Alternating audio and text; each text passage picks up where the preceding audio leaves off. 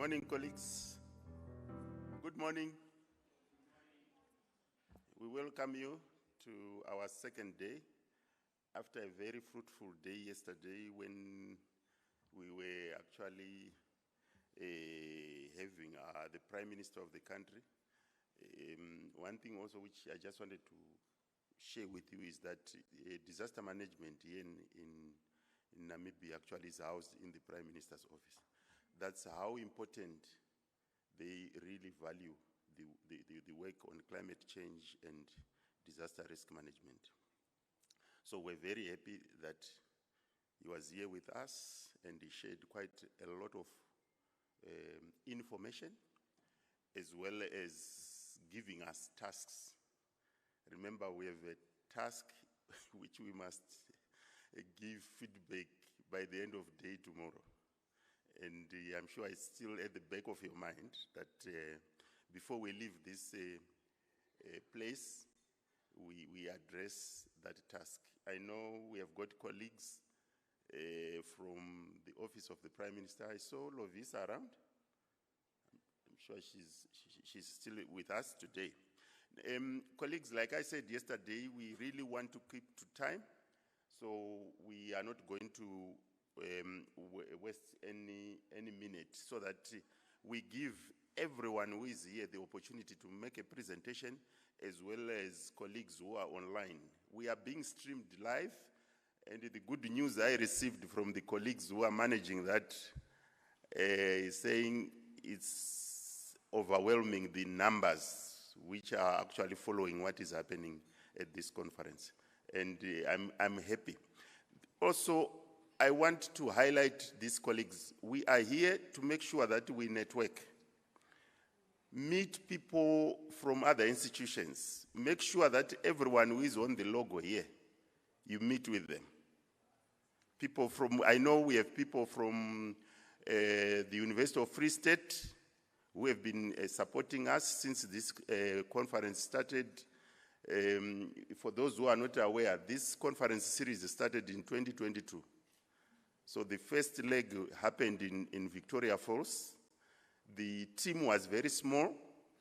The second leg happened in Mozambique.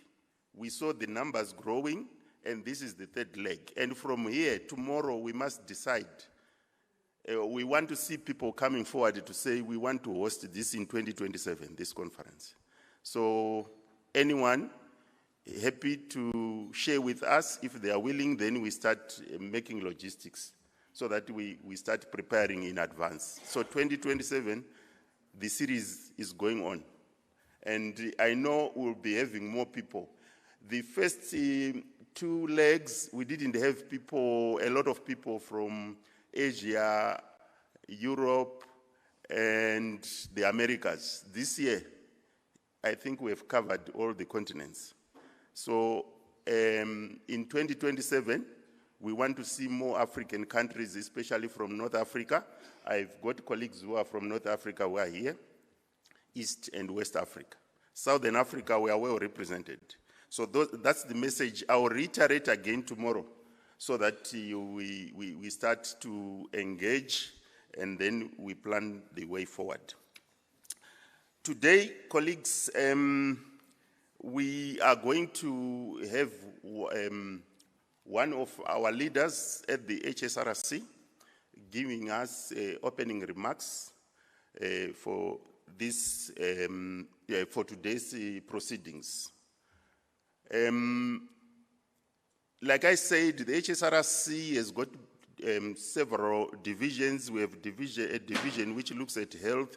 We have a division which looks at education. Also on innovation, called CESTI. We have AISA, which look at the Africa-wide issues. We have the ERKU. The colleagues were here yesterday. Those who were assisting in terms of capacity building, skills development. And I am in one unit called Developmental Capable Ethical State, abbreviated DCES. And we also have our divisional executive. She was supposed to be with us today, but because of other commitments. Remember, South Africa was hosting, is still hosting the G20, and our divisional executive was so much, into the work within that group. Hence, she was not able to come. She has been supporting us from the initiation of this project, and we had the pleasure today that she is going actually to give us her opening remarks. So I'm going to hand over to Prof.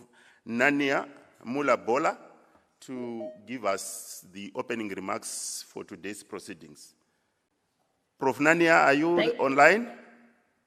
Yes, I am, Dr. Lunga. The floor is yours, ma'am. Thank you so much. Thank you to Dr. Lunga, and good morning, everyone. I'm very sad that I'm not in Namibia with you. I love Namibia. It's a beautiful country.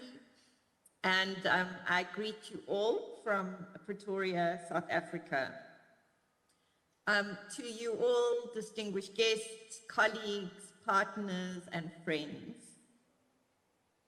As Dr. Lunga has indicated, I've been involved in this incredible project from the beginning, when we went with a small team, as mentioned, to Victoria Falls. And this is the third conference that we're having in respect of looking at climate change and future, specifically in Africa, but of course all over the world, as well as in the global south.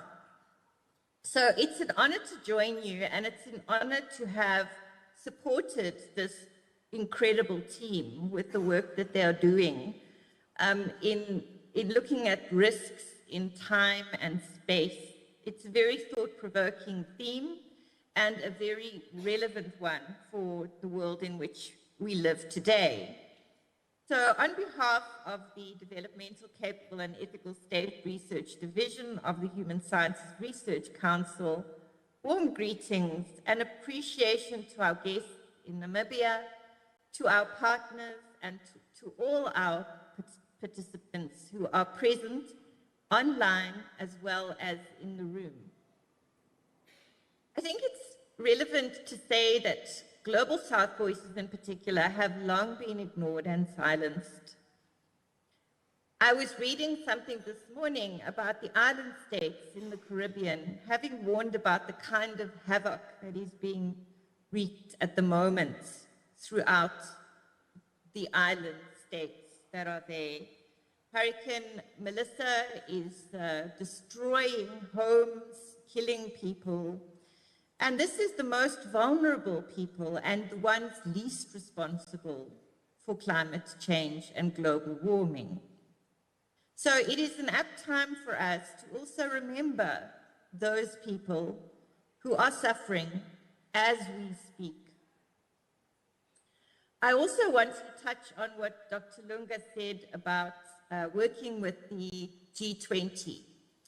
The G20 has taken climate change or the climate crisis as an important topic to consider and to work on.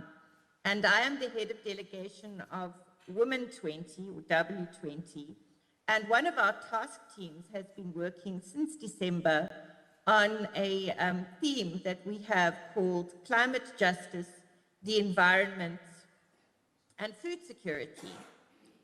Here we focus on the role of rural women in particular, as well as indigenous knowledge, and the development of new digital products to assist rural women in climate prevention, climate management, as well as climate resilience.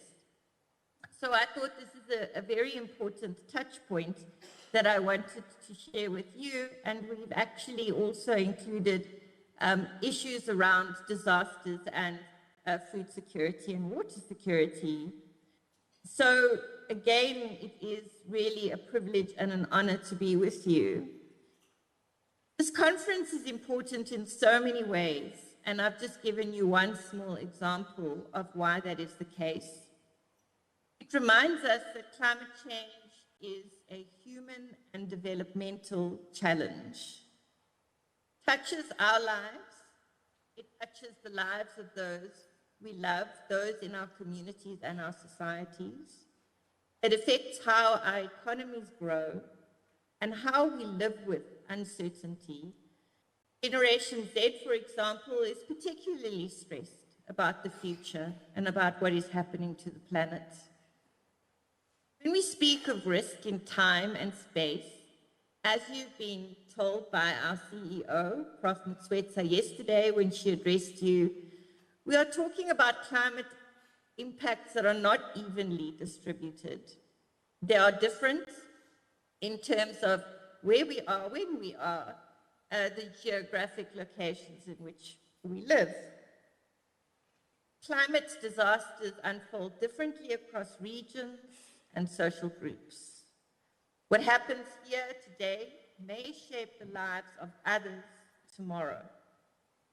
So as the Developmental Capable and Inclusive State at the Human Sciences Research Council, we believe in a people-centered approach to research, including research around the climate crisis. It is an approach that connects science with society and research with real-world solutions. So last week, the HSRC, in partnership with the Department of Science, Technology and Innovation in South Africa, had a wonderful conference on engaged research. And here we looked at specifically the kind of research that Dr. Lunga and his team do. In other words, research that takes into account real-life experiences on the ground. Here in Africa, and particularly within the SADC region, communities are actively building and rebuilding, from early warning systems to indigenous knowledge applications, from community-based adaptation to regional cooperation, which is very important. Africa is innovating its way through the adversity that we face. We have a responsibility as researchers and practitioners to support these innovations, amplify voices at community level, and to strengthen the evidence base for sustainable futures. The Sustainable Development Goals are around the corner, 2030, and we need to keep in mind that we are far from where we need to be. I hear from participants at the conference that yesterday was really stimulating and really phenomenal. And I want to congratulate you all for your inputs and your insights.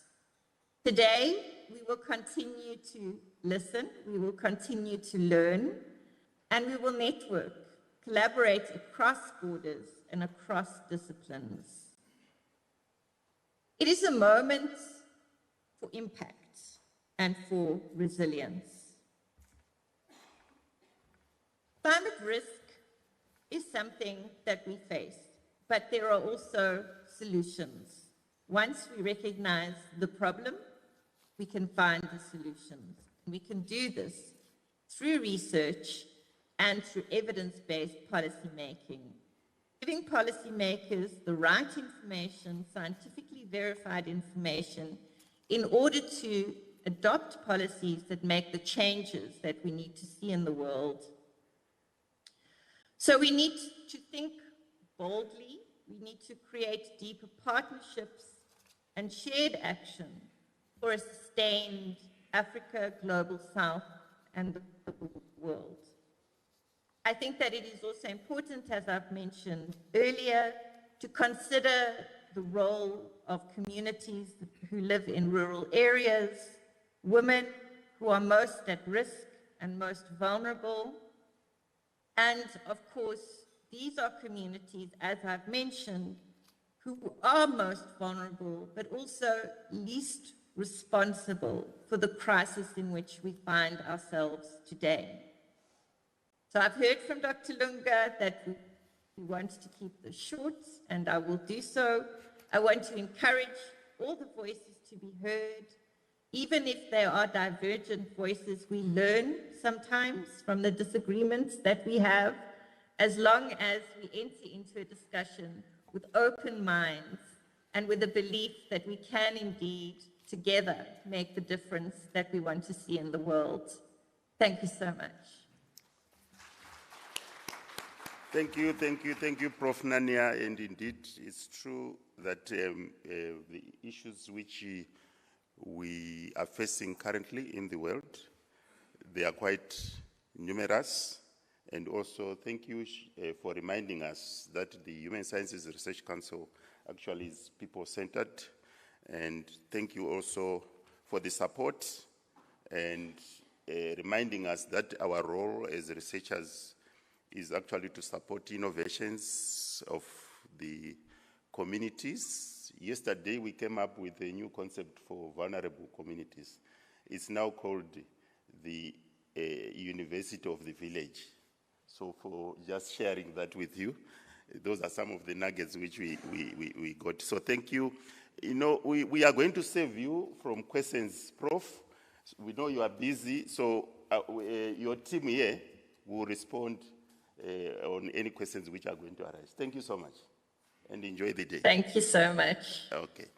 Thank you, colleagues. Without much ado, we want to move on, and I'm going to call upon one of our colleagues whom we invited yesterday. We had a very good keynote speech from Dr. Olivia Kunguma, who is from the University of Free State. Just to share with everyone, I was approached by the Office of the Prime Minister that she will have to go and make another presentation there. It's because she was talking of issues which are really an issue in terms of risk communication. Why is it that we communicate about hazards which are approaching and we still experience a lot of people being affected, losing lives? So can we give a round of applause to her for that? Today we are going to have another keynote from a colleague who I've interacted with. I've also published one piece with him. We met in one of the platforms which also deal with these issues on climate change and issues to do also with the future thinking.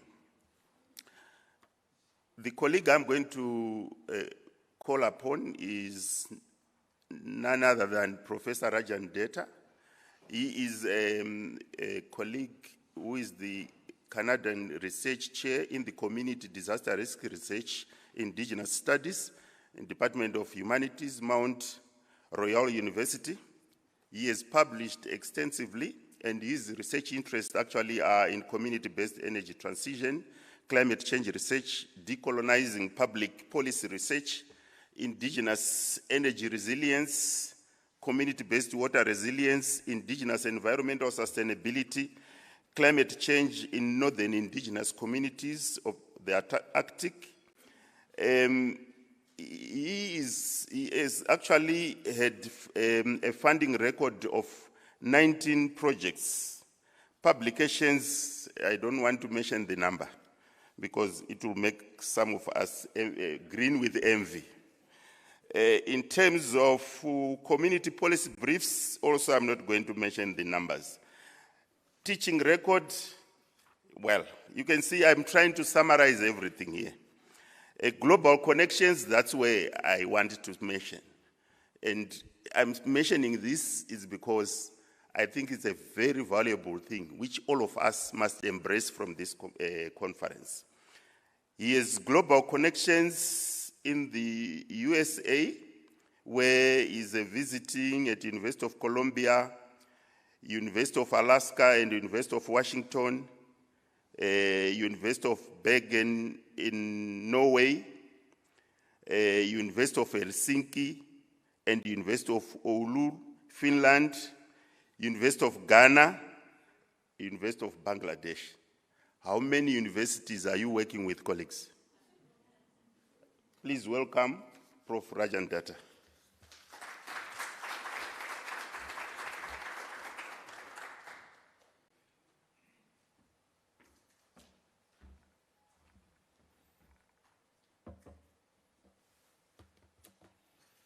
Thank you.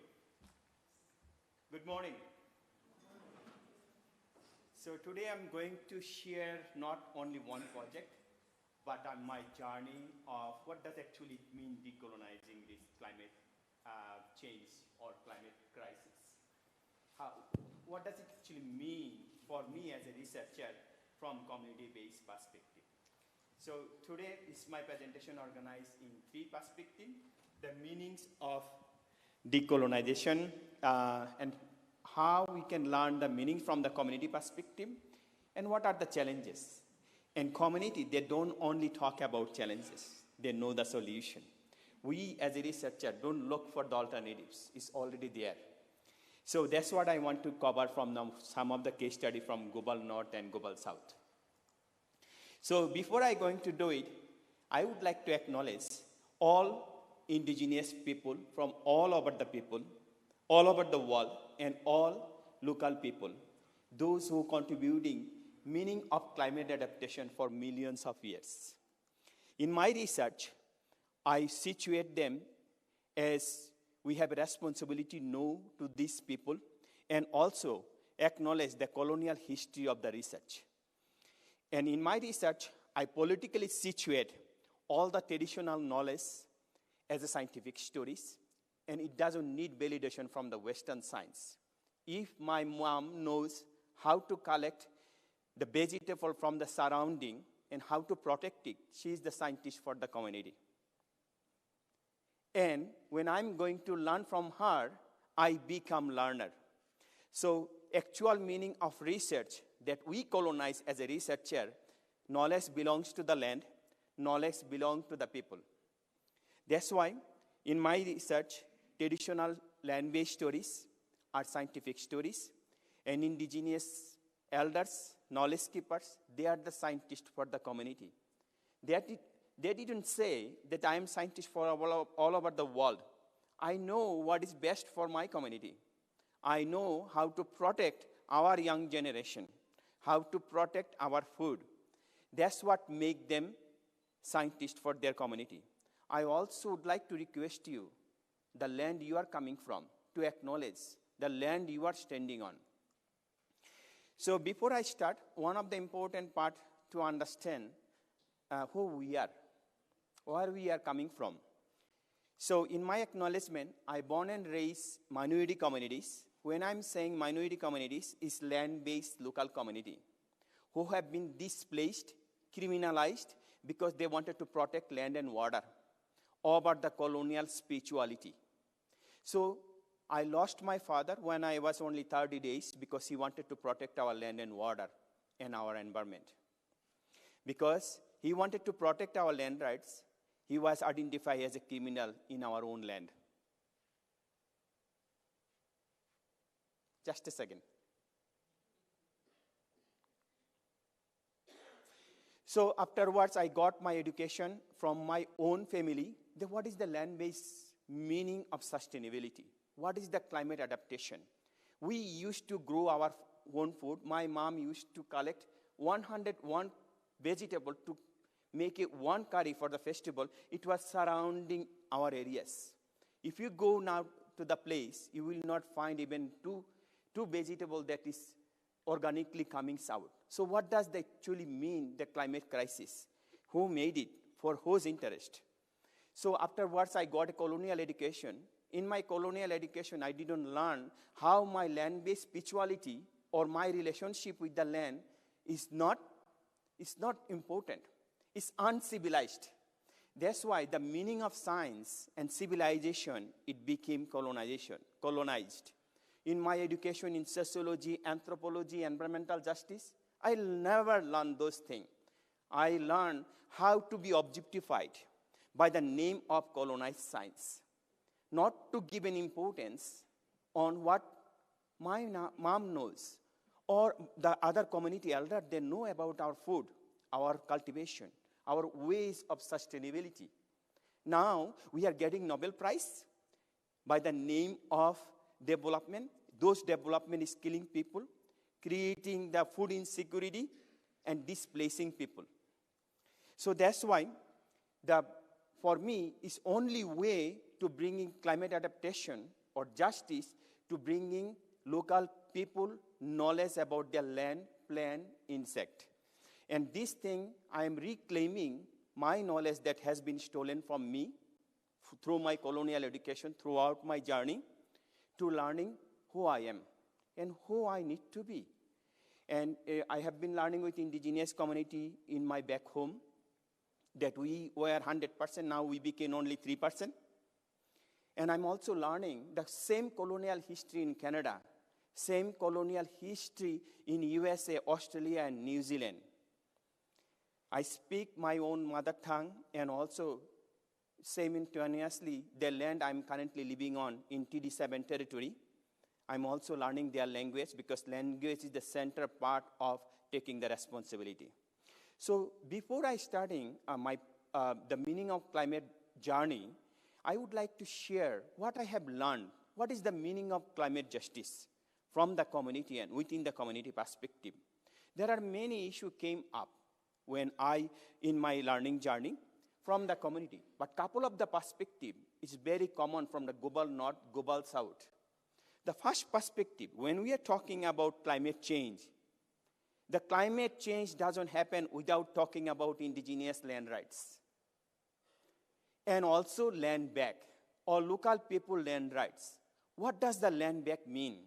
Is that I'm giving my land to you, and you can use it whatever you want? Land back is mean to me, is my responsibility to the land, my obligation to the land. So this is the center part of when we are talking about climate justice.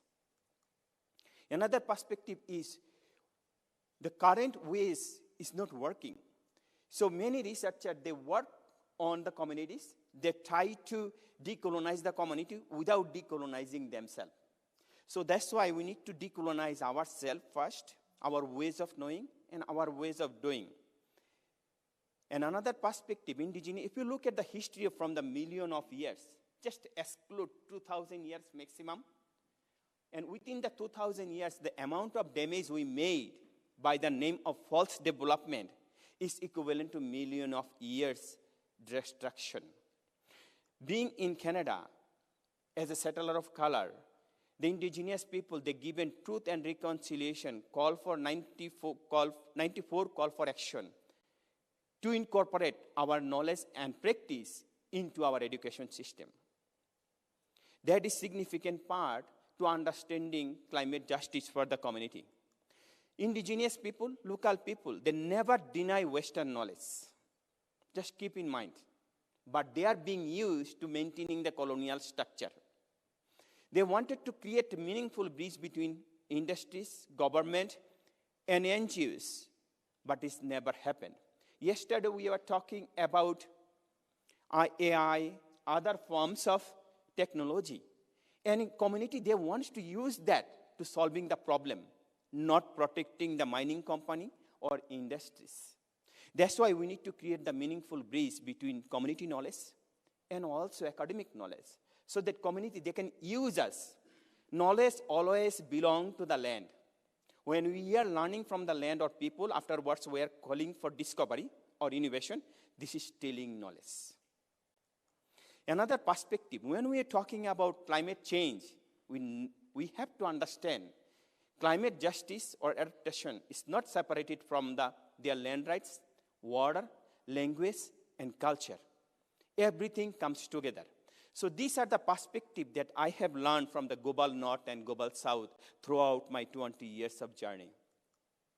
As community know what is their solution, they don't need other ways of knowing.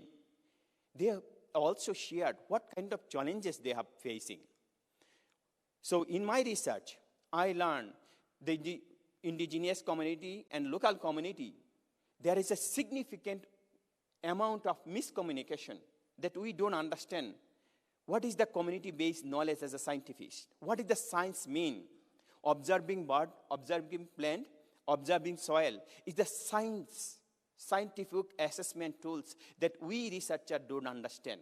That's why community says there is a significant amount of miscommunication between researcher and the community. Another significant perspective, many researchers, they go use community-based research, or they use decolonization, reconciliation, all the buzzword, but they fail to decolonize themselves, that their ways is not working. Another significant perspective from the community that I have learned for the both local and indigenous communities is many researchers, they fail to self-govern, understanding self-governance. We don't need to manage the land. Land has own agency. We have to respect it. We have to understand our responsibility to the land in a way we are in relationship. And when researcher works, industry works, they talk with one elder or one person, they check the box. Where knowledge varies community to community, land to land, and generation to generation. To the indigenous and local communities, these diverse ways of knowing is the beauty of multiple ways of knowing. And many researchers, they fail to address the collaborative ways of knowing. And that is one of the significant challenges that community has been suffering. Another perspective, we think, settler colonialism is gone. But it's embedded within our education system, within the way we think, the way we do. It's alive. And racism, by the way, is not about color. It's about power. That's why many settler or immigrant community, when they move to the north, they want to be white. White, to my sense, is not about color. It's about power to undermining others. That's why the intersectionality of racism, the indigenous community, they face from the black people, racialized people, and also white perspective, because they created the white structure, and we are all contributing on it. So for doing this research, my worldview that I have created from my 20 years of journey and from my own land, this we have to be relational. That means land is my brother, land is my God, land is my family. Once we do that, what happens? I become responsible to my own community, to my own land. And I don't call my researcher as a participant or my research story as a data. What does that data mean? When I was giving to my data after getting the colonial education system, my mom told me, what I'm going to do with that? I told you many stories. Where are my stories? So remember, stories and data is significant difference. Relative and participant is significant difference. So that's why we have to understand our relational accountability, that we are all together. Yesterday the poem that cited that we are no more we without you. That means you are my family, you are my brother, you are my part. So once we do that, we don't say participant and researcher. Because protecting land and water is not only community's responsibility, it's also our responsibility. That's why we all have to be activist, researcher, and also community part. And when we are doing it, we have to understand epistemological pluralism, that knowledge varies one community to other community. We shouldn't compare one community to other community by the name of resiliency. Because resilience is blaming the victims. That community is doing what you are doing. We need to understand that each community is unique, each country is unique. And I have been doing it using 2i Seeing. You may know why this 2i Seeing. It is about indigenous knowledge and Western knowledge. And over the last 5-6 years, I was thinking 2i Seeing is not working. Yesterday, couple of, even including keynote speaker, talking about 2i Seeing, how to merge. But who will do that without taking the responsibility? So that's why I have been using 3i Seeing. That means I am the one who has to take the responsibility to build the bridge between Western knowledge and indigenous knowledge by centering indigenous knowledge and practice into the center. Without doing it, just merging, we are making the balance.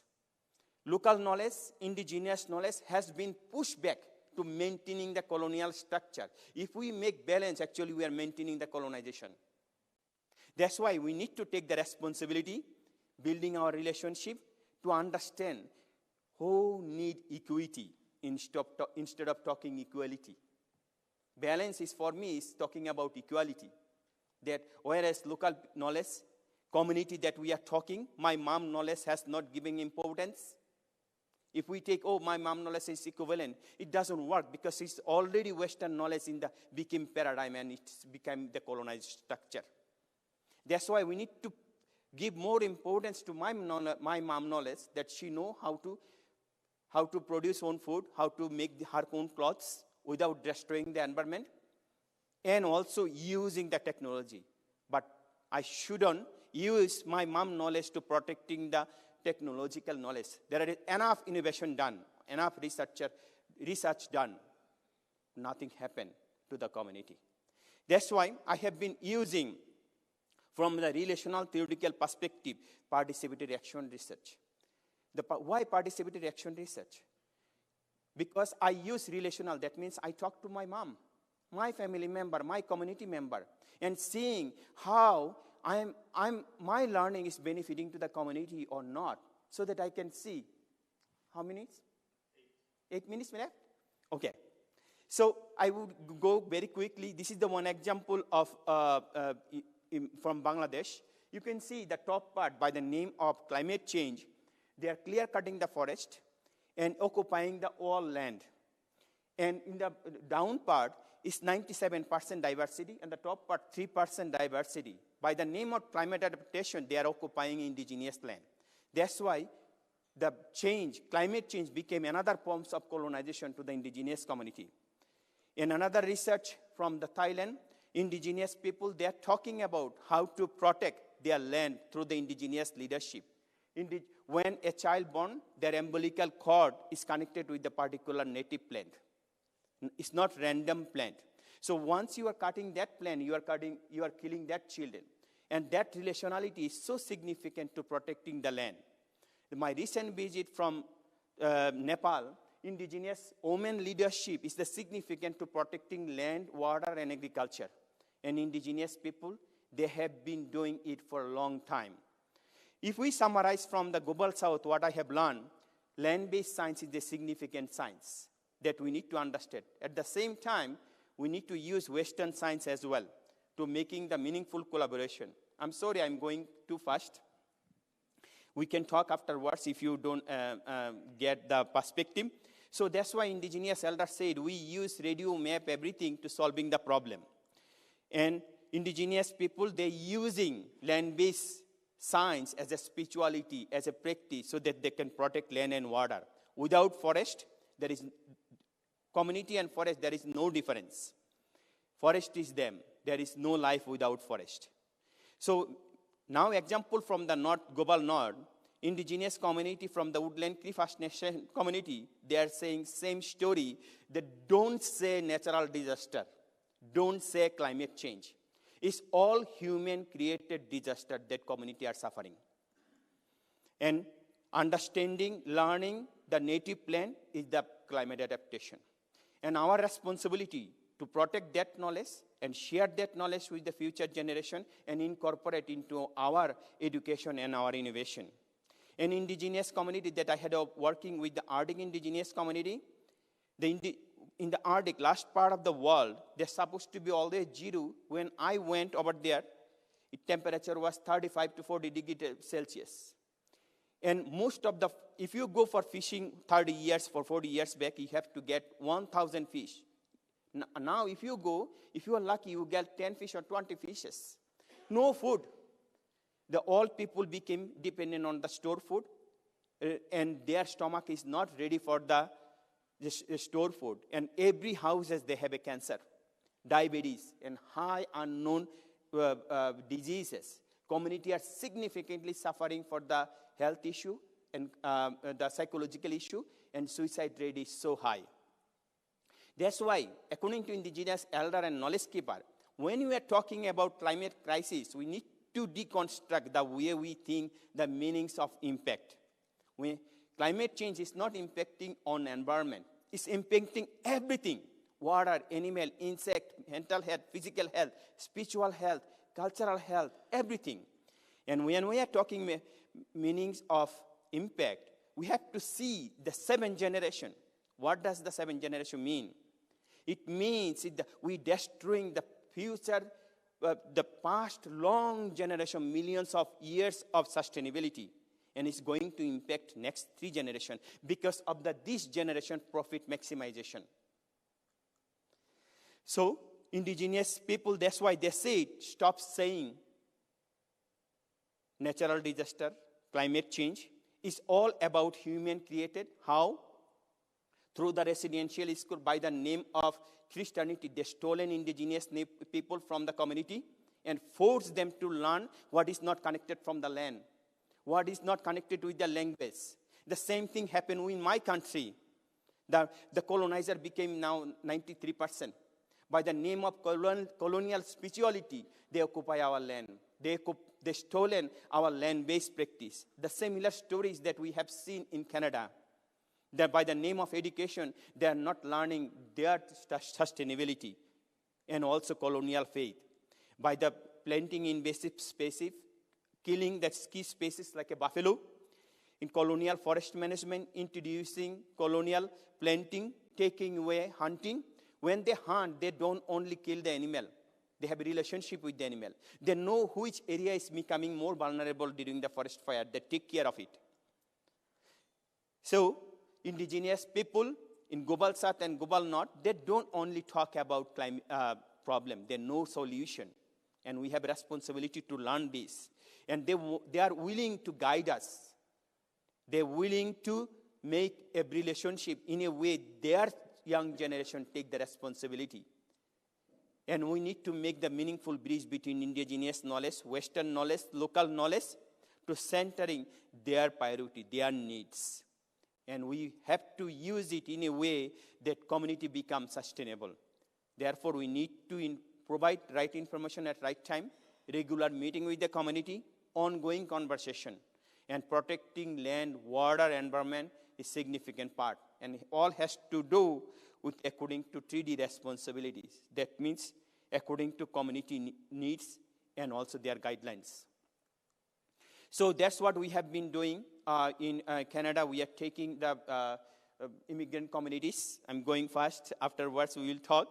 So we have to understand that we all have responsibility. We are all 3D people.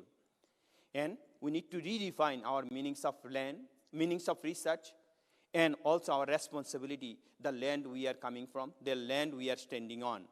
We need to redefine what is the indigenous people rights and land rights for the meaning. And last but not least important, just 1 minute, we need to create the meaningful bridge between community and researcher worldviews in a way to understanding that every community has unique ways of solving the problem, and we have understanding to multiple ways of knowing. And we have to spend time with the community, not just flying and steal their knowledge afterwards, calling the discovery or innovation, so that community know who we are and what we are doing. At the same time, we would be able to know what we can do and how we can engage the community from the very beginning to last, and considering community capacity building in our research. Last but not least important, we have to understand how we can transform our research into action. It's not only to changing the research, also changing me, who I need to be and who I should be. Thank you so much.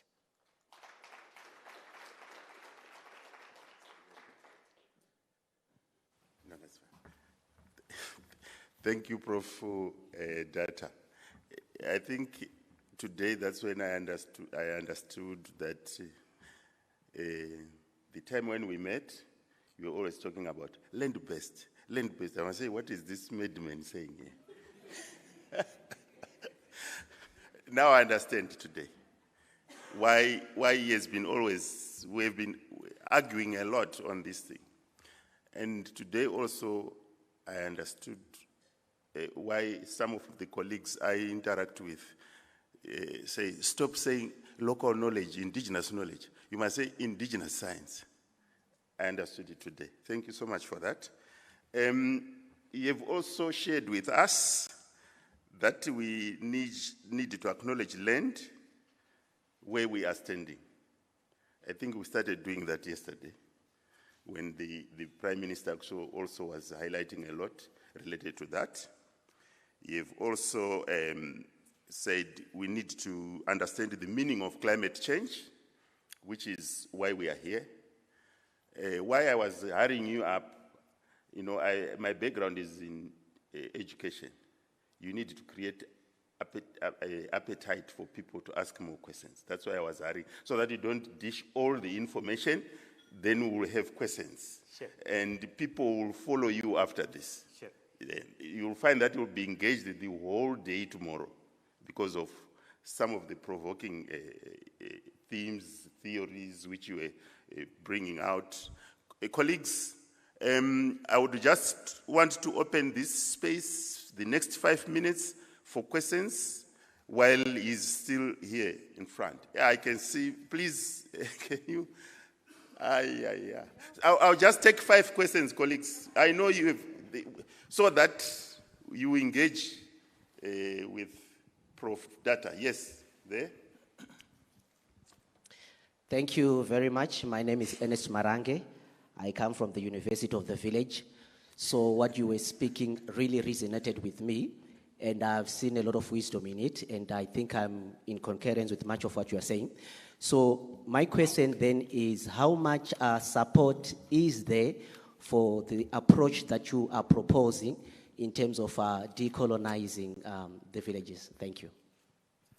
Short answer, there is no support at all. We have to create from our own. When we are listening to heart, that which community we are coming from, listening to our community member, my family is starting from there. And I started from there. Because we are living in a colonial structure, it's not broken. It created in a way that is running. So there is no support. That's why when we are here, we are building the community. We are building the support. In a way, maybe after 50 years, we will become successful. That's why indigenous scholar Linda Smith, she said, if colonization takes 50 years, decolonization may take 200 years. And decolonization is not right way. If we is happening right way, that means we are not doing meaningfully. So start within the family, within the community that we are living, and create support within us. And you are my support. Coming early morning, listening, taking the responsibility. We become my relative. Once you become my relative, we are all together. And we all together, we can make change. Thank you. Thank you very much for that presentation. My name is Agneta Nyabundi from the University of Pretoria Center for the Advancement of Scholarship. My question, I really enjoyed when you kept on talking about local knowledge, and the language is a key aspect. But we are losing our local language. So what will happen to the next generations to come? Thank you. Language is so significant part. And taking language is actually taking the land-based structure, environmental sustainability that has been created for a long time. That's why our elder, knowledge keepers, from the local people, indigenous people, we should go and learn and also share with the future generation. And that's why the indigenous people in Global North, in Cree, Dene, and Arctic elder, they always say language is the first priority. If you know your language, you know how to, you have to deal with the climate crisis that have making the other people. So language is the center. And it's losing because it's not prioritizing in our environmental policy, in our education system. I lost my language because it's not my family or community. It's the colonial education structure that it didn't give the importance. Yes, thank you. My name is Mafungoya. I'm an NRF researcher at the University of KwaZulu-Natal. Do you see any value in integrating indigenous knowledge and scientific knowledge?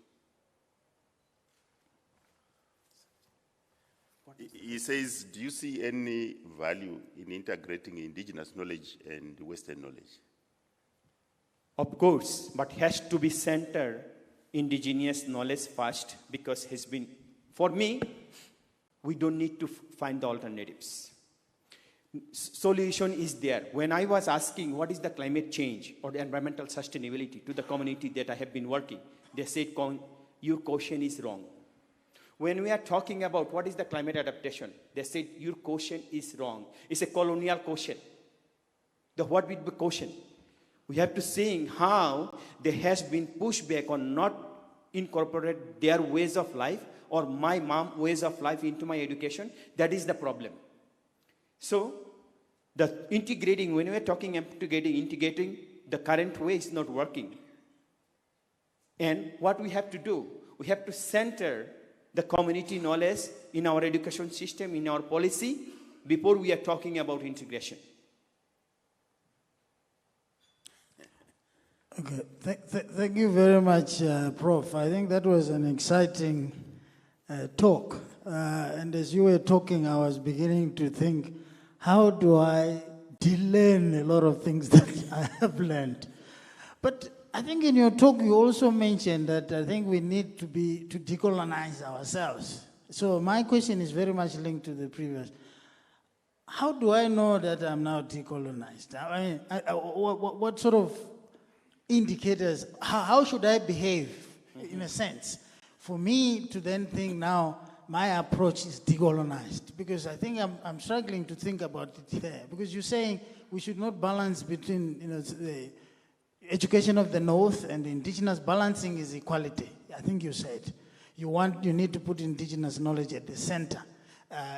But first we must be decolonized ourselves. What are you talking about? What do you mean?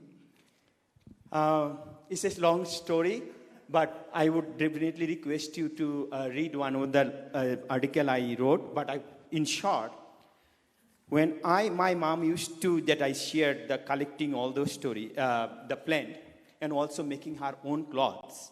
And when I train as a sociologist, anthropologist, I have to be objectified. That means I cannot be biased. So when I was collecting the stories, when I was giving the numbers, my mom immediately told me that what I'm going to do with the numbers, that while you are not talking how your father got killed, how we destroy this land by the name of development, by the name of garments factory polluting the river that we used to have the fish all the time. When you understand it, that your mom knowledge, your traditional knowledge, your local knowledge is not incorporating your health, your food security, you understand right away that knowledge has a problem. It doesn't matter how much innovation, AI or drone we use, it cannot protect my health. We have to reclaim our relationship with the land is being lost. Or it's not lost automatically, by naturally. It's created. That's why we have to reclaim as much as we can to protecting. Otherwise, it is too late. Too late for us, too late our future generation. Those who only will be suffering. The last one, I will take the last question, colleagues. I know, okay. Go ahead there. Thank you very much. Thank you, Doctor, for this really touching presentation. My question is, my name is Sonja Betschart, and I'm a co-founder of a social impact organization called We Robotics. And our tagline is the power of local, so I perfectly know what you speak about.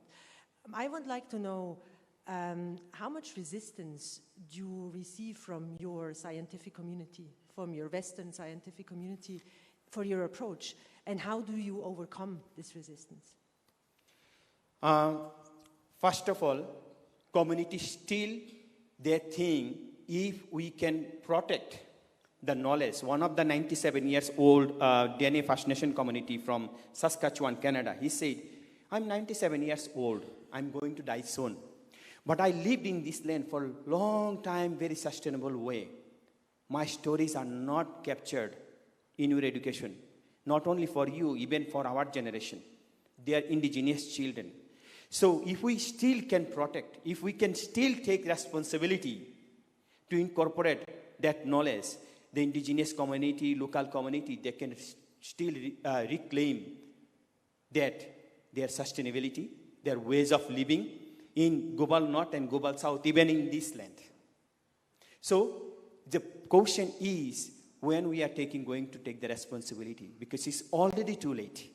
What happened in Arctic, what happened in Bangladesh, what happened in Canada, the south part is all connected. That's why we need to take our responsibility as early as possible. Can we just have that one, ask all the questions, and then only three, then he answers, and we are done. Thank you. Yeah, thank you very much, Prof, for the presentation. I wanted to understand something. Colonization actually takes long, and also decolonization is going to take long. But what we have right now with us, I'm from the Disaster Management Center from University of the Free State. So what we have right now, we have climate change issues that give us different hazards that need immediate attention. So are you also, in this journey of decolonization, what are the solutions that you are maybe bringing forward to be able to tackle the immediate problem? You know, he asked the question of integrating the indigenous knowledge with, conventional, or let's say, because right now I think we are looking for a better name to give that. So because we have visited communities for risk assessment, they have an understanding of when, for example, there's going to be flooding, there's going to be, drought and stuff like that. But that is where their understanding finishes. When it comes to solution, when it comes to what they can do to be able to tackle it at the moment, it's a challenge. So I don't know if you have maybe some ideas of what to do now while we are looking at decolonization. I'm still thinking how it's going to happen. Thank you. Okay, can we have the Dr. Stolle? Oh, he sorted a colleague there? Yes. So we take those and you can engage later, colleagues. Thank you very much. Eliakim Hamunyela from the University of Namibia. I just have a question. And, the issue of knowledge, when we talk about knowledge, I have usually this challenge of assuming that there is this knowledge and this knowledge and this knowledge. But we know that we acquire knowledge through transmission of information, isn't it? Now, when we talk about local knowledge and the Western knowledge, it only says that we have not converged because our frame of looking at things is different. But the truth, if I might call it, it means we all don't know because our frames are not converging. Now, in reality then, there is no differentiation of knowledge, but there is only differentiation in terms of the frames, how we look at the world. Because if we look at it from this different perspective, from different perspective, then of course we will have divergence in the knowledge. But if we look at from the same perspective, we'll converge. So in reality, do we have completely mutually exclusive knowledge, or is that we have differences in the perspective, how we look at things? Because I might not have, my grandmother might not have gone to school, formal school, but she was in the school, she was receiving information through testing, hearing, observing, and this is part of the Western approach. It's just that they formalized it. But for her, she was not recording, but she was receiving information through seeing, listening, testing, and so on. So I want us to discuss that question, whether is there really divergence in terms of knowledge, or we have divergence in the way we look at things? Thank you. Go ahead. Thank you so much. I can combine this question. First of all, I don't want to integrate indigenous knowledge, Western knowledge. I want to prioritize indigenous knowledge and local knowledge. I want to prioritize my mom knowledge first. Because indigenous people, local people, they've been using the science for a long, long time. They have been using the research for a long, long time. We colonize the meaning of science because our profit maximization process. So problem, when you are talking about is there existing or there is already there, but we don't understand it because our mindset, we've been colonized. We are colonized, we think in colonial worldviews. The community, they need support. The many researchers, they get fund, how much fund the community gets it. The one NGO have been working 40 years, one community, but 40 years the problem is maintaining because they are getting funded for that. Only 1 year fund, if goes to the community, they can solve the problem in my country, in Bangladesh. So poverty is created and maintained the more costly way than the solving way. So problem is not about integration. It's about decolonization, that how much community get the support or resources to solving the problem. Instead of the industries or the governments or researcher, they get money to find out the solution. The problem within our structure, within the colonial structure, if we want to solve the problem, actually is maintaining the problem. That's what's happening all over the world. You can say global north, global south.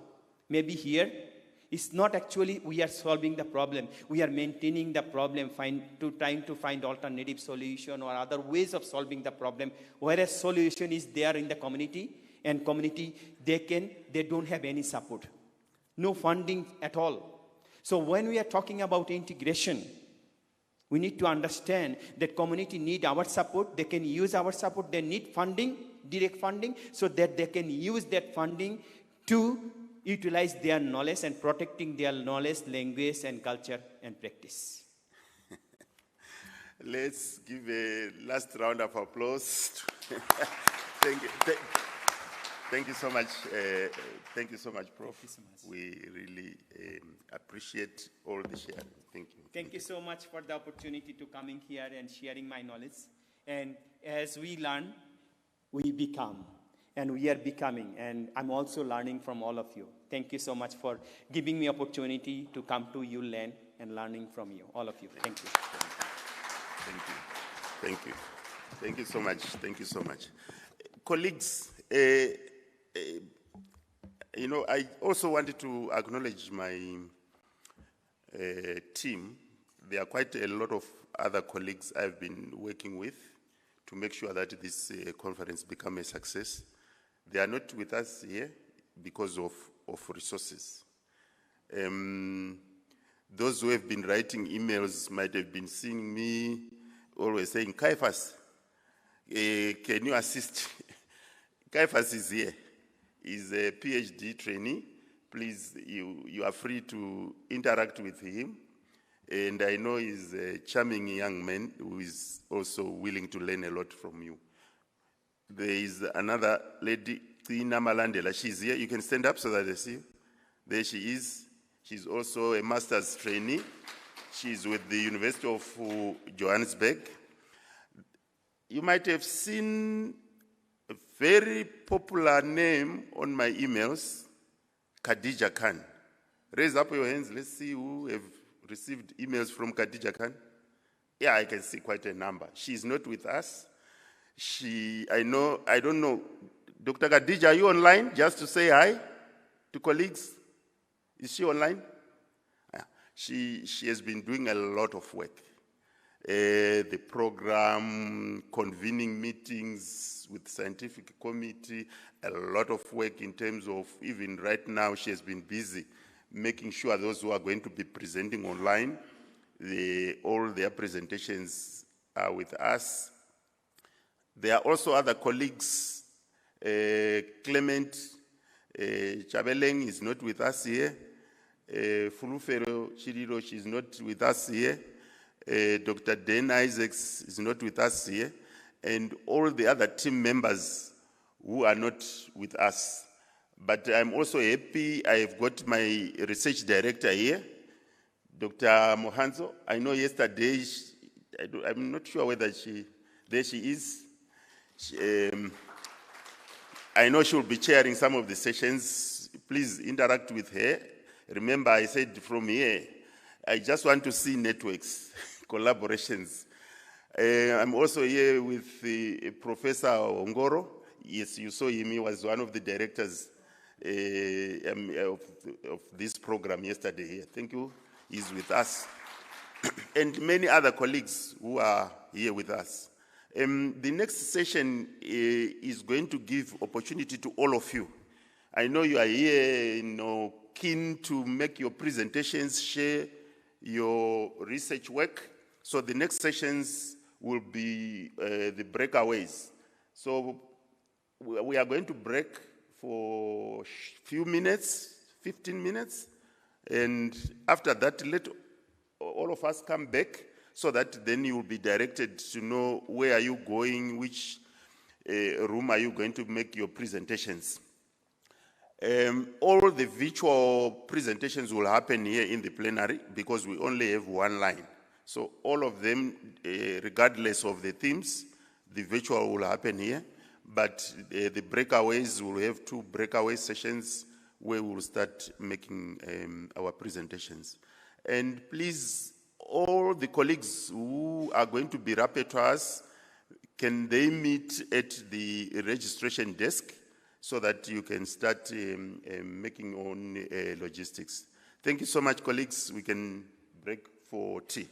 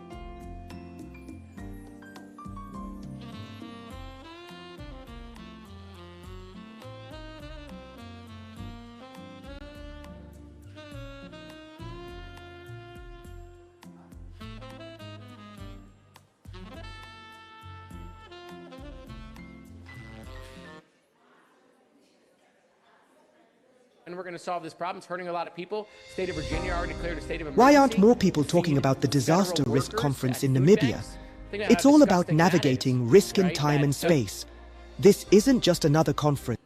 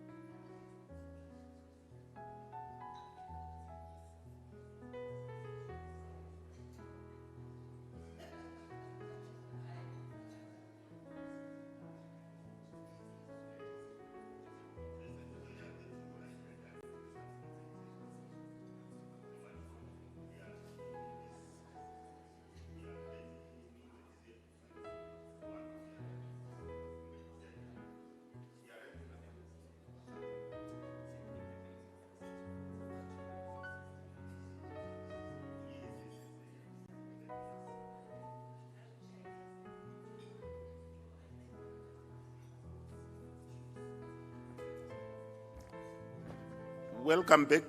Colleagues, I had initially said We'll go to the breakaway because we were still waiting for, we were not sure whether the colleagues who are supposed to present in the next session were around. Fortunate enough, they've arrived. So we are going to have that session quickly, where we are going to give each of the two colleagues 10 minutes each to make a presentation. One colleague is from the NRF, the National Research Foundation. He's with us. He will make a presentation for 10 minutes. And then we also have a colleague from the National Commission for Research, Science and Technology. So the session is going to be chaired by Dr. Mohanso. Welcome, Dr. Mohanso.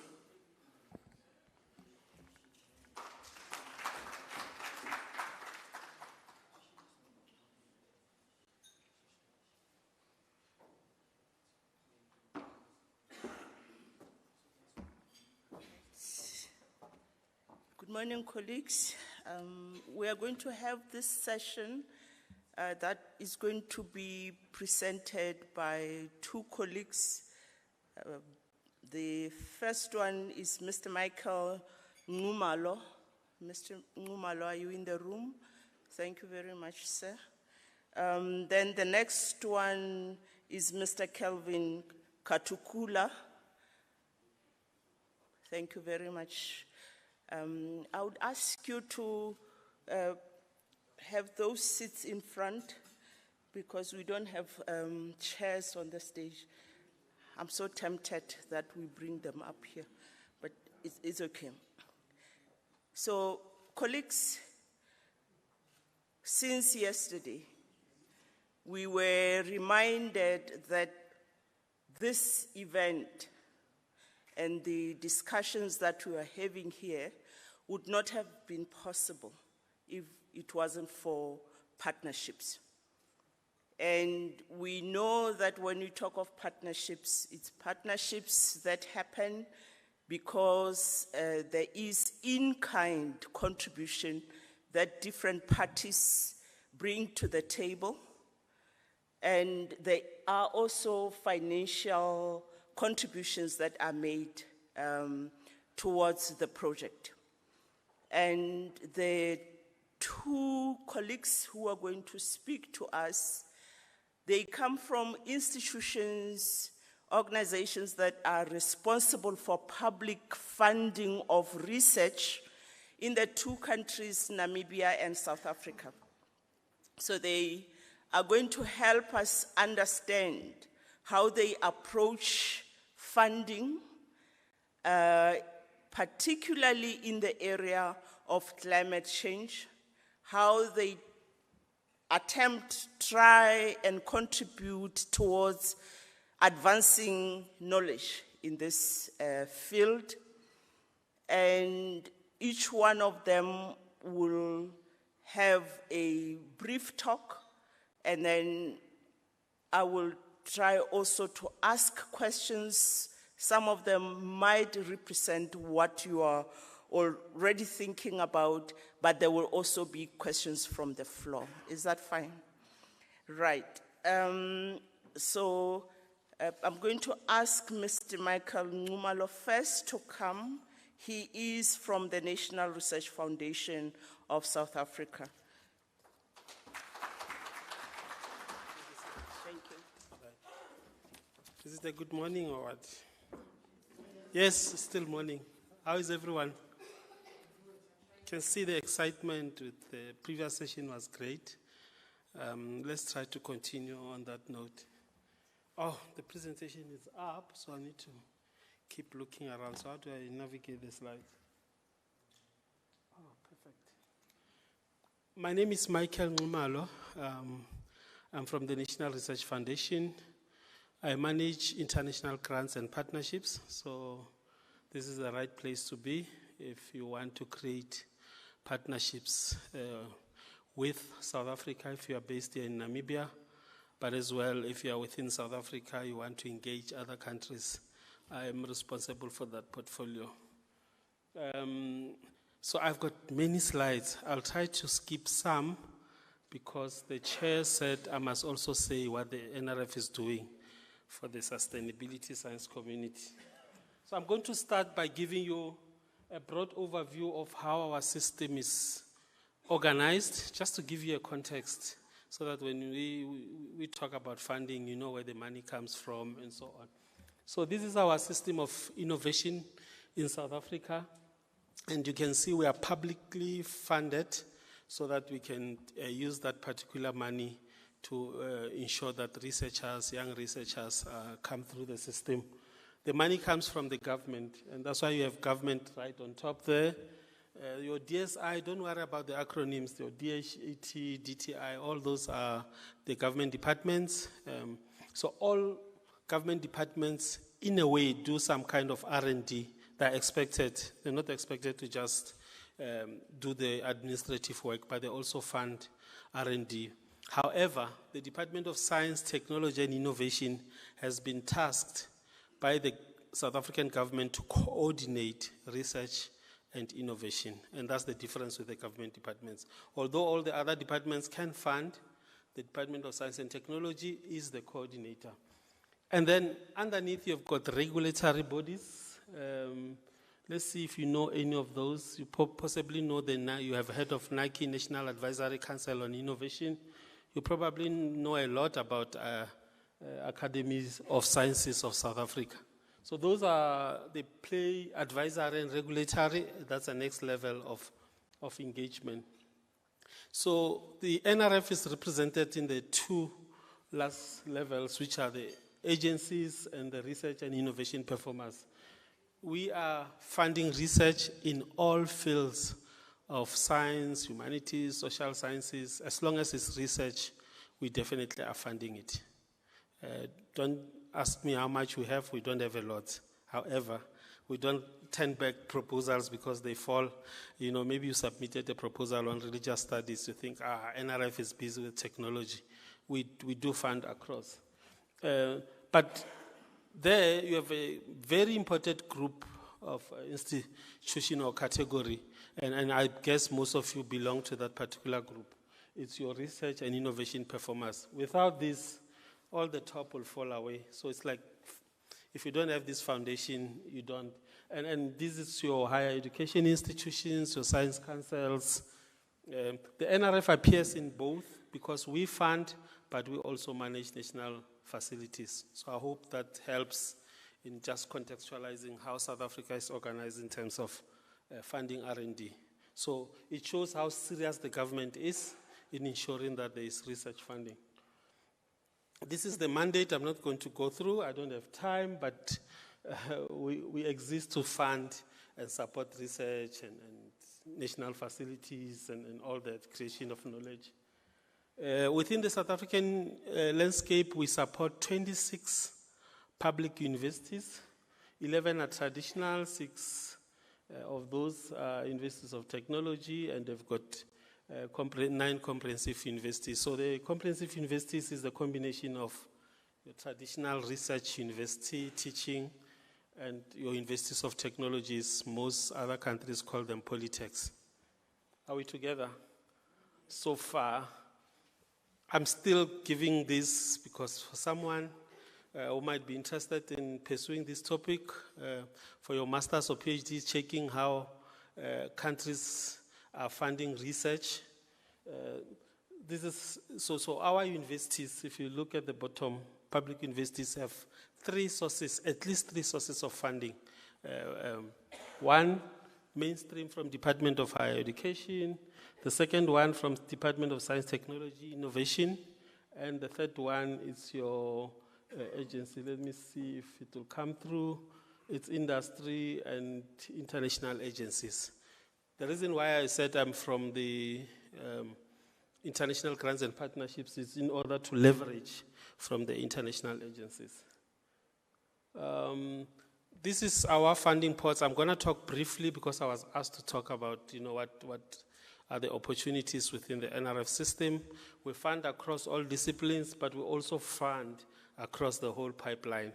We start funding from an honors student up until someone who's interested to be the director of a center of excellence. So that's quite an ambitious track that we are supporting. Literally, if everything works and there's impact, we should be able to fund you as an honor student, but see you through, because there are programs. Once you get your PhD, we'll fund you for postdoc. Once we get your postdoc, we'll fund you for Tutuka. Tutuka means, development. So you are now developing into a researcher, and then we incentivize you to be rated. Rating is when you start being recognized for the outputs that you put in the system. And throughout, you can do your blue sky research. So your blue sky research is research. Sometimes you say, you want to check if South Africa can send people to the moon. I know there's lots of engagements and arguments on why you're sending people to the moon when people are hungry. But most of the technologies that we use today in our cell phones, we're so excited. You have all these, even the smartwatches, were discovered through funding of Blue Sky Research, which was space science, people looking at stars. As they look at technologies, we know it can also fall back. So we fund across there. And our funding goes to both South Africans and non-South Africans, although for non-South Africans there is a quota, higher quota for SADC, smaller for the rest of the globe. But we do fund across those parts. We fund researchers. I won't stay much on this one. But yeah, if you're interested, you can ask it in the Q&A. So what's the mandate of the department I'm coming from is to leverage strategic partnerships and financial resources for the South African research communities. And I'm glad, so NRF's budget is roughly 4 billion. When we did a quick calculations in the last year or two, we will realize that we raised almost 4 billion from leveraging funds from international partners. Now, the leveraging funds can come through in-kind, where partners host our students. We don't have to pay for anything, or we pay partly. Leveraging is very, very important. And if a country wants to move forward, you cannot rely on the resources that you have. I'm going to move. So these are the institutions globally that we engage with. And you can see we engage with foreign governments, national departments, state-owned enterprises, and other agencies. And this is our footprint globally. So literally where you see some kind of a mark, it's where we have either agreements, we've had joint calls, we've spoken to people, we've fundraised through them. So this is interesting work that the NRF has done in the past 25 years. This is our partnership. So when I mention partnerships in Africa, it doesn't necessarily mean that these are the only partners that we do. But every year we prioritize certain countries based on what our needs are at that particular time, and then we put resources, and most of the time it's joint resources, or we have external funding from the Global North to fund this. And you can see East Africa, those are the countries that we're working with currently, West Africa and Southern Africa. And Namibia should be somewhere number 5. So we do work with Namibia quite a lot. We have done a number of calls. And within the continent, like I said, besides the prioritization, all these countries in blue is where South Africa has bilateral agreements. I'm moving just to show one of the programs. So these are our partnerships globally. You remember that map with where our footprints are? Now we're just showing the actual agencies that we work with, that is so on. So I'll move quick as well. You'll probably recognize some of them. What can you recognize there? Students, you can recognize that, right? Some of you have received funding there. Research Council of Norway and so on. So these are AU-EU partnerships that we have, NGOs and state-owned enterprises. One of our success story is that we do manage to engage, for example, in South Africa, Sasol and Eskom, to invest in education and research. And actually with Sasol, we have even launched a call of PhD and postdocs. And yesterday I was sitting with some representative from Sasol. They say, look, we want to continue in this particular project. And I think it's important in that the relationship between industry, academia, and government is critical because the resources from government are not enough to support. Development agencies we have, regional and global partners, BRICS, Belmont Forum. So before I go to show an example, I want to announce this conference that the NRF is leading together with other partners. Save the Date, Sustainability, Research and Innovation. Dr. Lunga has been attending a number of them, and thank you for inviting me to this particular conference. HSRC is our strong partners, and even in this conference, we're going to work with them to make it a big success. But here is Save the Date, 22 to 26 June. In 2026 in Cape Town, we know many of you love Cape Town, so come in your numbers, but register early. The theme is From Research to Action.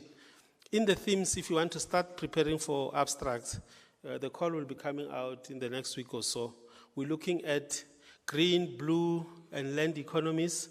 We're looking at artificial intelligence, green tech. We're also looking at sustainable technologies. We're looking at indigenous knowledge systems. And there was a question in the morning about how you bring in those indigenous knowledge systems.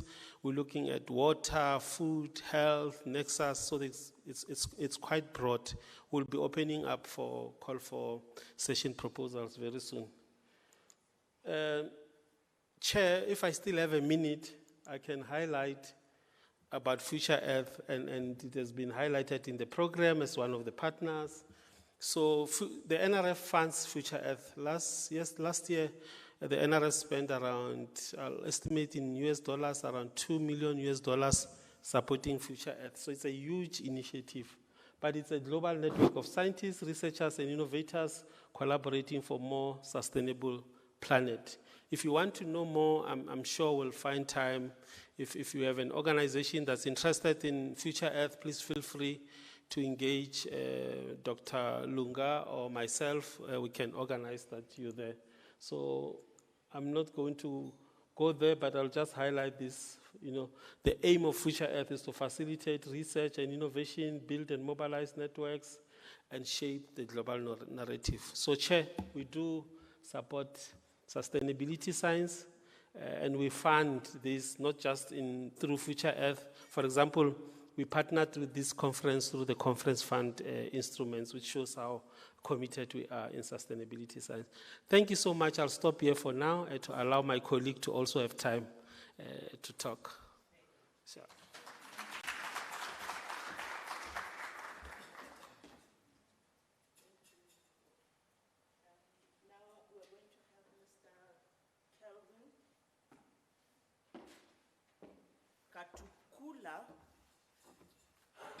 And I just learned now that he can speak my language, but he's from North Namibia.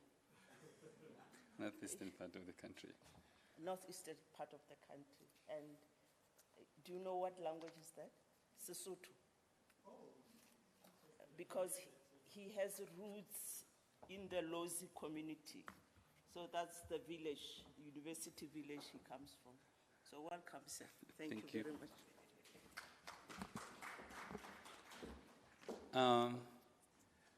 Good morning once more. What she said about speaking the same language, there was just 30 seconds. There was a king of the Sutus called Sebitwani who ran away from Shaka Zulu. Who was Zulus here? So he was running away from Shaka's wars, and because he had managed to develop the fighting skills of Shaka, he came and conquered the northeastern part of Namibia and western Zambia. So he ruled that part from 1830s to 1864, somewhere there, but he died in 1851. So he came up with a very good policy of intermarriage. He forbade the Sutus from marrying Sutus, but married the locals. So from 1830s to 1850s, a new dialect of Sutu was made called Slozi. And this guy encouraged a lot of polygamy. So as the way of subduing the locals. That's why we are a little bit, when she speaks Sutu, I speak, we understand each other, but our Sloze or Sutu lost the TH, we don't have TH. The TS, we removed all the T's. Sepo is Sepo with SE. Their Sepo is TSE. So those are some of the differences that we have. Nonetheless, I'm from NCRST, National Commission on Research, Science and Technology. And my name is Mubiana Katkula. I head the Division for Resource Mobilization and Grants Management. And under my portfolio, we also deal with the partnerships and also with the monitoring and evaluation activity that we do follow our projects that we fund. Contrary to the presentation from NRF, mine is just to highlight the projects that we have funded as NCRST, mainly those that aligns with the theme of this conference, which is climate change and futures in Africa. Just demonstrate that as a funding body or council, we are also interested in funding what affects life today, what can improve the lives of our people in the country. And much of this funding is collaborative funding with our other funding partners, like he has mentioned. That includes, of course, NRF and also other funding councils that are grouped in the SGCI, and also external funders like ACTS from Kenya. They form the part of the funding agencies that we collaborate with for funding different projects. So the first one that I'm going to mention is the project that was funded to Prof. Pesi, which mainly was about food security and nutrition improvement by fostering protein-rich legume using low-cost biotechnology in Namibia. So as we are hit by climate change, which is changing everything, when I was young, I knew that from September, rainfall starts falling in our area, and by October we start planting, but that has changed now. It's like rainfall now is starting from January, December. So because of that, we need to look into what projects and how can we improve the sustainable way of producing our own food in our countries. The best fit stream here is agricultural transformation and food systems.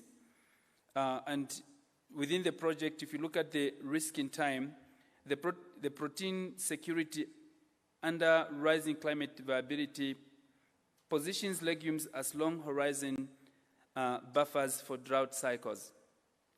It also targets, the project targets the arid and semi-arid smallholder geographies where inputs are scarce. So that's what Prof. Pesi did, and I think the project has closed, but it was, I think it closed in September. It aligns with the theme of our conference. The second one is the opportunity to produce fodder from succulents through dry land agriculture, which was led by Dr. Chris Brown, not the American Chris Brown. So Chris was looking into opportunity to produce fodder from succulents through dry land agriculture. This is a community-led adaptation and indigenous knowledge system that he was looking into. And the best fit stream, which aligns with our conference, is agricultural transformation and also food systems. In his endeavor, he's arguing to say year-round fodder during feed gaps months as drought lengthens. So if we can produce much of the fodders, we can be able to sustain ourselves during droughts, and that was the main focus of the project, so that at least we don't... Namibia, we experience a lot of shortages of feeds, especially when we have these unwelcome droughts that normally hits our country. The third project that we funded as NCRST is Technologies for Sustainable and Climate-Smart Agriculture, which was led by Dr. Grace.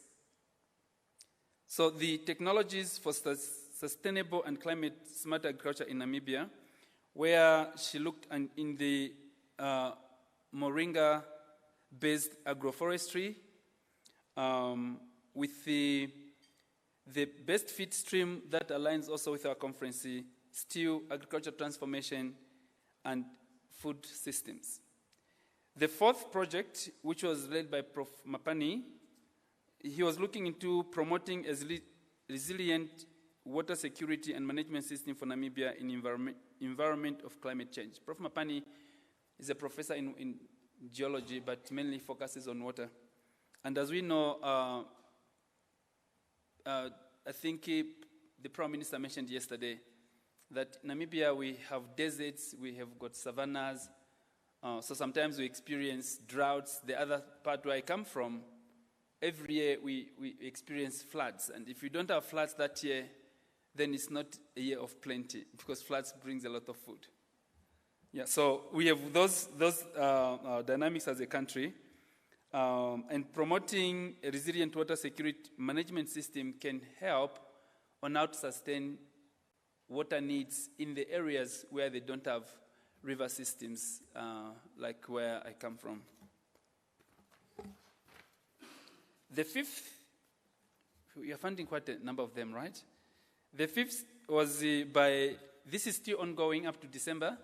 Prof. Fabiano is from Katima campus, UNAM, where he's looking into improving food security through remote sensing-based agriculture and huge optimization for subsistence farmers in the Zambezi region. So he's looking to this, which mainly is climate modeling, extreme events, and early warning systems. I managed to do an M&E on this project with my colleague Oswald, somewhere here. And Prof. Fabiano looks into what can farmers do in risk times where near real-time field status reduces delayed responses to stress. He was also emphasizing on how to have early warnings of when to plant using remote sensing and what to plant by advising the local farmers on how they can exploit that technology. Then the sixth project that we have so far funded that also aligns with this conference is reimagining urban water security, exploring innovative water solutions in the face of climate change, which was carried by Prof. Fungai from NAST, that's Namibia University of Science and Technology. So the best fit that aligns also with this conference is water security, sanitation, and public health risks in urban areas. The seventh one, which was conducted by Dr. Mola, I think it's also almost, it ended, I think, in September. She was looking to soil extracted microbes for biofertilizers, nature's options for climate resilient crop production system. So instead of spending money on buying fertilizers for our crops, she was looking on how can we take advantage of the knowledge that we have in agriculture to see to it on how we can improve fertility in our soils. Again, it fits well with our conference because it's also under agricultural transformation and food systems. Almost done. And the eighth one was done by Natangwe. Dr. Natangwe is also from UNAM. He was looking into enhancing energy security and waste management in the informal settlements of Namibia. I think he's almost done with this project. My colleagues went to see the product that he came up with. And the main takeaway from his project was the regional governance, communication and cross-sectoral adaptation, and urban governance. So the risk that it tries to mitigate is shortens outage and waste backlog cycles that worsen during heat waves and floods. And the last one that we funded is Nano-Satellite Early Warning System for Disaster Management in Namibia. This is a climate modeling, extreme events, and also early warning, where Dr. Smita from NAST was researching on. I think the project is also supposed to be closing of being finalized this year. Yeah, so she was also looking into having more lead time for floods, drought indices, fire fronts. Yeah, just like the Prime Minister spoke yesterday, we almost lost massive grazing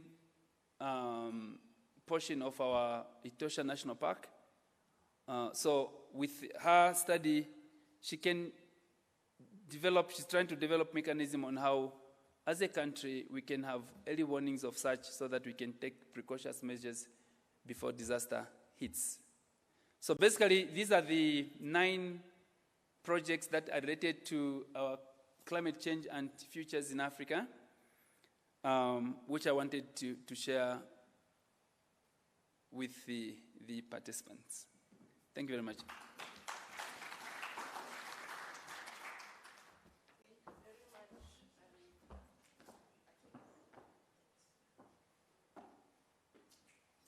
We hear both colleagues and we hear about their portfolios, and I think what we get is that they are already into research. They are already funding research related to the work that we are here for. And I think one fair question that we could ask them will be, this morning we heard about how we should be doing research. Yesterday we heard also about how we should be collaborating with communities. And from the presentations that you shared with us, which are very enlightening, I get a sense that you are working across disciplines. And what will be interesting for us, given this background that emerged from yesterday, is to what extent is that working across disciplines accommodating multidisciplinarity, working with communities, and also learning from communities. How easy it is for you as research funders to support that kind of work. And can we have questions also from the floor? Mine is not a question. It's a time issue. It's also an issue just to say they forgot to say that they funded this conference. So let's give it. Yes. Besides funding the conference, colleagues, I also want them to know they funded the students who are here with us. They paid their travel, they paid their accommodation, they paid for the meals. So I'm going to include that in my report. And we said hashtag partnerships. And remember earlier I said that we do that in kind. And then Mr. Nxumalo elevated that and said it's done through leveraging. So that was a more useful word than just thinking in terms of in kind. But in the communities, that's what we do. We do things in kind, and we get to be rewarded for the same kind of thing. So next question, please. Yes, 1, 2. We have 2 hands. Yes. Good morning. Thank you so much for the interesting presentations. My question is for the NRF guy. Can you say your name, please? Oh, sorry, Zikona from, I'm going to say the University of Cape Town, because my question is based on supporting students. I'm also from the HSRC. So my question is on supporting students from the different tracks that he showed on the presentations. Maybe it's my confusion. In terms of the Tutuka postdoc track and also the postdoc fellowships, I just wanted to understand, and also funding honors and masters and PhDs, like scholarships, how exactly are they supporting students after they finish the qualification? Or is it mostly just financial support in terms of finishing the qualification? And also, are you granted, if you finish your master's or honors or PhD funded by NRF, do you automatically get the postdoc? Like, how does it actually work? Thank you. Thank you. Thank you for that question. Can we have the next one? Thank you so much, Chair. Good morning, colleagues. My name is Zukiswa Roboji from Walter Sisulu University. Thank you to Mr. Nxumalo. Yes, of course, as the university, we are one of, I would say, his beneficiary in terms of, you know, the MIT conferences. So still, I just want to say to him, keep on doing the good work. This is also a plea for 2026. Another question that I have for Mr. Nxumalo is an issue of the global partnership. As you were speaking this morning, I just received an email just now that I've been accepted for the BRICS Summer School 2026 in Brazil. So I just want to check. Thank you, colleagues. I just want to check what kind of support you would provide, because looking at their registration, I mean, their expenses, you're looking at the university, I would say the village university that I'm in, I don't see any, I would say, survival in terms of making this dream come true. Thank you so much. Thank you. When I get that kind of information, I usually think, is it a predatory conference or a genuine conference? So can we have responses from the presenters, please? Okay, thank you so much. Quite a number of questions, and we'll share between NRF and NCRST as we are partners in crime. And thank you for acknowledging the contribution. We'll send it back to our CEOs to say, you know, the money has been appreciated. Thanks so much. So to what extent are we finding it easy to support, maybe let me stand here, to support across disciplines? So when NRF was founded in 1998 through the Act, the mandate was saying fund basic sciences. So we were funding, you know, chemistry, biology, and biochem and so on separately. But as time went on, the department said, but we need to have impact. And then we started thinking, in order to have impact, when a natural scientist is working on a project, you sometimes forget about the impact of what comes out of that project on communities and other people. So people need to start working together between your engineers, those ones, and those ones who have soft sciences. It may be psychology, it might be people working on poverty, communities. So we started encouraging interdisciplinarity, multidisciplinarity, sorry. And that was easy. And it was easy because the researchers were taking shortcuts. So rather than honestly working together, you will say, no, I've got the social scientists in this proposal, but they all do their own things and they're not necessarily talking to one another. And where I'm going with this is because currently the thought and most of the programs that we have, we're now encouraging transdisciplinarity. And transdisciplinarity means now you must show what is the contribution of each discipline in solving the solution. But it goes further than that. How do we involve non-scientific stakeholders like policymakers, communities, and so on before we fund? So that's slowly is coming up, but I must not be naive to say that there are no challenges from the funder's perspective. One of the biggest challenges is how do we review such proposals? If a proposal has got multiple stakeholders, you've got engineers, private sector, you can't bring a scientist to review that because otherwise they will miss the other aspect. And we're putting together some frameworks in doing that. And we're calling on more researchers, possibly those in that practice, to start writing, leading, telling us how best we can do that.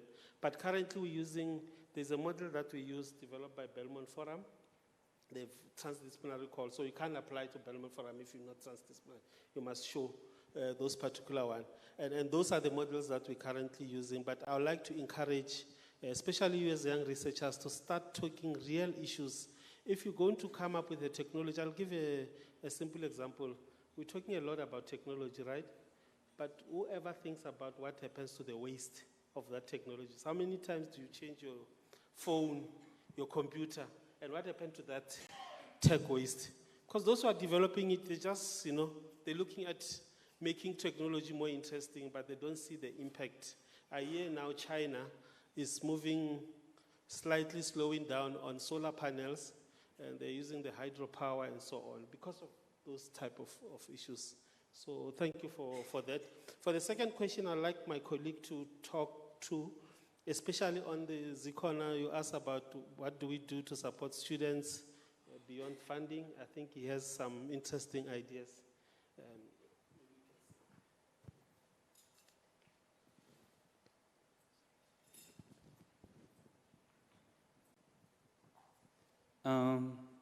Yeah, I'll speak to that. And also to mention a supplement to what my colleague has put forth. I think multidisciplinary, interdisciplinary research is something that has already started. Almost all institutions of higher learning, research institutions are encouraging to do that. And one of the reasons, which I just want to add to what he has spoken, it also saves on resources.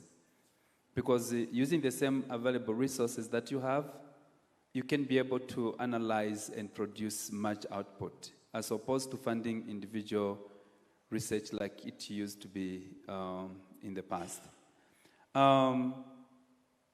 With funding of students, I'll say Namibia, as of now, we are lucky because the president has just made education free in public institutions in the country. So NCRST is not worried on how the junior degree students are going to be funded because that's now a government mandate as of January next year. But on postgraduate funding, that still lies with us as NCRST. Actually, right now, I'm busy working. Where is Eliakim? Yeah. Doc, you might be seeing an ad, you need to speak to your students. We are likely to give a call of funding one PhD and one master's degree student maybe this November, yeah, it's gonna be out. However, the other point of what do you do to the students after you fund them, I think as funding councils, broadly NRF, NCRST and others, we step in to provide resources so that students can get the knowledge they need for the market. So after a student has been funded, it's not the responsibility of the funder, like granting councils like we are, to follow them up as to how do they get employed, because the market's supposed to provide that. And secondly also, like for example, the students that we are likely to fund next year, postgraduate students, to train or to prepare them for the job market, definitely they have to be interns at NCRST so that they get trained for the market eventually after they graduate.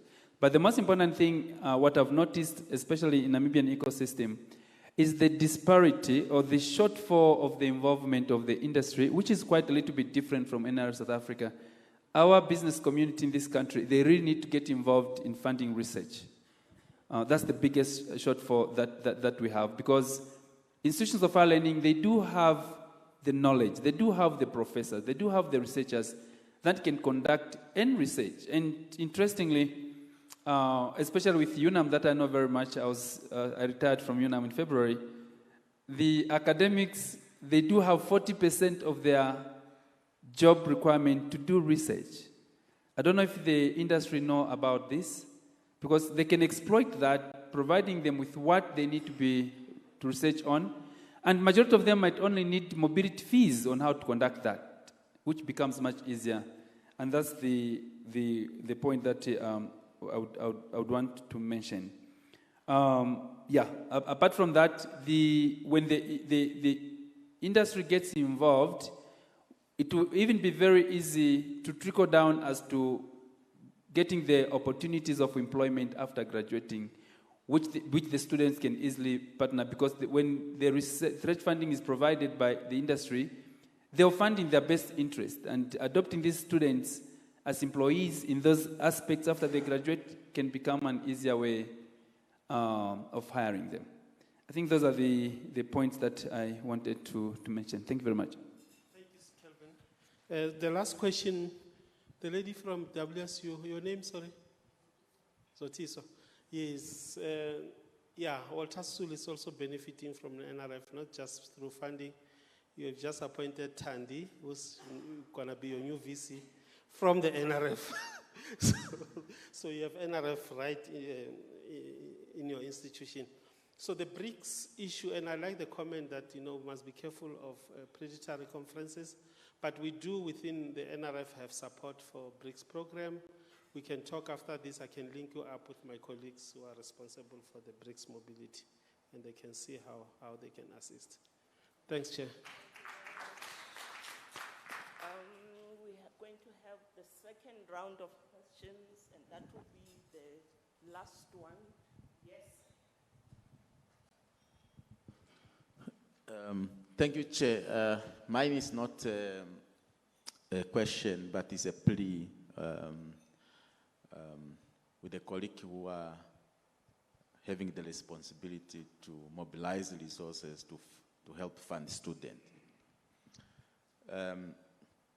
I just want to plead that in the funding, even if it's not enough, let's always include the stipend. You see, you can pay for tuition fee, but how do I get to the university? How do I live? But if you pay half of my tuition fee, and then you give me a stipend to pay for my rent, eat, I can zura to get the other portion of the tuition fee. But so let the current situation be addressed, because tuition fee, if you pay half, I use the word zura, but I think we all understand. So I'm just trying to say, let's look at that. The stipend, it's a very important component that keeps a postgraduate student focused on their postgraduate student. Thank you. And it takes care of their mental health. Yes. Yeah. The same brains that are supposed to produce the latter. Yes, sir. Good morning, colleagues. I'm Pumuzo Taraga from the Agricultural Research Council. And firstly, I would like to thank NRF. I've gone through most of the calls, and they funded me from 2008 in most of the projects that I've done. ETTRG, Inkawaye Africa, which leads to Future Earth, and the South African Year, South African and German Year of Science. All those calls I've been, the Tutuka, I've been the PhD leg and the post-PhD. But now, what was lacking, and I want to give you as a challenge, the combination, so that the NCRST and NRF, can we have calls so that, because when we meet like this, we get to come across researchers doing similar work. But now, how do we make sure that we have calls that will fund continuous research or initiatives that will start maybe from now on for the next 5 years or 3 years? Because so that the relationships that will be built here, they continue in a research production. And always to researchers, when you write a proposal, make sure that you have human capacity development as part of your budget, because that's how you will be able to fund your students. Thank you. Thank you very much.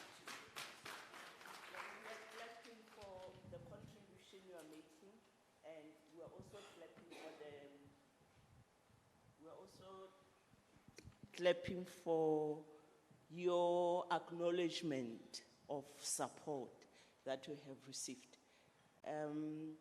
And when we discuss the next round of responses, can we also consider, Mr. Nxumalo, earlier you mentioned that you have been able to woo the private sector, the industry. Eskom is on board.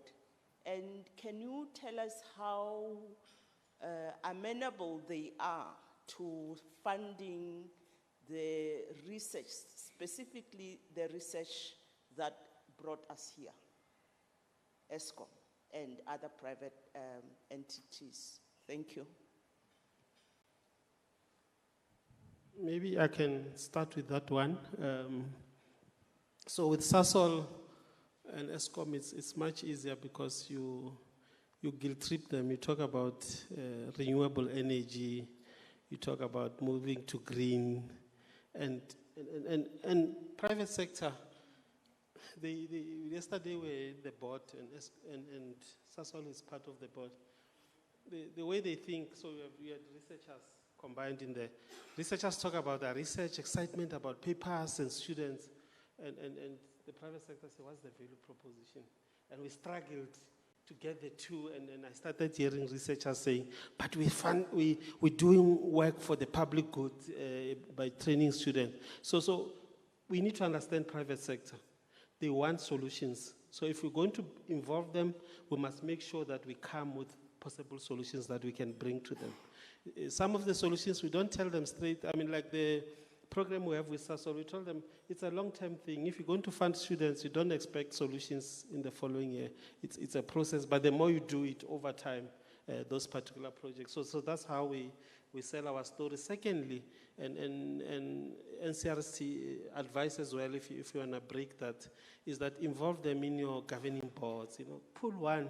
And when they start feeling being part of the whole process, they feel that they need to impress and show contribution. So in the board I'm talking about is the board of Future Earth. So it's even easier for them to say, look, we understand the issues of sustainability, and this is what we're going to do to participate. So that will be my comment on that. So I'll give it to you maybe to talk on other issues. Phumuzo, thanks so much for acknowledging NRF, and I agree with you 100%.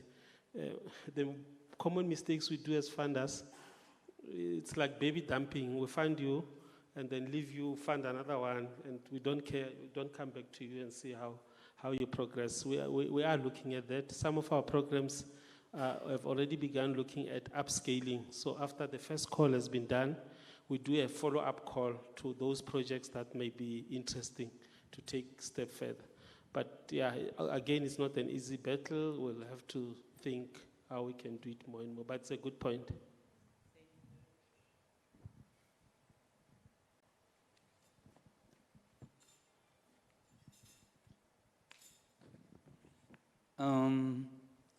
I think my comment that I'll supplement what he has said is, and also it emanates from his point that he was raising.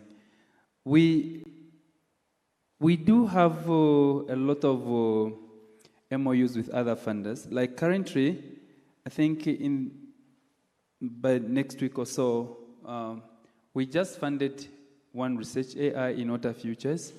I did not mention it because it's yet to be awarded, but I think all the logistics is done. It just have to be awarded. It's a joint call between NRF South Africa and NCRST. I don't know how far the NRF is, if they are also at the awarding stage, but it's a joint call that we gave. And with NCRST, all the calls that we give, one of the criteria is to see to it that the PI involves students. Without proper explanation on how and what the students are going to be doing in the project, then that's already a flag, because that's how knowledge also needs to be transmitted to the upcoming lead in the research area. So that's how we involve students, and Dr. Eliakim, I think that was a good point that you mentioned of stipend. Yeah, that definitely is going to be taken care of to that mention that you made. I think that those are the only 2 points that I wanted to mention. Thank you very much. Thank you very much for those responses. At least what we get to hear is that the pool is expanding.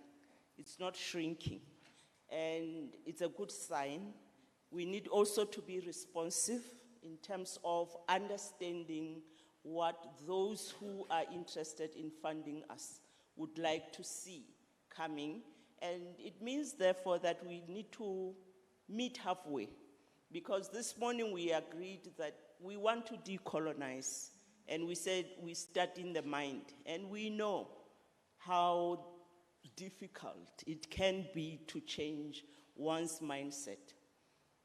So it's going to be a journey, but it's going to be a journey of partnerships. And we hope that 2027 will come and that bottom part of the banner will be very different, it will be diverse, and it will be inclusive. That's what we are looking for in 2027. Thank you very much for your participation. Thank you, colleagues. And I think we got quite a lot of information on what was happening. And I can assure you from what the funders have said, they are not going to dump us. So I know in 2027 we'll be with them and in a much bigger way. That one I can assure. Remember, I'm from a background where they say what you say with your mouth is your prayer. So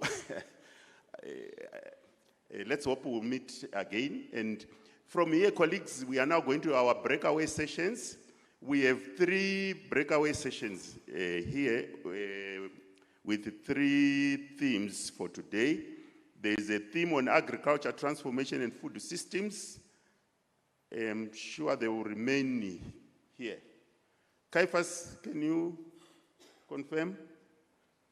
So, can you confirm, Caiaphas? Is that correct? Room 1 is this one, isn't it? Room 1 is the other side. Yes, so you go to room 1, you go outside, you'll find room 1 there. And then the theme on energy transition and environmental justice and climate policy, room 2. So what it means, room 2 also is out. So what it means now, the people who present virtually and who are going to be presenting on community-led adaptation and indigenous knowledge system will remain here. Can we go, colleagues? The chairs, I'll go and I know the chair for, let me see. Chair for room 1 is Dr. Jane Kaifa from the Midland State University. There she is, you can follow her. Then room 2, Professor Pilani Moy, I know he couldn't manage to go. May I ask Prof. Fogoya, please, to stand up for him in room 2? He's asking what are they talking about. It's on water. Oh, yeah. Sorry, colleagues. Let me correct. Yeah, no, that's not the one. Oh, I'm sorry, colleagues. So room 1, we have, I don't know who can, let me just see around. He's not around. Yeah, he's the one who is supposed to chair. Dr. Mkukeli Stole, can you assist us in room 1? Thank you. They are talking about its urban governance, climate justice and informality. Room 1. Room 2, I will chair that one. Then here we have Dr. Eliakim Amnyela, you around? Oh, I just communicate with him on email. So, thank you. So you'll be in here. Okay. Colleagues, let's go to the breakaway rooms and start. We will go for lunch at 1:30. And after lunch, I'm going to give 10 minutes. Colleagues, there will be posters outside. And the people who will be presenting on those posters are people from our communities. So engage with them for 10 minutes. If you have any questions, you can pose the questions. And then after that poster, we go back again to our breakaways. Let's move. Thank you.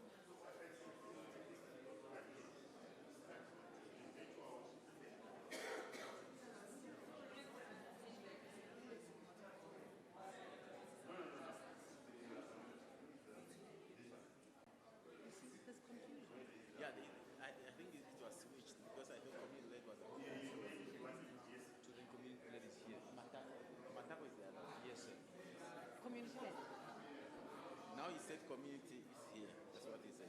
Yes.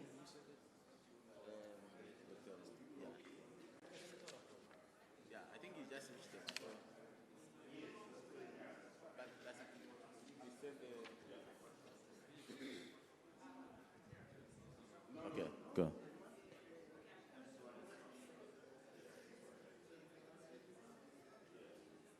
So one is at the corner. This one is room 2. And this one is room 1. No, the one in the next one there where I see people. This is 1. That one? Yeah, so room 2 is the other one. Okay. So community-led will stay here, right? Okay. What I suggest, start with people who are presenting here. Yeah. And then you can go online. Okay. Thank you.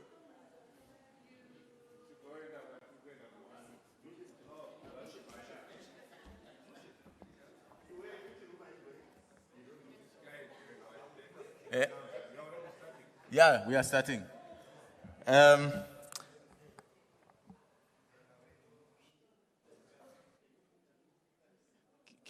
Can we? Oh, I have 2 mics.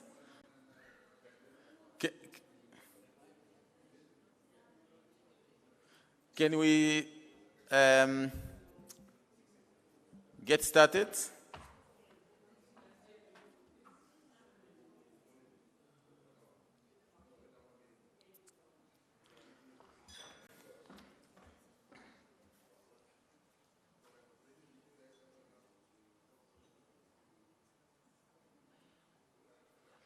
Okay.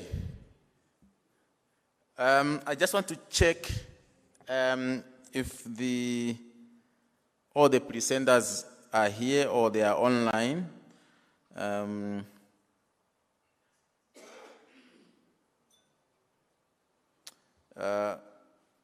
Prof. Benyoa, University of Science and Technology from Algeria. Is he? Okay, very good. I hope I pronounce your name correctly. Thank you. Yeah. Do we have Dr. McCoy? Thank you. Do we have Dr. Mahali? Dr. Mahali, can you hear us? Are you online?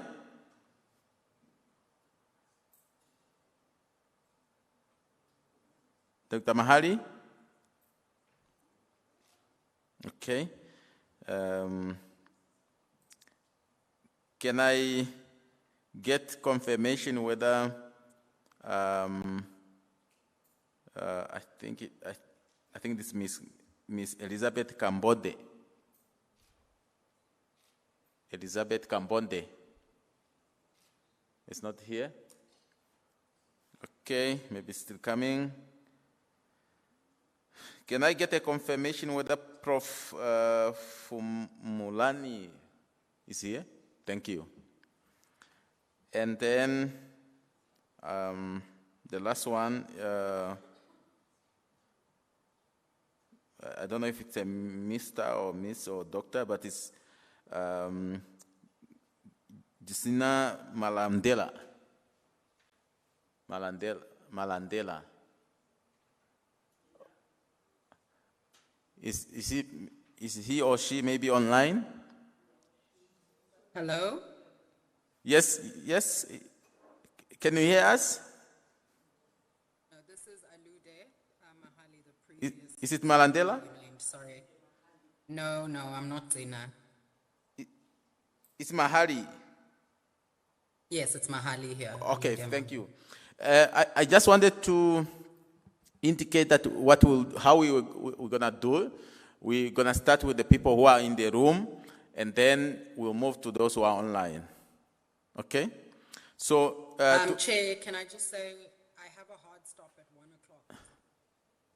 Sorry, your voice is dimming. Can you say that again? I said I have a hard stop at 1 o'clock because the program has run late. Okay. So I'm one of the online people, so it'll be difficult for me to wait beyond 1 p.m. Okay, so I will ask the colleague here, are you fine if we can let us start? Thank you. So, Dr. Mahali, we are going to start with you. Please say your presentation. You have about 6 to 8 minutes. Oh, okay. Yeah. Chair, is there an IT person in the room with you? Because it seems like my video is disabled. Are you seeing me at all? No, we cannot see you. We only see partially. Is there any technical assistance in the room to figure out what's going on? Because I'm concerned, even if I try and share my presentation, will you be able to see it? I'm going to share now. I had asked Caiaphas to share the presentation from his side or from the conference side. Just share it. I think we can see it. Can you see it? Yeah, just put it in a presentation mode. All right, it just makes it a bit difficult because I don't have my notes.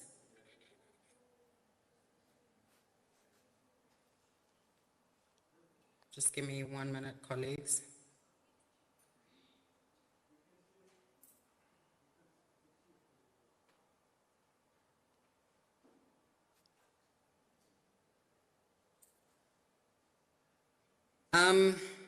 I would have liked to switch my video on, but it doesn't seem that it'll work, so it's fine. I'm going to try and turn up my volume so I can be nice and loud. Good morning, colleagues. I wish I was there in Namibia with you, but sadly that wasn't possible. I'm joining you today from a rainy Durban in South Africa to talk about this experimental pilot intervention that we did this year. And some of the motivation leading up to this intervention was this question here in this COP26 poster. Where is the Global South? Where is the Global South in these global discussions about climate justice, climate action, and environmental sustainability? Also, I'm sure we all remember this picture from 5 years ago of these young climate youth activists gathered for a summit, and this was sort of the rise of Greta Thunberg. And then you have Vanessa Nakate, a young climate activist from Uganda, who was there with these fellow Global North colleagues, but in the reporting in the press and the media, she was cropped out of the photo, further sidelining the voices of the Global South, and in particular young African people in the global discourse of climate action. My colleagues, some of who are in the room with you there, Wilfred Lunga and Caiphus Baloyi, wrote this amazing article that came out recently that really injects fire underneath our bellies in terms of the urgency of climate change education and preparing African youth for future challenges. So taken together, these three charges, that call of where is the Global South from that COP26 poster, the sidelining of very active young environmental activists on the continent, and the urgency for climate education lead us to the Theatre of Climate Action, TOCA. This intervention we did using theatre to amplify the voices of Global South youth. And it's a way of doing non-formal youth-led transformative justice education to kind of improve the skills, capacity, and agency of young people, to involve young people in knowledge about climate justice, and to use creative and artistic methods to do so. Also to generate cross-community dialogue across Guadeloupe, in the Caribbean and South Africa, and knowledge exchange amongst creative practitioners and young people in ways where they can directly speak to climate justice and how they connect to their own context, but also to global contexts of gender, race, coloniality, intersectionality, and ecological politics. So the key literature undergirding our study was certainly a decolonial ethos, a feminist ethos emphasizing relationality, participatory action research, particularly youth participatory action research, that takes research project from being mine, the researcher, to ours, the participants and the researcher, to eventually theirs, where they have complete ownership over the work that they produce. And we use participatory theater. But the theory really undergirding our intervention was the Safer, Braver, Riskier Spaces framework, which is informed by the Safer Spaces framework methodology from Platonique, practitioners that work on sort of co-creation and collaborative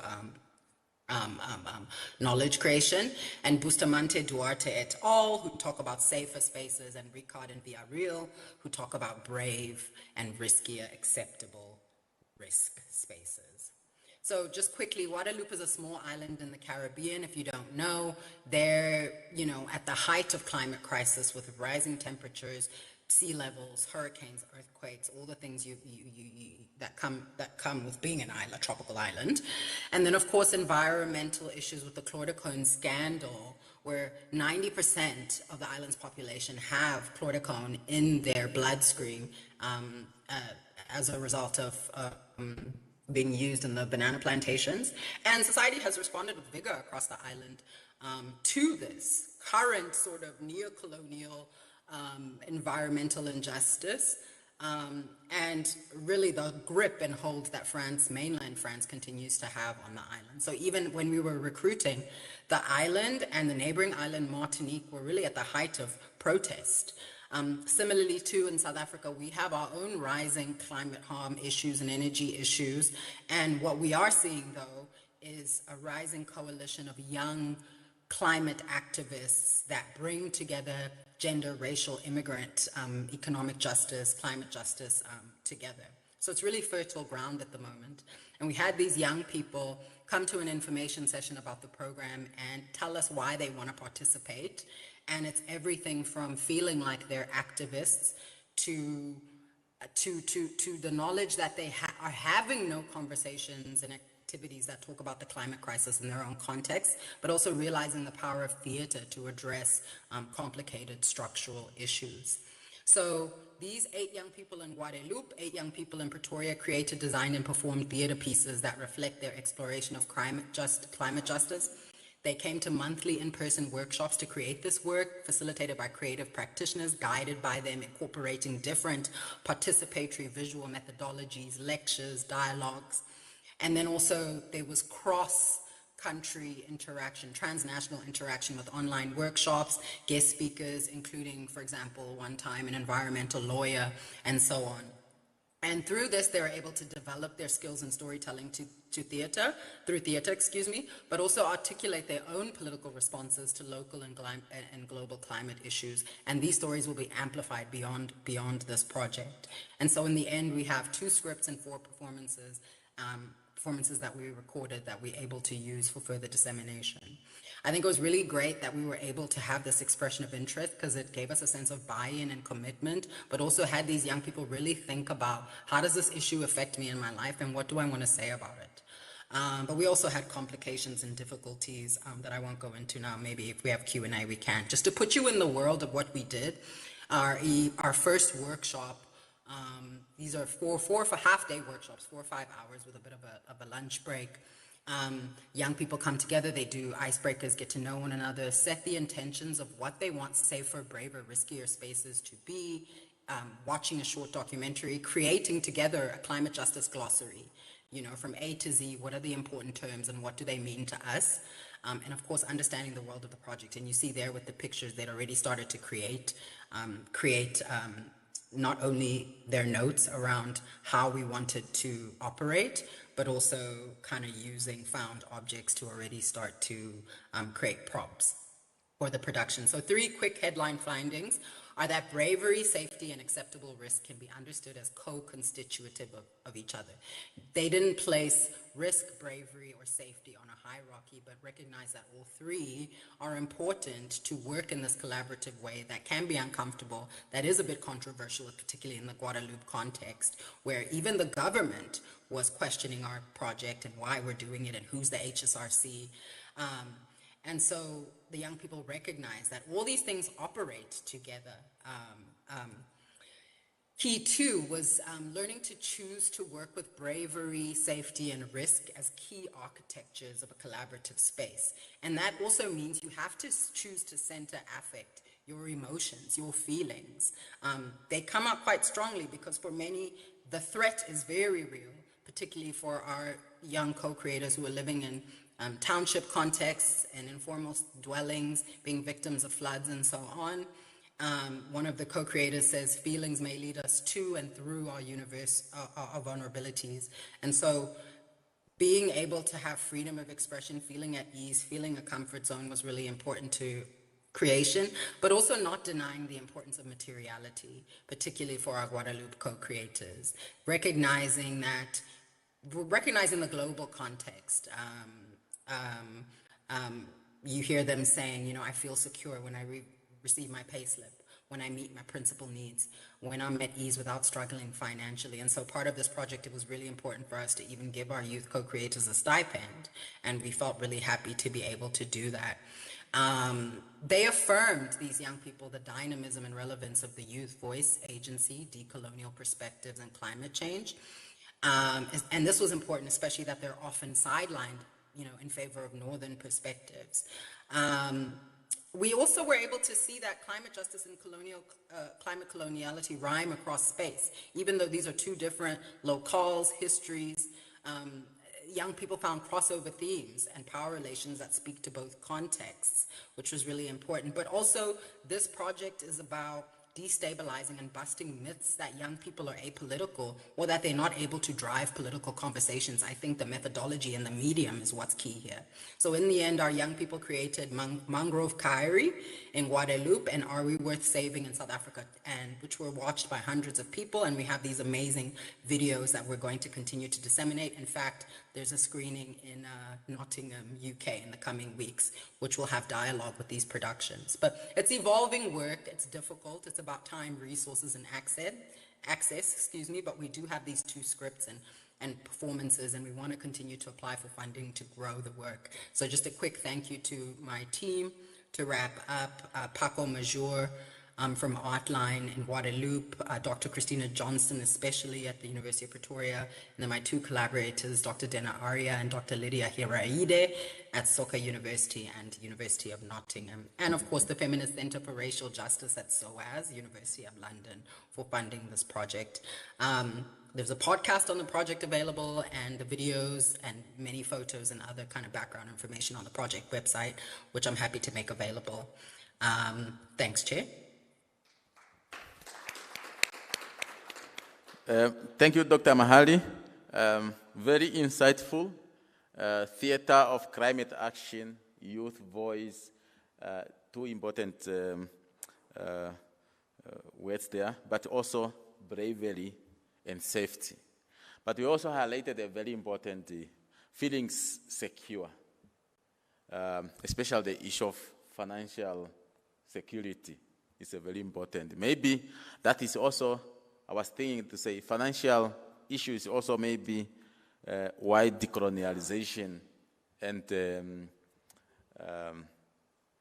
actually why decolonization is very difficult, because you are trapped in there.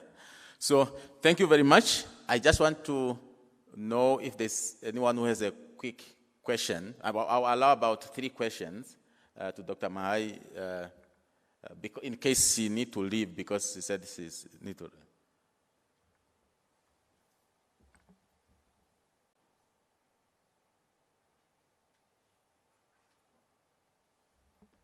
Yeah. Any question or comment, reaction?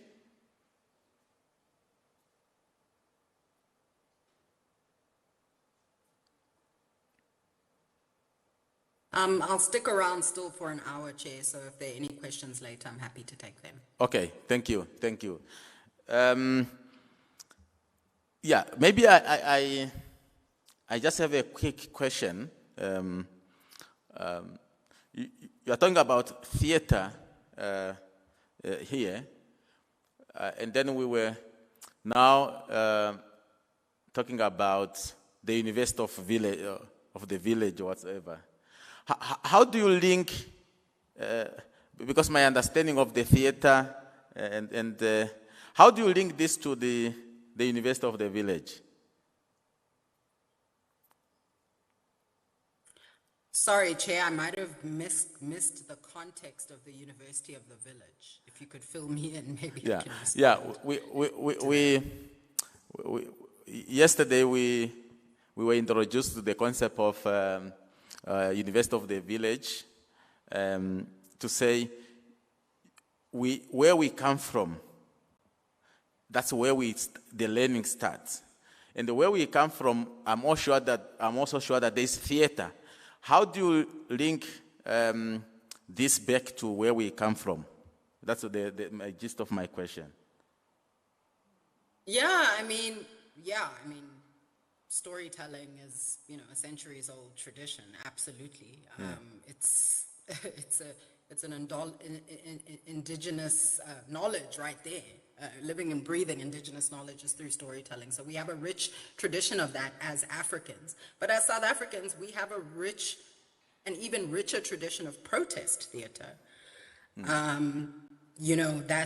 That's really where our tradition of theater has grown out of struggle, has grown out of speaking truth to power, has grown out of trying to destabilize the status quo. So it's very much embedded in our history to be able to tell stories through theater, to be able to fight through theater, to be able to articulate politics through theater. So it's really just a return to who we've always been, storytellers, though undocumented, and people who agitate for change through creative means, and in this instance, theater. So I think this is only growing on that, and I think adding that transnational perspective from the Caribbean island and seeing so many points of connection only emphasize the importance of South-to-South dialogue, South-to-South collaboration, and more of these transnational explorations, because there was so much synergy in what the young people had to say across these contexts, not even understanding one another, since our Guadeloupe participants were mainly French speakers. And I think that's why it's so important to use arts-based methodologies that go beyond language, that transcend language, and that in which you're able to, within safe bounds, be brave. You are allowed to criticize the state, criticize the current position in ways that, you use symbolism, you use metaphor. So in some ways you protect yourself, then your standard sort of protest or activism where you're on the street. So it's kind of a clever way, I think, of making the personal political and showcasing that on a broader scale. Sorry, I don't understand. I didn't fully grasp the concept of the universe. I mean, I think I do when you explained it. So yeah, I hope that speaks a little to that. Thanks for that question. No, you did it very well. Thank you very much. I see there was a hand here. Is it pressing questions or? Yeah, there's one hand here, please.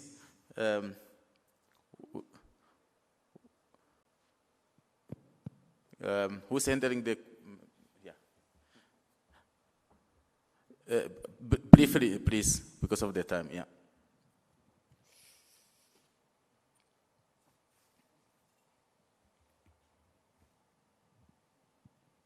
Okay, thank you. My name is Ernest Marange. So I'm reflecting on the picture where that other girl was cut out.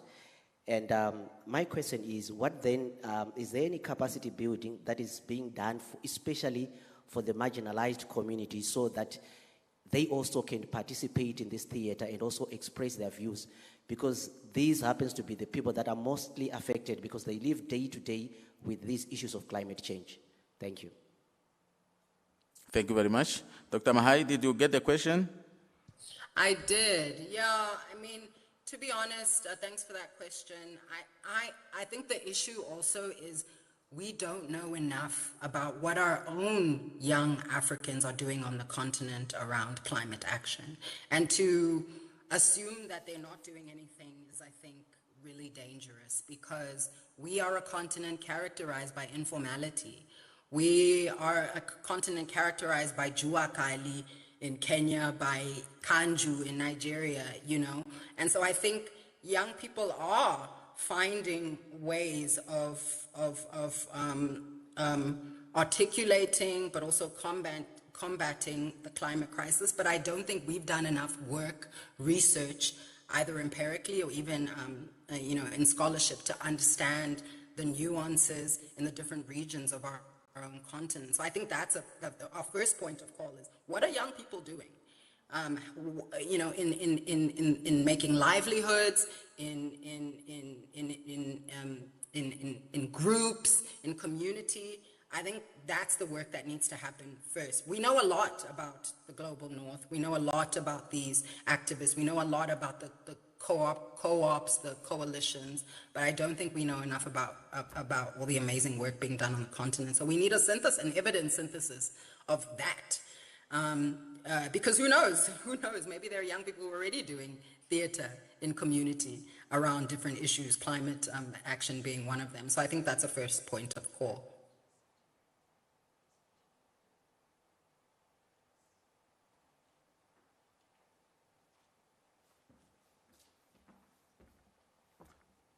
Thank you very much, Dr. Mahai.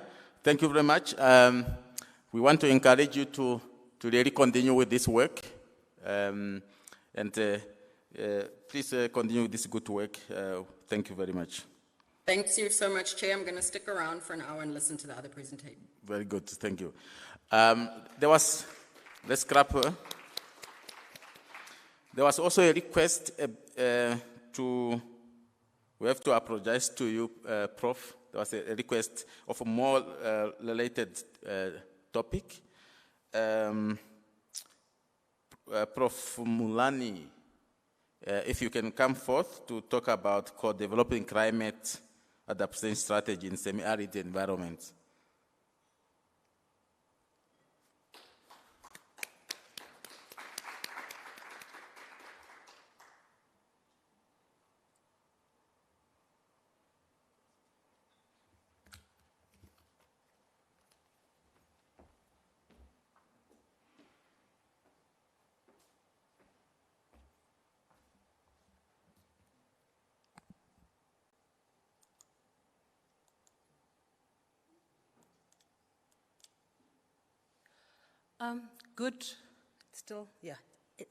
Just the afternoon. Good afternoon, everyone.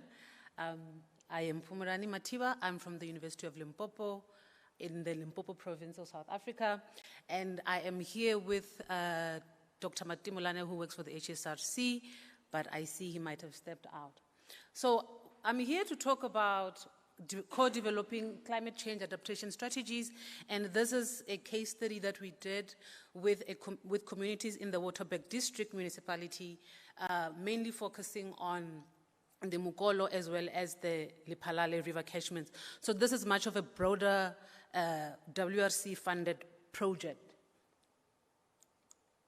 So South Africa has been characterized as a semi-arid environment, and mainly because of the rainfall characteristics that we see in South Africa, which is well below the world average of 900 millimeters per annum, I think, whereas South Africa, we only receive about half of that at around 450 millimeters in a year. And one common thing that most of the SADC communities experience is it's this frequency and occurrence of drought and floods and heat waves. And when you talk about climate change, we see this, the magnitude as well as the frequency of these extreme events happening. And this has implication on water security. And this gives rise to the need for localized climate change adaptation in order to meet that water security.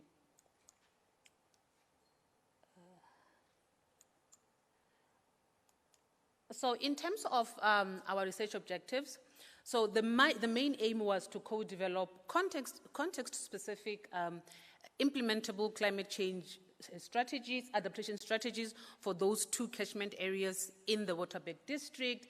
And then we adopted a mixed method approach. Because this is much of a bigger project, there was also a detailed climate change data analysis that was done, where we analyzed rainfall, temperature, as well as get drought as well as flood cycles from those data. But then this part, we focused on participatory stakeholder workshops, where we were trying to come up with those adaptive strategies, given how the climate is going to change in the coming future. So there was several stakeholder consultation over a series of 3 workshops that we did with this community, and that was our co-development process. So the map there is just showing in context where these two catchment areas and the Waterberg District municipality is found. So in terms of the methodology that we approached, like I've indicated, we had those 3 series of workshops where there was engagement in terms of there was actually a questionnaire that we drafted, which was presented to the different stakeholder groups that were presented. In the next slide, you will see the different stakeholder groups that we were interested in. And we used an Excel-based spreadsheet, which is a multi-criterion, which focuses on multi-criteria decision analysis. And this is a climate prior Excel spreadsheet, wherein the data that we collected through the questionnaire, we will load it onto that spreadsheet, and we will do some analysis on that spreadsheet. And then that's where we end up with different climate change adaptation options. And then we synthesize them, and then we reduce them to a number that was most preferred in terms of the ranking process. And this preference was mainly given by the different stakeholders that were present in those different workshops. So in terms of the different stakeholders that were present, we had community members from the two catchment areas, the Mukolo and the Lapalala. We also had decision makers at community levels, and here we are talking about the headmen, the ward councillors. We also had representatives from the municipality. We also had what we call scientists, where they have where they are more like experts in terms of climate studies. So this is just showing, these pictures are just showing the proceedings of the 3 workshops that we held. And then in terms of key findings, similar with most areas in South Africa, It's a summer rainfall region. The majority of South Africa is a summer rainfall region, except for the areas around the Western Cape. And then there's also a high variability in terms of rainfall. And we have also seen that the timing of rainfall has also changed over the years. So in the block on the right, it shows the ranked adaptation options in terms of what the different stakeholders that were present in the workshops mostly preferred. And this involved environmental conservation, water pollution prevention strategies. So these are what they think are feasible within their own local context. And I should state that I remember there was one guy who was very particular in terms of we need to protect the environment because that is where we derive all these ecosystem services. So this is just showing one of the radar, a spiderweb representation in terms of the normalized data, and all the climate change adaptation options that were raised had a score that was closer to 1 when we normalized it, and this showed that this was the most preferred options by the different stakeholders. So this is the graph on the right. It's showing in terms of that first box I showed you with options, they scored that from 1 to 7, and we can see that there is information sharing between the different sectors. Because one of the things that came out was that myself and the rest of the project team members were there, and some communities were like, there have been a number of people coming here, and you seem to be doing the same thing. So there was a big sense of scientists and researchers and non-governmental organizations doing a lot of work in silos. So information sharing, they indicated that this could be one way, instead of repeating things, that we can actually derive benefits of whatever it is that you're trying to do. There was also a big emphasis in terms of water use efficiency and water conservation because of the heightened drought risk that these areas are currently experiencing. So, in a nutshell, in terms of what they deemed implementable from the list that they have indicated, most of this were feasible within the short to medium term plan, such as your law enforcement, especially these are environmental laws. They've indicated that if the strict enforcement of this environmental law, for example, dumping things along the river banks, for example, which will eventually be carried into the river system during rainfall seasons, they indicated that there should be a stricter enforcement of all those kind of policies and rules around their various catchment areas. And then there was also a strong emphasis on environmental conservation, prevention of water pollution, as well as an adoption of destocking, especially around drought periods. And they also took into consideration what will be the cost of implementing this plan or these coping strategies. Some of them you can see there's nothing that they indicated that will be very expensive within their local context. Most of them were low, and you can see that in terms of law enforcement, they've indicated that the cost of that will be a bit medium, whereas in terms of exploring groundwater as an alternative source, they've also indicated the relative cost of that as medium, and this is mainly because of the drilling of boreholes that has to be done. And this, they've indicated that it's not possible only to be implemented by the community, but they should be the municipality involved as well, both the district municipality as well as the local municipality, because at a village and community level, they may not have the financial resources, for example, for drilling boreholes. So the implementation plan, like I've indicated, mainly it's it's short to medium. And then the key insights that we got from there is that there is really at community level, and this is something that mainly scientists do not consider when we are doing projects, is that there's a lot of imposing things on community. So what we found through this is that there's a very strong community ownership in terms of the last slide, the plans that they think are doable within their context. And there is weak institutional support from both the local and the district municipality, and this trickles to poor service delivery. And then that top-down approach, the people that we engaged with have indicated that it does not necessarily always work. So in terms of local municipalities are central because they are the ones that will end up implementing some of these policies in conjunction with the community. And then not only top-down should be considered, and maybe an infusion of top-down and bottom-up approaches, then that can derive the resilience and we can start realizing the actual impact. In terms of recommendation, mainstreaming participatory adaptation into policies, not only looking at what we are doing at a much higher level, but including at community levels. I know in South Africa we have something called public participation when we are formulating environmental assessment plans. But how impactful is that? And is that followed according to the policies and how it's supposed to be implemented? There's also the enhancement of district data and monitoring system. Building capacity is very important because there are a lot of young people that are interested in decision making and in protecting their environment.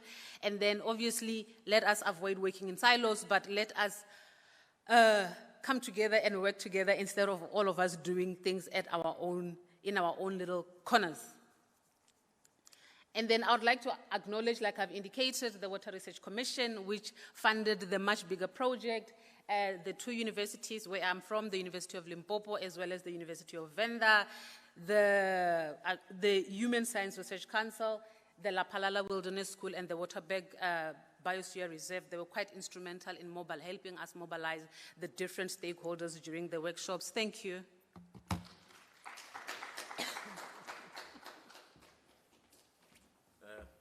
Sorry, Prof, for pushing you.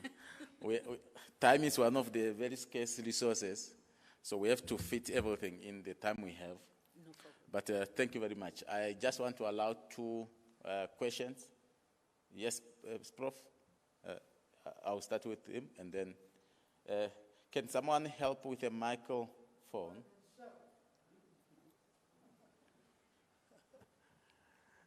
Thank you very much, Prof. Mativa. I think it's a very interesting project,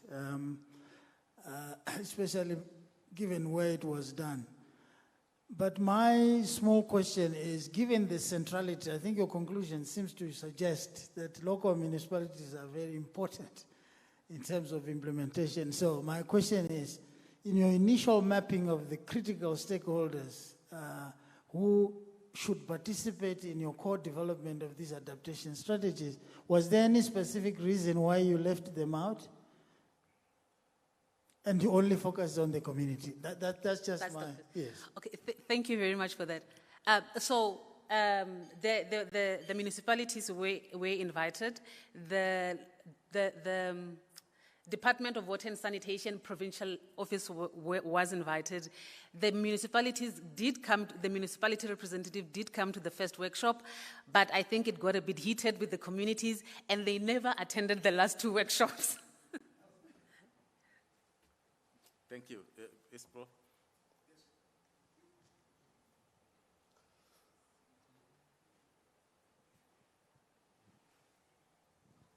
Thank you. You said one of the adaptation strategies was de-stocking. So how does it work? You know, I know in those semi-arid areas, people keep a lot of livestock. So how do they de-stock? Mainly, one of the local members indicated that they will sell them off because there will not be enough food as well as water. So most of them will sell them will sell them to the butcheries mainly around there for meat. So that is the main thing that they indicated that they do in terms of letting them go or reducing the number in order to keep up with the scarcity of water and the food.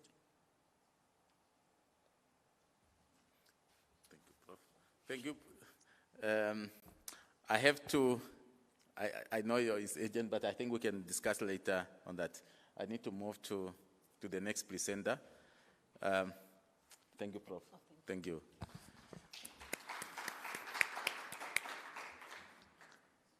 Okay, the next presenter, Prof. Dino, yeah.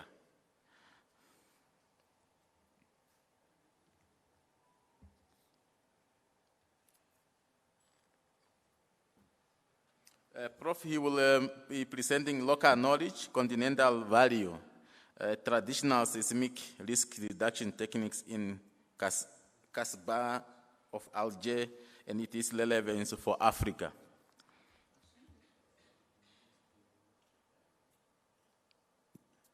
Okay, your presentation is not yet on the system. Can we move maybe to the next one while you are setting that down? Okay, thank you. Yeah. Is Prof. McCoy ready? Thank you. Prof. McCoy will be presenting about the effect of global shortage of auto-disabled syringes during the pandemic of health security and childhood immunization in Africa.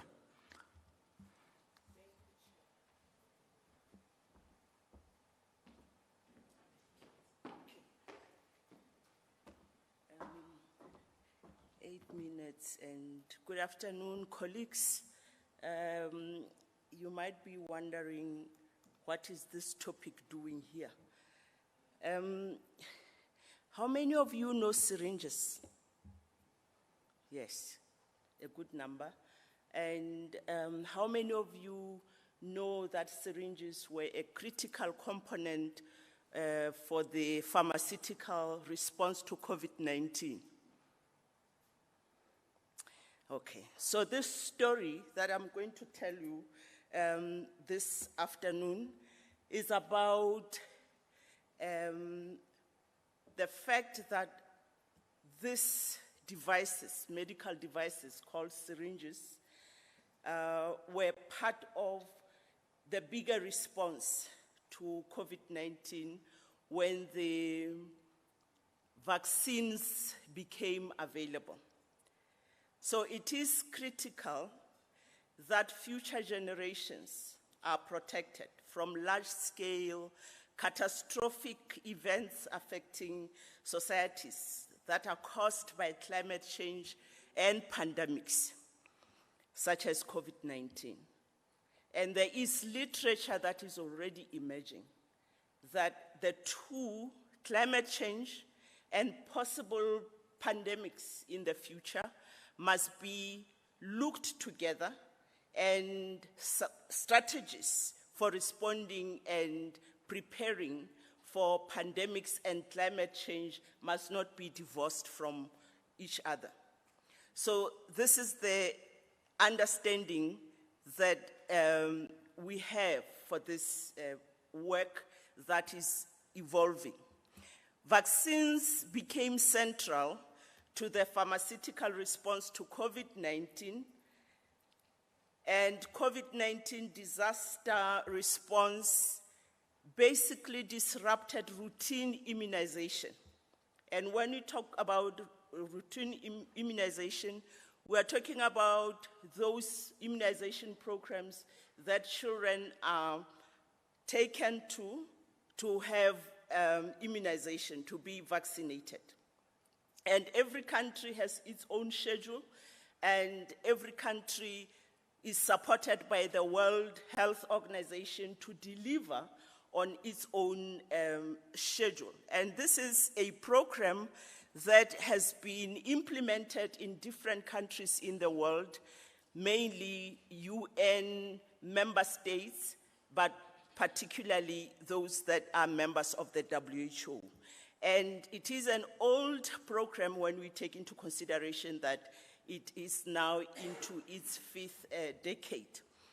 And vaccines administered from birth, when a child is born, throughout childhood, they build immunity, not just immunity for a child who is vaccinated, but also for members of communities because of herd immunity that is developed in the community. They save lives, but also strengthen families because they help families to avert illness and disease, and most importantly, disabilities that have been common in the absence of these interventions. So, in 2019, when COVID-19 became a problem for the world, and as time moved, you remember that we started with the non-pharmaceutical interventions that we were subjected to by our governments. And over time, the pharmaceutical response matured and vaccines became available to most countries in the global north.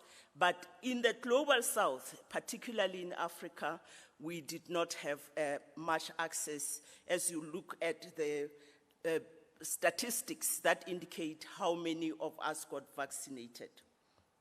But what is important is that at this point in time, the pharmaceutical response to COVID-19 temporarily shifted the normative values that are based on global solidarity in addressing health challenges and prioritizing the needs of vulnerable groups, particularly children. Perhaps this is the first time we talk children in this conference, and some of us are activists, and we are activists on behalf of children. And so routine immunization was vastly disrupted during this period. And at the end of the pandemic, or towards the end of the pandemic in 2022, we found that 67 million of children were either zero immunized or they were under-immunized. So there was a problem of these children, a big number of them, who were not going to effectively contribute to the herd immunity that is required. And we know that the biggest risk of that is outbreaks in communities. And we have already seen some of them. We have experienced measles becoming a problem for different countries. So the research objectives, the first one, to explore how the pharmaceutical response to COVID-19 pandemic impacted on routine immunization of children in Africa, looking at low and middle income countries. And there's a reason for that particular segment of countries. To explain the links between the long-standing global health policies on auto-disable syringe, that is manufacturing, distribution, supply chain use, and routine immunization of children. And lastly, to understand the role of syringe distribution on children's routine immunization and links to pandemic response. And what does the literature say? The literature, what we see is that when we look at the factors that are responsible or are identified in the literature as responsible for under-immunization of children during the pandemic, there are many. And we find that they are framed around the concept of the pandemic being a health disaster. But children were not as severely affected by the pandemic as adults. That we also experienced, and it's coming up clearly in the literature. There is an indication that in terms of infections, but also in terms of severity of symptoms, adults were more affected than children. And also what we find is that the children's health was affected by the non-pharmaceutical responses that were put in place, lockdowns and others. And what happened was that some of the health facilities for children were repurposed, and as a result, facilities and human resources were used to address the plight of what became a disaster and a pandemic for adults mainly. Many countries' immunization programs were disrupted. And what are the reasons that are indicated? The reasons include depletion of stockpiles of vaccines and also vaccine supplies, which are put as vaccine supplies and are not disaggregated in terms of what exactly was contained in there. And what we find also is that there is an interlink connection between COVID-19 and climate change, in the sense that the pandemic set on after COP 2022. And what happened as a result, governments had to postpone their commitments to the climate change agenda. So that is important. And it says that we need to be thinking in terms of how the issues of climate and issues of pandemics need to be considered together and not be divorced from one another.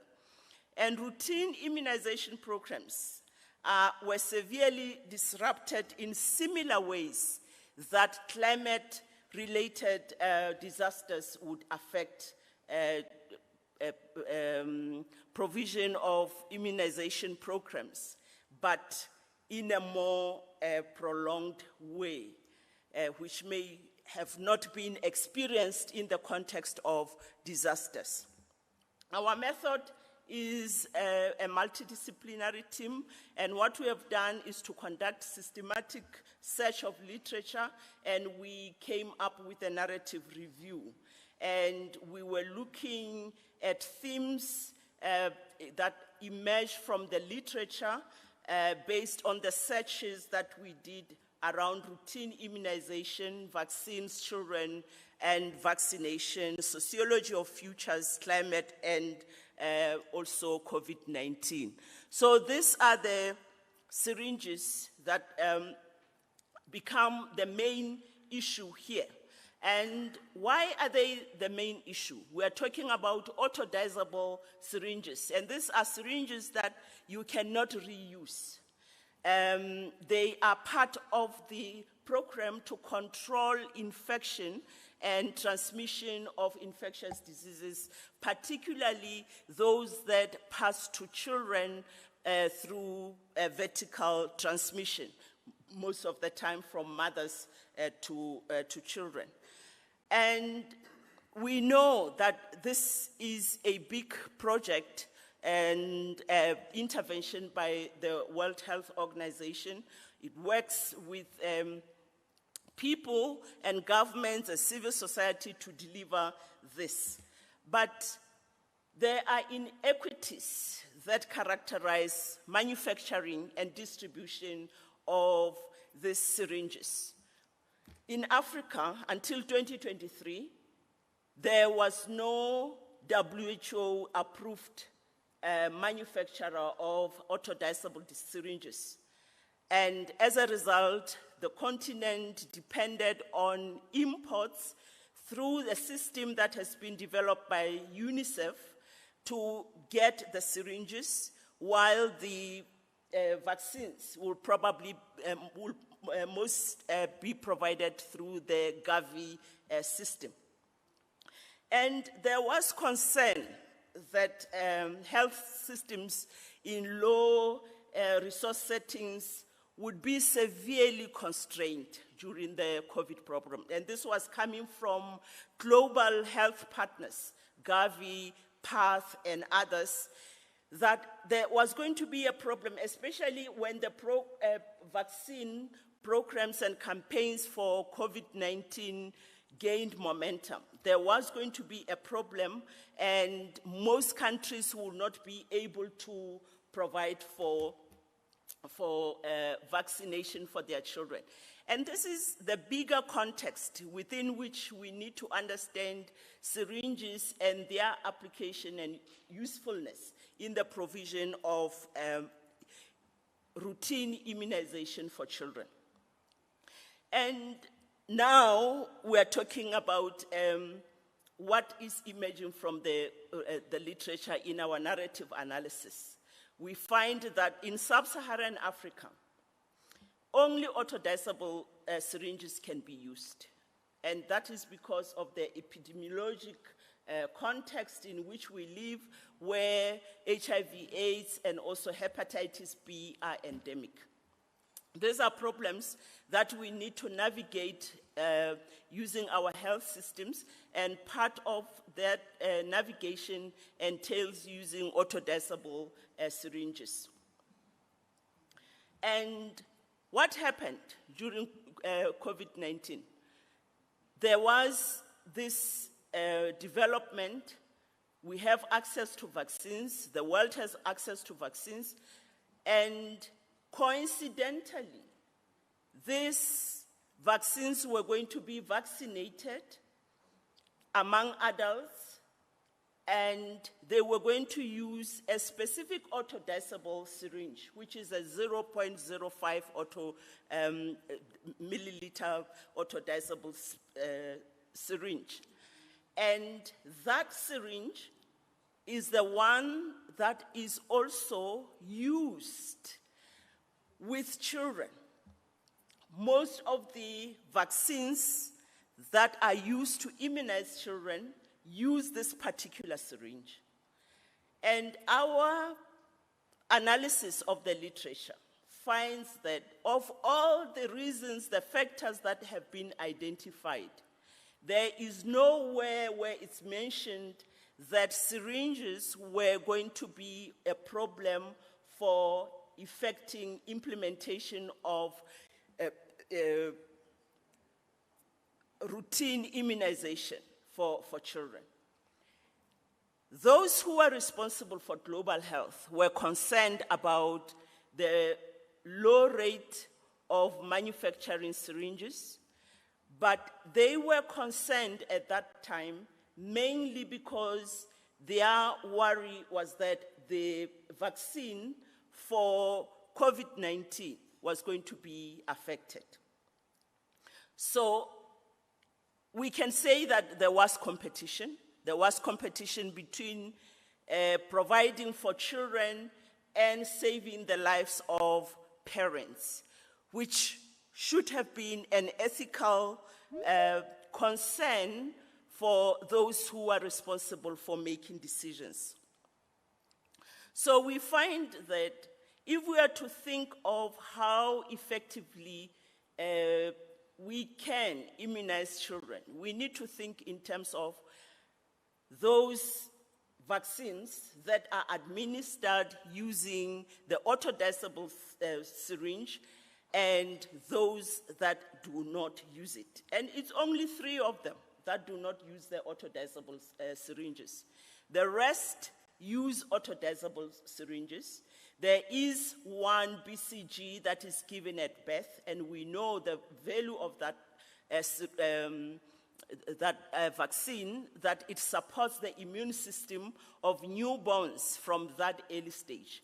And it is, in that context, the syringe that is used, the 0.05 ml, is a different kind of syringe that we are talking about, which we say, as a result of the burden that was arising from providing for vaccination of adults in the context of COVID-19, there was shortage of supply of the 0.5 ml syringe, and this is the syringe that is used, then became important for delivering vaccines for adults, while countries still have to run routine immunization programs. Clearly, there is a clash there.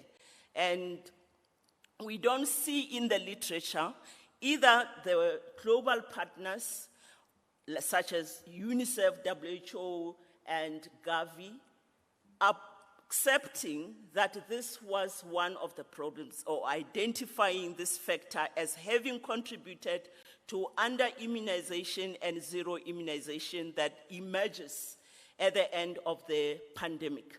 What we find is that all other factors are mentioned, including parents' fear to have children or themselves contaminated by the pandemic, and not necessarily indicating that there was this huge demand for the same syringe that is not manufactured in Africa, or at least until 2023 was not manufactured in Africa, but outside, that had to be transported by sea to get to the continent, while vaccines are taken in the air. And that is a problem, because when you look at that menu of vaccines that children have to receive before they turn 2 years, before their second birthday, we realize that there is a lot of them that require to be administered using the syringe, this particular syringe, the 0.5 ml syringe. It's a lot, and we know what it means for any one of those vaccines to be skipped, to be missed, to be delayed. But this was a real problem. So it is important that we understand that during this time, during the crisis, during the health disaster, there were organizations that were making decisions about availability of vaccines. They were also making decisions about vaccination, and we understand that vaccines were not enough to be available, that vaccination would only happen in the presence of a syringe, and a specific syringe that is considered appropriate. When solutions came for COVID-19 in the form of pharmaceutical interventions that we had, we were celebrating, but we were blind to the fact that there was a population that was going to be negatively affected by solutions to this disaster.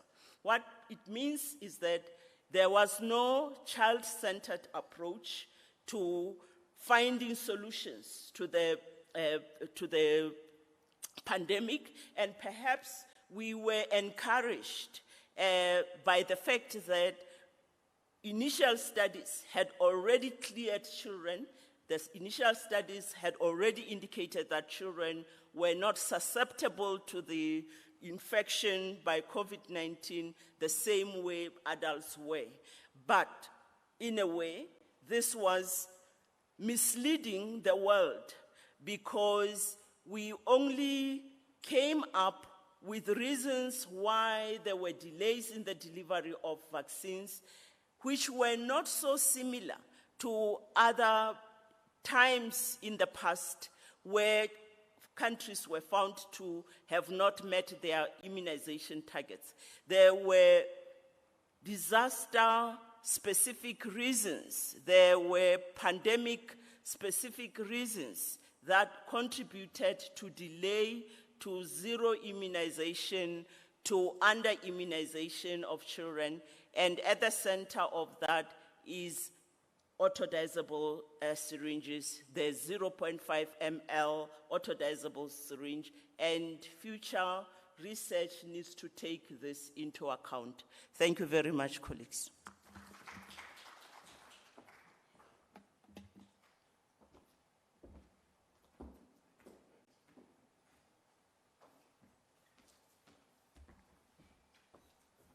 Thank you, Dr. McCoy. Very different perspective, but very interlinked. Issue of climate change is interlinked with our entire life. Your bank account can easily move from somewhere to zero because of this. So it's interlinked. So your health can become a challenge just because of climate change. I just want to allow 2 questions.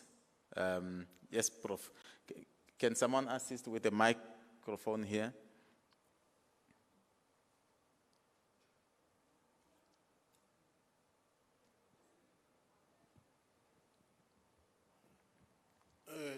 Thank you very much for a very interesting presentation. And I think it's very important that you are delving something which is very ignored at the continent, climate change and public health. So in your knowledge, what are the diseases which are going to be more serious under climate change, whether they are infections from vector-borne diseases or other things? What's your take on that one? Thank you. Thank you very much, Prof.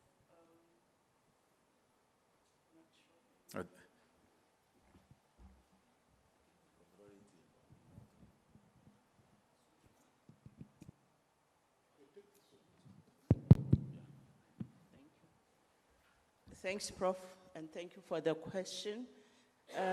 Yes, the intricacies between public health and climate change. And when we think of the environment as air, as we heard this morning, as water, as land, and we think of the environment as also relational, we then recognize that going forward with ecosystems being forced to be in imbalance, we are likely to encounter public health issues that are primarily driven by deficiencies and malfunctions in our ecosystems. If we think of water and water pollution, for example, I'm talking from the perspective of children. Diarrheal diseases become a big problem. And if we are in this era where we have gone through a serious pandemic, but we have not immunized children sufficiently, rotavirus is not injected with a needle, it comes in the form of drops. But we find that we didn't do better even with that one. We didn't do better with the polio infection control vaccine. We didn't do better. So we are going forward and we are going to be troubled by diseases that come as a result of antimicrobial shifts that we are experiencing. We are also going to encounter diseases that come as a result of not having quality water.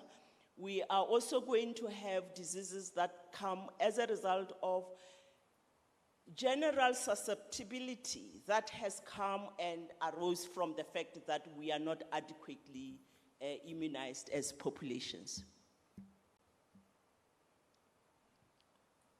Thank you very much, Prof. Doc, any other question? Okay, I think I don't see a hand. I think for the sake of time, I would like to call Prof. Debois to come. Let's clap for.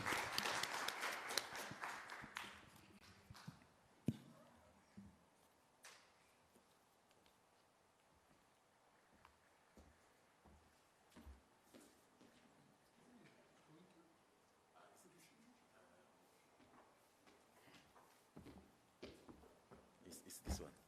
It's this one. So you can, you can change here. You can point. Is it for the next? Yeah, the next. Going back. No, not back. Pointer. Pointer is this one. Laser. This one. Yeah. Laser. Yeah. Thank you. Yeah. Thank you Let's make sure that it's working. I don't know if it will show it only. It's there, but it's not so clear. Can you see it? It's not working? It's there. Oh, it's yeah. not so clear. But it's fine. Yeah, okay. Thank you. Thank you for being patient. Thank you very much. Good morning, everyone. My name is Jilali Benoir from the University of Science and Technology in Algeria. I am a civil engineer. This is the first time I speak before social scientists. Yes, because we are, as we are engineers, we are funny. When we see numbers, we are happy. But today I'm going to present this indigenous knowledge where the word indigenous is not accepted in North Africa. Because for decolonization, during decolonization, they called us indigenous people. Then I put this indigenous for you, for sub-Saharan Africa. In North Africa, we don't accept it. We put traditional. We are not indigenous people anymore. It's finished. We are decolonized. Then we call that traditional from the people. Then traditional knowledge in earthquake risk reduction in the Kasbah of Algiers. Of course, many theses are done by sociologists and anthropologists. But the first time we asked the question, why this city, which was built in 16th century in a seismic active zone, is still existing now, when people are still living and visiting the sites. We just asked why. How come? In 16th century, there were no science like now and technology. Now we're asking questions. With the modern buildings, they are falling in earthquakes, and we're asking, is it the science where is failing, or is it the administration, let's say, management? Because now I'm going to show just the technical things, but I'm sure there are other traditional knowledge in the management, in the organization of the society.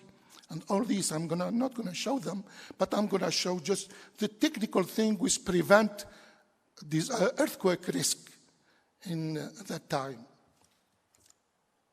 This is the Kasbah of Algiers. This is the capital of Algeria in the 18th century, 17th century. This one, it was built like in houses, like Mediterranean construction, like villas, separated villas in Algiers. Then when came the earthquake, it destroyed all the villas. Then the new thinking, which we call local seismic culture, and this is the first case for us as University of Village. The same, because at that time there was no university's knowledge for this technique. No, this is from the village, which one I'm going to show you. Then this is the early time of the city of Algiers. Then there was this earthquake in 1716, which we caused like 20,000 people died, and many more injured. Seismic resistance technique concerning the following aspects were implemented. The urban scale, we have the architecture scale, and we have the structural scale. Then these preventive measures were not in just one thing. They were on the whole urban scale and the architecture scale, how the architecture at that time was thought by the occupants of the Kasbah, and also the structural scale, which means everything which is like bearing walls, like foundation, like slabs, and everything. This is on the urban scale. See, look at the blocks of the construction. Varying number of houses are individualized by communication street, which surround them. Very narrow street. This makes each block react independently from the other things, the shaking What they do is that, because we see that these blocks, these houses within the blocks, when they have a release of energy by earthquakes, it's not one building who will absorb the energy. The energy is distributed to the block. Then each construction will absorb a certain amount of energy that's in the urban scale, where it takes some energy. The houses are semi-detached, not detached completely. All the houses are all together, making like a tissue of the overlapping. Houses are overlapping each other and leaning against each other, forming a compact homogeneous unit. Homogeneous unit. That is, all the energy released in the site will be distributed to all the houses. Then each house will take a certain amount of energy released. Then our thought is, the thinking of this time was the energy. They knew that earthquakes release energy. Then the problem is that how to absorb energy. If you cannot absorb it, it will destroy the constructions. The Sabbat, here you can see the Sabbat. This is what, the picture on the right, this is Sabbat. See, the streets. Just to tell you, there is no problem of flooding, never. Never problem of climate change. Not even extreme events, extreme temperature, cold or heat. They don't need heater, and they don't need, until now, people living there, because look at the streets are covered. All the city is covered. When you go inside, in summer, it's fresh. When you go inside, in winter, it's hot, it's good. See, then there is no problem. But for each of that, it's multi-hazard construction. It's not just for earthquakes, just to talk about earthquake today.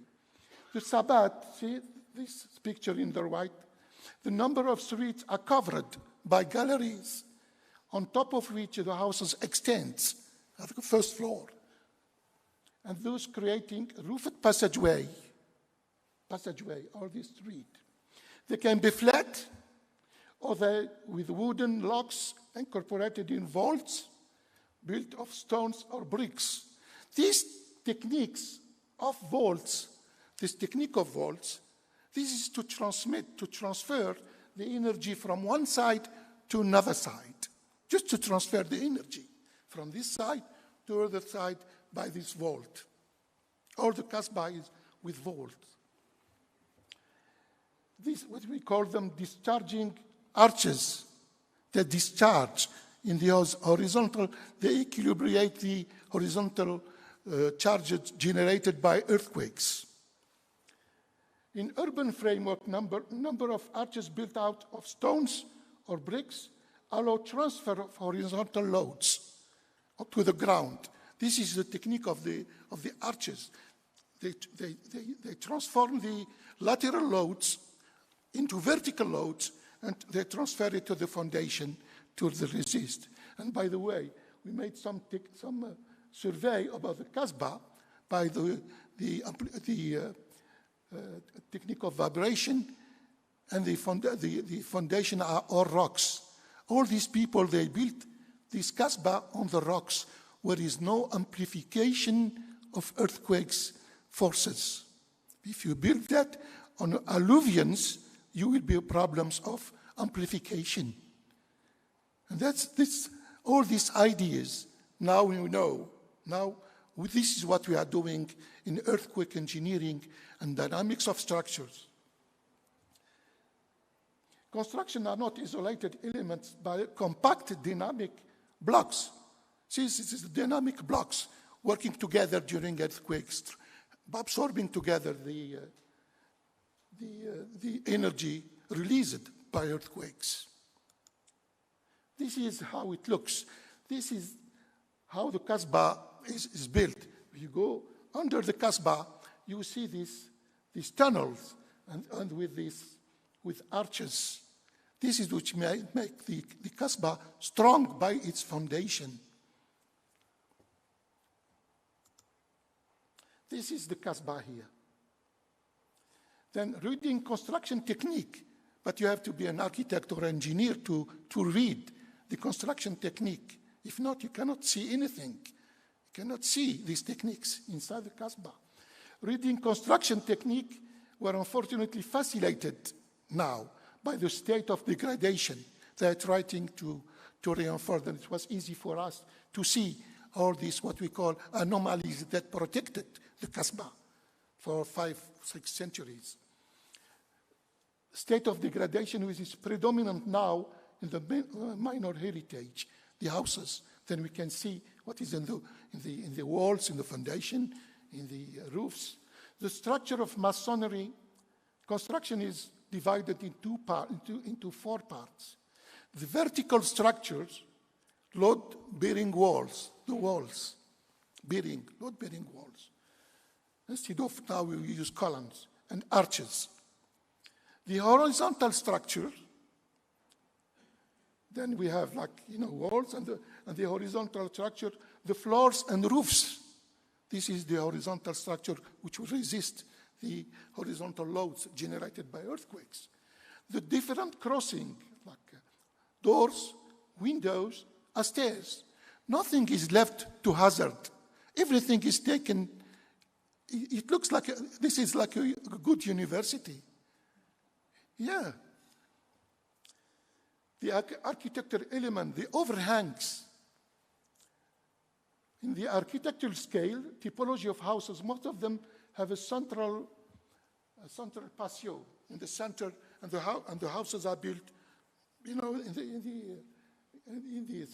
around the houses. Patio of square form, around which the rooms are distributed 2 or 3 levels. This square form now, by earthquake engineering and dynamic structure, we know that the best form to resist earthquakes, to avoid torsion of the buildings, is the square of circular. These people build their houses squares. Then the best form to resist an earthquake, because they are squares, they are symmetric, then there is no likelihood of torsion, which destroy the buildings. Shape of houses, square form, the shape of the houses of the square being the most earthquake resistant today. We know that by laboratories and reality, by controlling the buildings during earthquakes, putting some GPS thing, and we know that the best forms to resist is the square or the circular. Description of structure. Reading construction technique facilitated, unfortunately, by the state of degradation, which is predominant now in minor heritage. The structure of masonry, I think, wait. Oh, yes. Look at these walls. What we found, that's why I said you need to be architect or engineers to read, to be able to read the techniques. If you look here, this is a separating wall. What is it? Oh, here.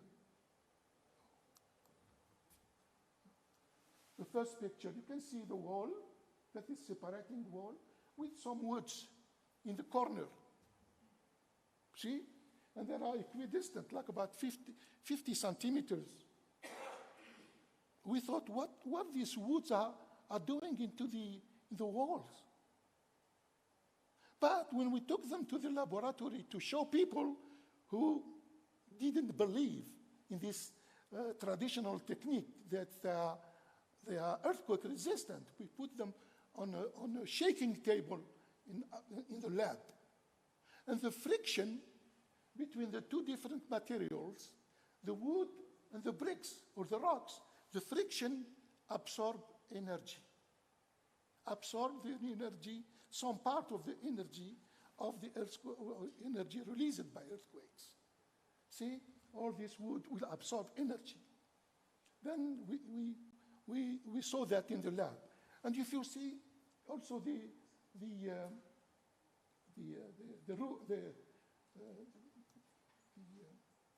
floor, you can see the floor. We found floors like 80 centimeters. Oh, 80 centimeters. Why? We couldn't understand, we see that. But now, earthquake engineering, in the advancement of earthquake engineering, the first assumption is that the floor should be infinitely rigid. Infinitely rigid. To be rigid at that time, it has to be, because there is rocks inside and sand and everything, to make it as rigid as possible. And today, this is the first assumption in dynamic of structure, earthquake engineering, that if the diaphragm of the floor is semi-rigid, it means if it is rigid, it doesn't make any deformation.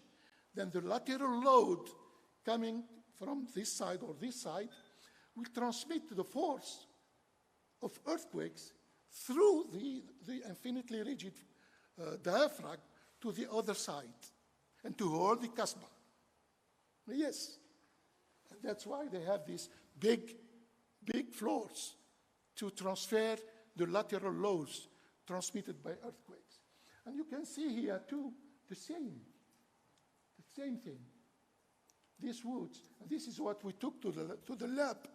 We rebuilt these walls. In one time, we removed these woods, and another thing, we put the woods and put them in the shaking table and see the resistance of each one of them. Then we concluded that this is, and they are applying these woods. You can see them, in this bearing wall, because of the friction of the wood and the bricks. Same thing in the third thing. Here you can see the floors built by superposition of 2 layers of cedar woods. They're still there. Now, these cedar woods, we can see them in the Casbah. They are there. 2 layers of cedar logs inserted in all with bearing walls, rigid diaphragm, about 80 centimeters thick. This is what I said, the infinitely rigid diaphragm to transmit the charges. Core billings. Look at these core billings in the Casbah. Here you can see the drawing, and here you see the real picture. Up here, we can see the real picture. And here for the engineers. To read for the engineers. If you can see the up picture to the left, you can see the floor. Here you can see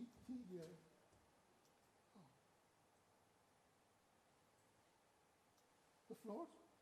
If you can see this technique of the core billing, it's amazing.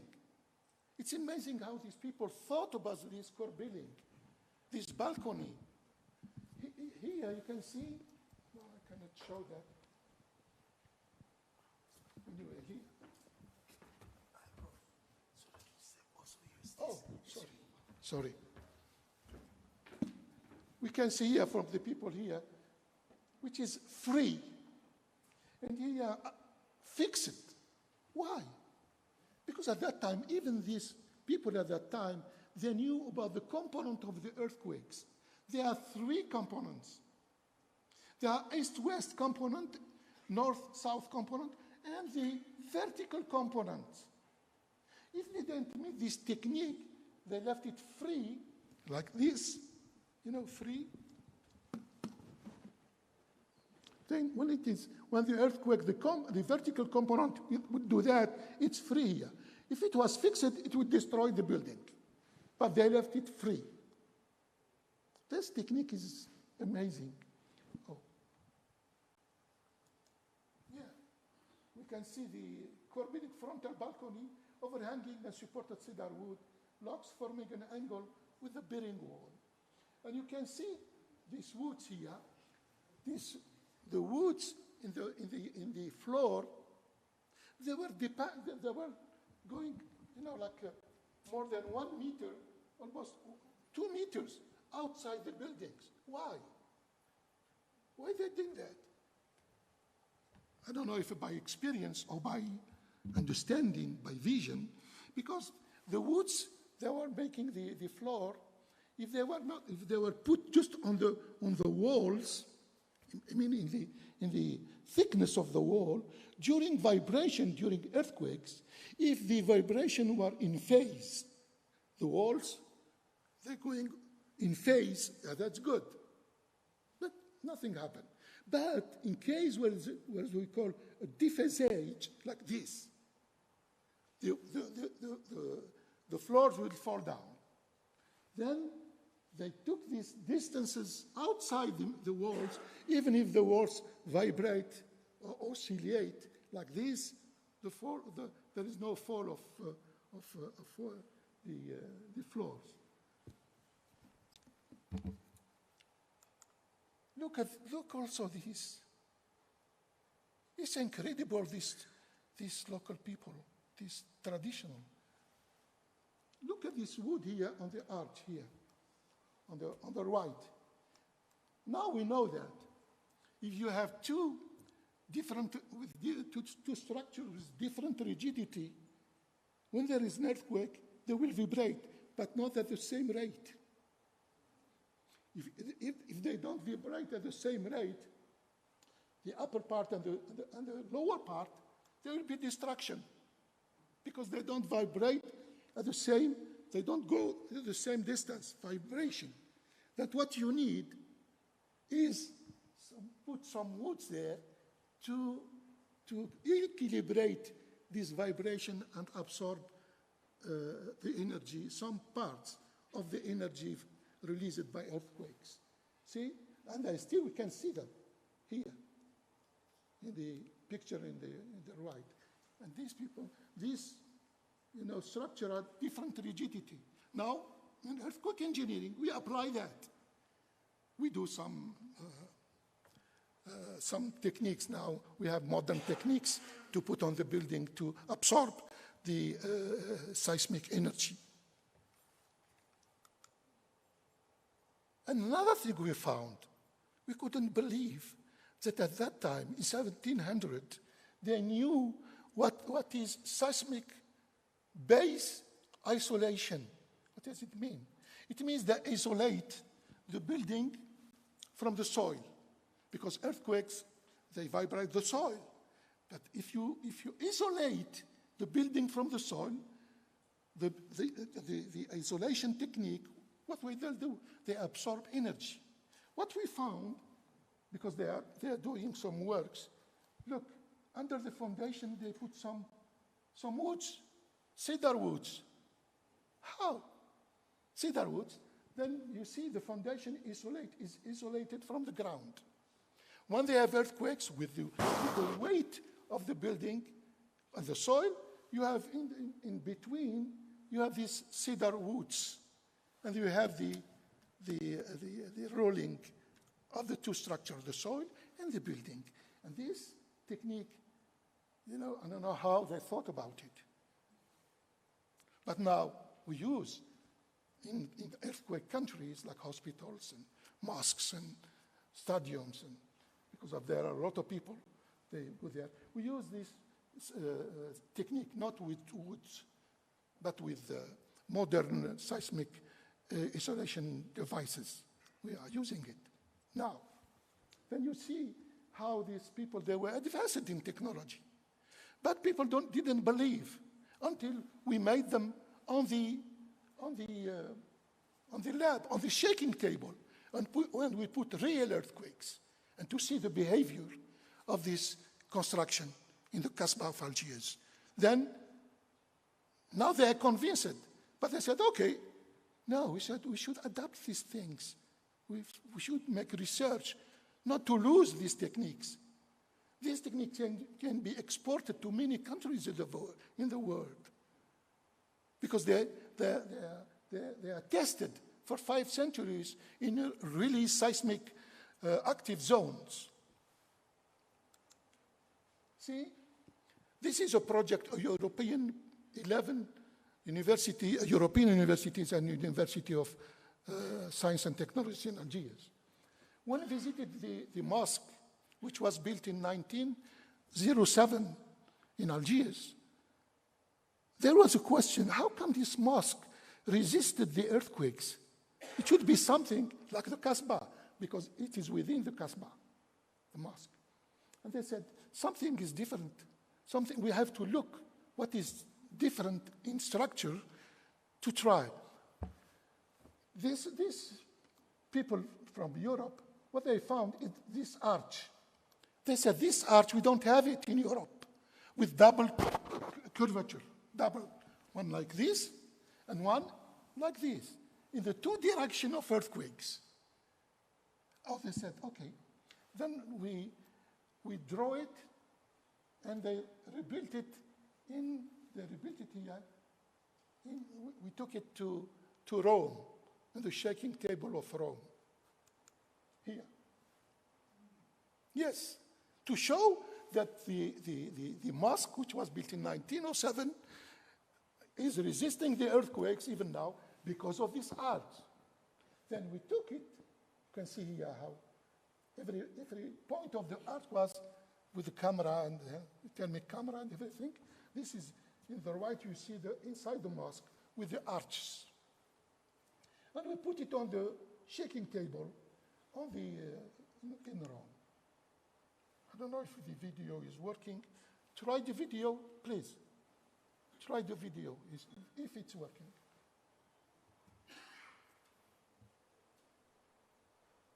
Oh no, this. No. But we are running out of time. May I? It's not working. To move, we do still have our virtual sessions, and we're running to an hour over.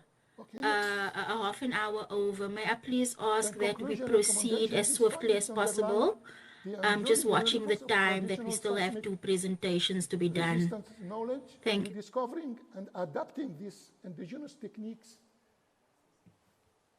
can strengthen contemporary efforts to preserve and rehabilitate historic urban fabrics such as the Kasbah of Algiers, a UNESCO World Heritage Site, and of the Maghreb, Medina.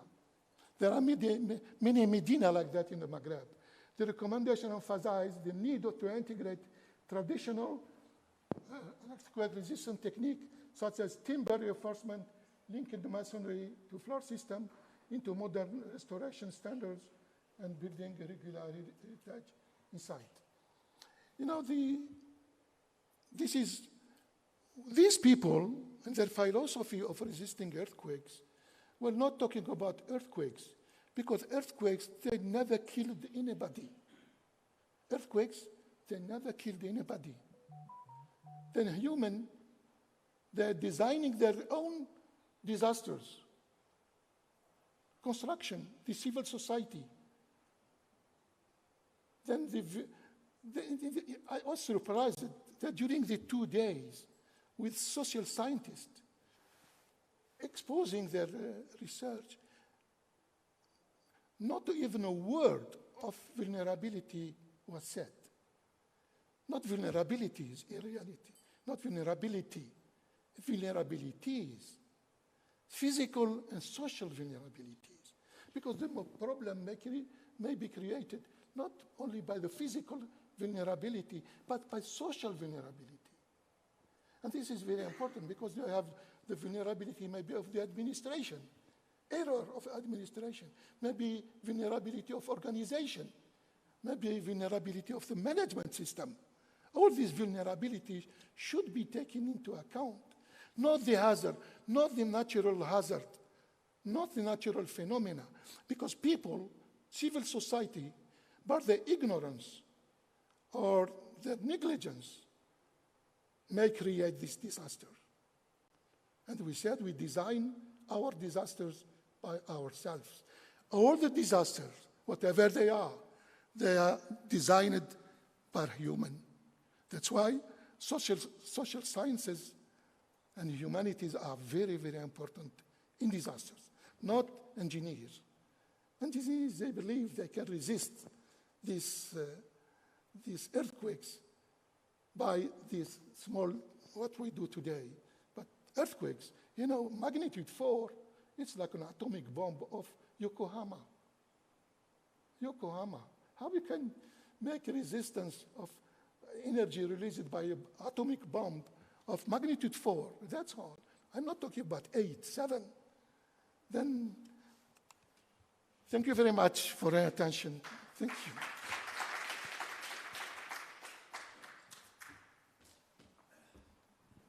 Thank you very much, Prof.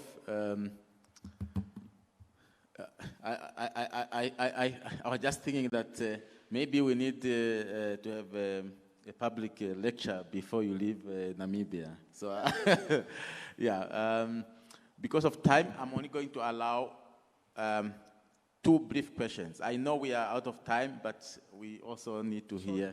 Yeah, no, it's fine. We also need to compensate you for postponing your presentation. Yeah. Thank you, Mike. Actually, this is very interesting. The one comment, short comments, then question, short question as well. So, indigenous word is very hybrid. It's changed according to the land to land and community, and it has hybrid meaning, right? So, the issue that you shared is so sustainable for thousands of years.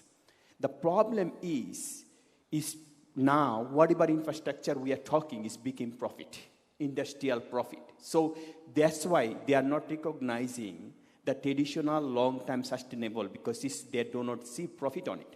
The same thing, COVID-19, you saw it, we saw it. They found, the couple of companies found the solution, but they don't want to share because it's a profit.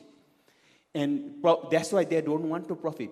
In land-based culture, it was open for all, sharing, learning from each other. But once it became a profit, in capitalist society, everything became the own property. That's why that they don't want to recognize it's a political, intentional, and disaster by choice. That's why disaster is happening by human created. And disaster is not new. It's for thousands of years. People survive it. So why people are getting so many people are died? Because it's created in a way that people can make a profit. Sorry, it was comments. Thank you. Yeah, I would allow you, Prof. No, it's just a comment. I think that one of the questions that I was keeping was this idea of whether earthquakes are a natural disaster. I think in a very good way you've, in a sense, debunked it by looking at the vulnerabilities, the physical and the social. And I think that the fact that those communities survived many years, but they were able to adapt and build structures that responded, I think you brought my, how can I say, and now I can, believe when people say it's not a natural. It's just a comment. It's not a question. Thank you. But you said the first word, what I don't accept. The first one, there is no such thing called natural disasters. I said all the disasters are made by human. Then there is no such thing called natural. There is no natural disasters. No, disaster of natural origin. But human is there. Human is there always. Then we have to teach, or not to teach, to shift the paradigm, not concentrating as we are doing now on the hazard, but we should concentrate on the vulnerabilities. If we teach our societies about the vulnerabilities, we reduce earthquake. Because you cannot reduce the hazard. The hazard is natural. The hazard is from God, but disasters from a human. We don't have to mix. Because if you said natural disaster, it means from God. No, I'm with you. That's what I'm saying. Thank you. I feel like, overpowered I have to admit, overpowered the chair. I think because of time, I need to reclaim my power. Please, I think we'll engage with the prof later. So for the sake of time, I need to ask the next presenter. Thank you very much, Prof.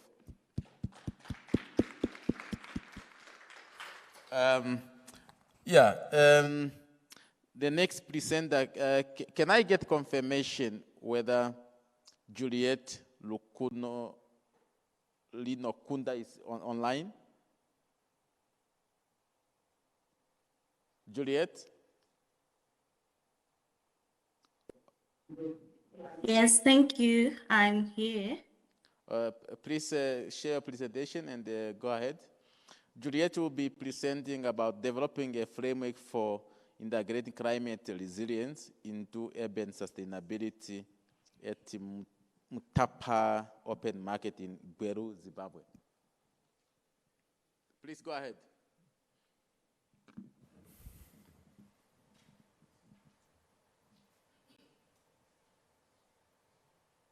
Okay, so I'm trying to share my presentation.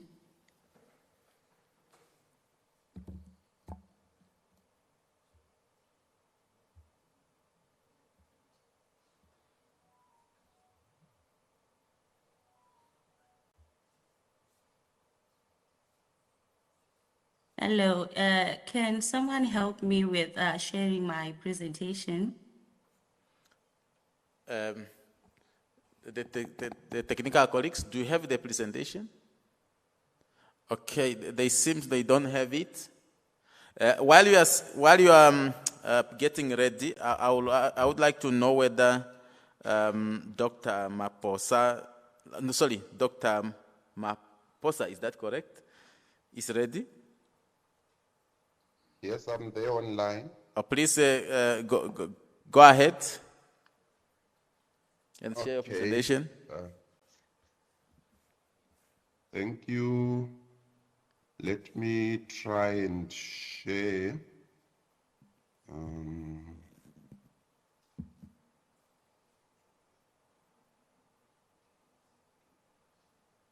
While you are busy, can I get confirmation whether Elizabeth Kambonde is here? Is not here. Okay. Okay. Elizabeth, are you online? Okay. Yeah, just go ahead, Dr. Maposa, to share your presentation. Okay, I'm trying to. Prof, Hello? I have Juliet's ready.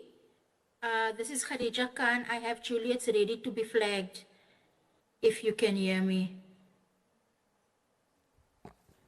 Sorry, may you say that again? I am Khadija Khan. I do have Juliet's presentation for flagging if she's ready. I can share on my side. Yeah, please go ahead and share it. Okay, will do.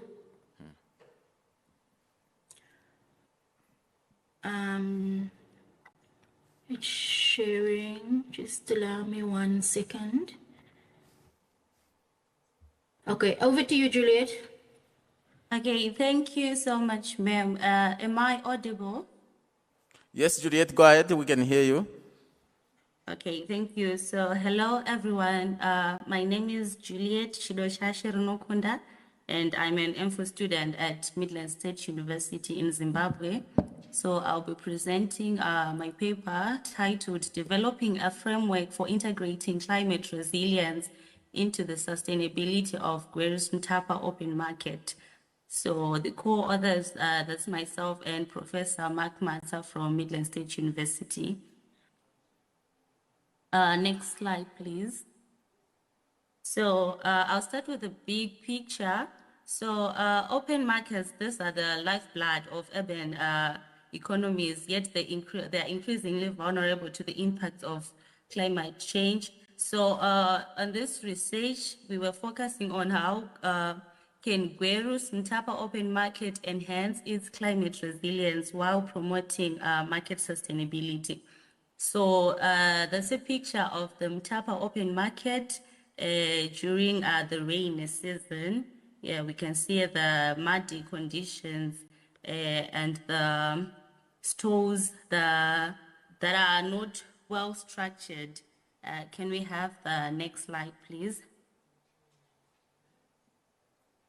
So the research objectives are to analyze the sustainability challenges hindering climate resilience at the market and to develop a framework for integrating climate resilience into the market sustainability at Mutapa Open Market in Gweru, Zimbabwe. Can we move to the next slide? For the background of the study, open markets Some call them open air markets, farmers markets, or vegetable markets. They serve as vibrant hubs, providing a free and accessible platform for buyers and sellers to congregate whilst they sell their merchandise with minimum barriers or restrictions. So I also defined climate resilience, which is the ability of individuals and communities to endure, manage, and recover from the effects of climate change. In this case, we are looking at the market traders at TAP Open Market. So, according to Beretta et al. 2017, these open markets are not exempted from the impacts of climate change, such as rising temperatures, changing precipitation patterns, and the likes. We have examples in developing countries like United Kingdom, France, and Spain, where open markets are well structured to reduce the vulnerability of traders to flooding and intense solar heat.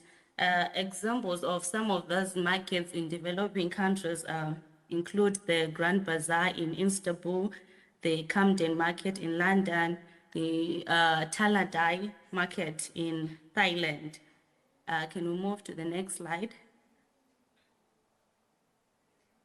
So, according to Deity et al., climate change disproportionately affects the livelihoods of women engaged in the informal vending sector in India. We can also see that in southern Ecuador, climate change has impacted the food systems, which affects the livelihoods of the traders in that region. We also have examples in developing countries like the Kumasi Kiejetia market in Ghana, the Haradi Dawa market in Ethiopia, Soweto market in Zambia.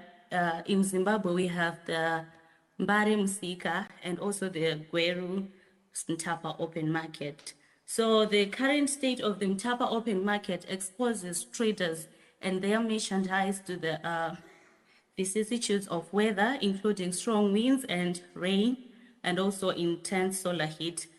From taking this to the picture that I showed you on my first slide. So given its economic relevance and impact to the livelihoods of traders, it is important to enhance climate resilience through sustainable market interventions. Next slide.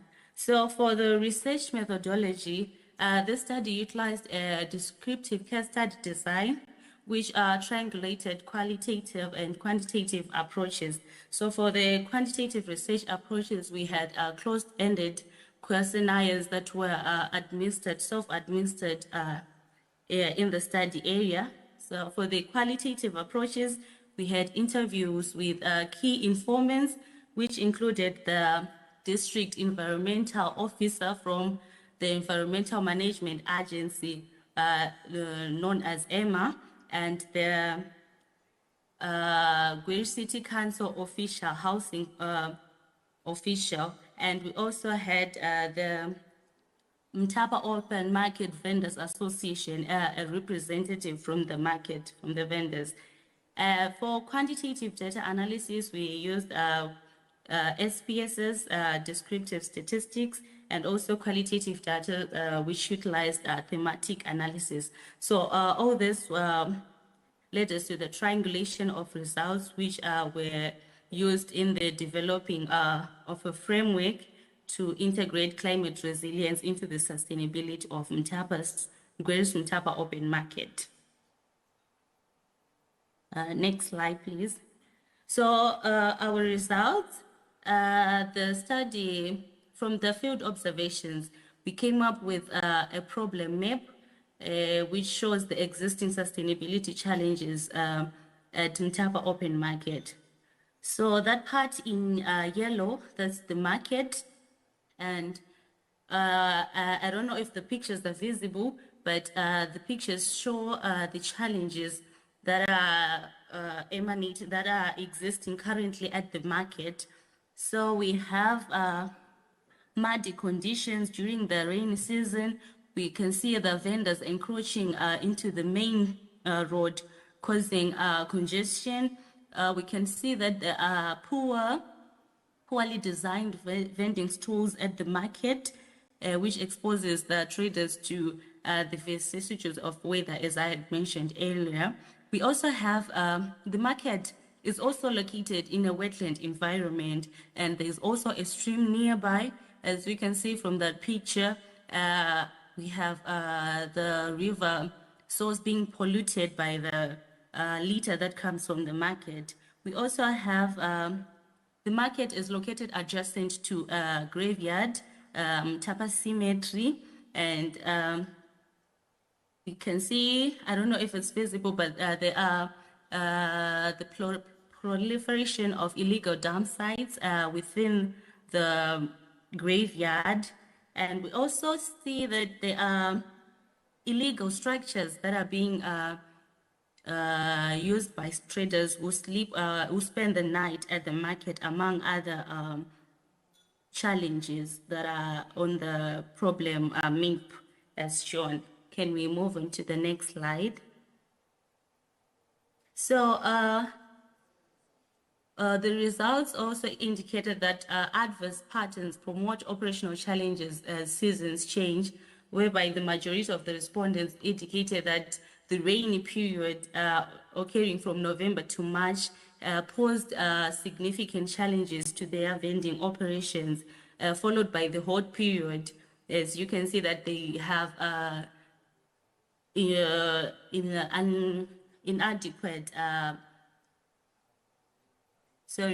inadequate infrastructure that protects them from the hot period, and we also have the cold period from May to August, which also affects the operational challenges as mentioned by the respondents from the market.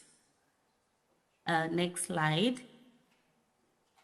So we also got to ask the vendors if they are aware of the climate change impacts that affect their operations.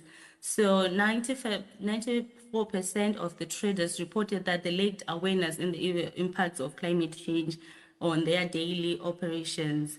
And the Gweri City Council Housing and Community Services Officer remarked that we need to equip traders with knowledge to understand how climate change affects businesses, because without this knowledge, they risk losing profits, which affects their livelihoods. So from the results, we realized that most of these traders, they really do not have knowledge on what exactly is climate change and how does it affect their daily operations at the market.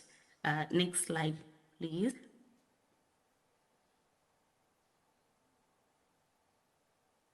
Okay, so figure 4 shows a map of Zimbabwe and the source regions from which the vendors get their merchandise. So the traders indicated that they get their merchandises from South Africa, from Botswana, and also from Zambia. And this includes second-hand clothing, new clothes, and also groceries. But within Zimbabwe now, most of the traders indicated that they source their goods from the eastern highlands of Zimbabwe, which include the Chiredzi, Mutare, and Honde Valley part.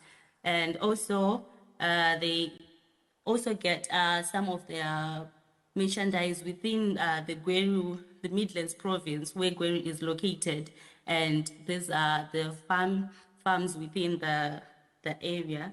So can we move on to the next slide?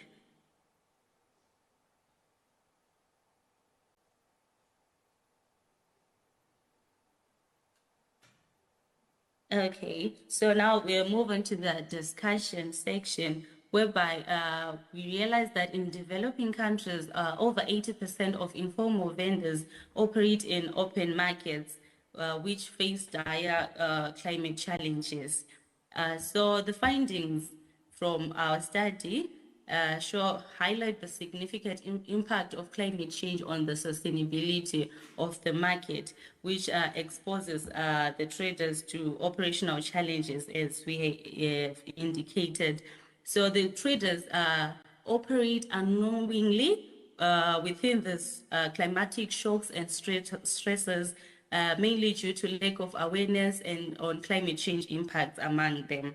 So sustainability challenges therefore continue to exist within the market area due to lack of planning, inadequate mechanism to evaluate the performance, and also weak coordinations from the regulatory board, be it the local authority or the government itself.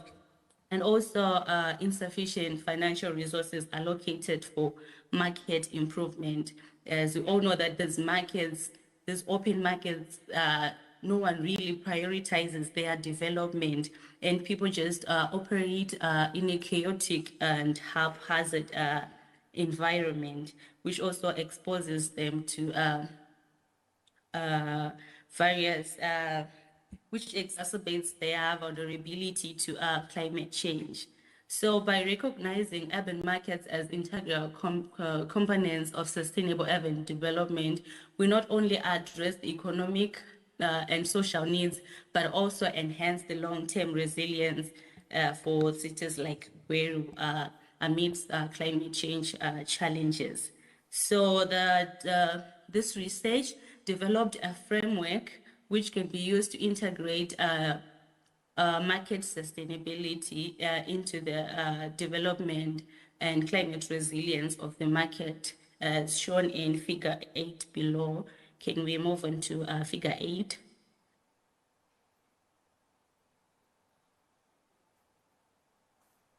So this figure shows that for us to attain climate resilience at the market, there is need for us to engage with relevant stakeholders from national to local levels. So we have the Ministry of Environment, Climate, and we also have the Environmental Management Agency, which is under that ministry. We have NGOs and Ministry of Women Affairs and Community, Small and Medium Enterprises Development. We also have the Gweru City Council and Mtapa Vendors Association, which represents all the vendors at the market. So the framework here outlines the roles of each and every stakeholder and how they will aid into the achievement of a sustainable climate resilience at Mtapa Open Market. So the Ministry of Environment will support stakeholder participatory approaches and inclusive decision-making, and they also oversee the national policies and policy formulation towards climate change and urban sustainability. So this ministry will help, therefore, to come up with policies that include the needs of the traders at the market, so that they will also have attain climate resilience. The Environmental Management Agency will also help in research and innovation on climate practices, and also offer educational trainings and awarenesses to the vendors at the market, because normally this agency, they go to the market and engage with traders doing cleanup campaigns, and I feel like and we have NGOs which will also facilitate in knowledge sharing. The Ministry of Women Affairs will help in skills development, finance, and promoting social inclusion. The Gweru City Council now is the responsible authority, so they will help in improving the infrastructure and also market evaluations and monitoring when the project has been completed. And the vendors now, as they represent the association, as they represent other vendors, they also help in advocating the needs and concerns in urban planning and climate resilience initiatives. Can we move on to the next slide? Juliet, try to summarize very quickly. Okay, so I'm now at the conclusion. whereby the integration of climate change, climate resilience at Mtapa Open Market represents a transformative opportunity for Gweru to cultivate an inclusive and sustainable urban environment. So when we integrate climate resilience into the sustainability of the market to support these vendors, we therefore contribute to the attainment of several sustainable development goals like SDG 11, Sustainable Cities 8, Decent Work and Economic Growth, and also Sustainable Development on 13 on climate action, whereby we are taking urgent measures against climate change. Can we move on to the next slide? So this is just the acknowledgement section where I just acknowledge my co-authors and the university for its support. Thank you so much for this opportunity. Thank you very much. While I will allow one comment or question, please, my Dr. Maposa already started loading the presentation. Just one question or comment.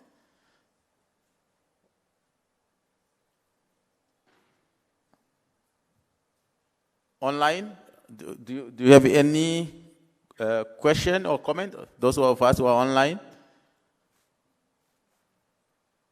Okay, it seems no question, no comment. Dr. Maposa, please go ahead.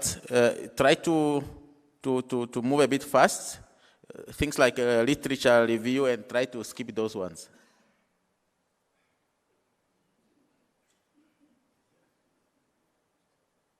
Are you there? Good afternoon. Dr. Maposa, please. Yes, good afternoon, everyone. My name is Mandlenkos Maposa, and I did this work with Dr. Kaplan Efoso and Professor Pilani Moyo. And there is the title of our presentation. Can we move on to the next page? Can we skip that slide?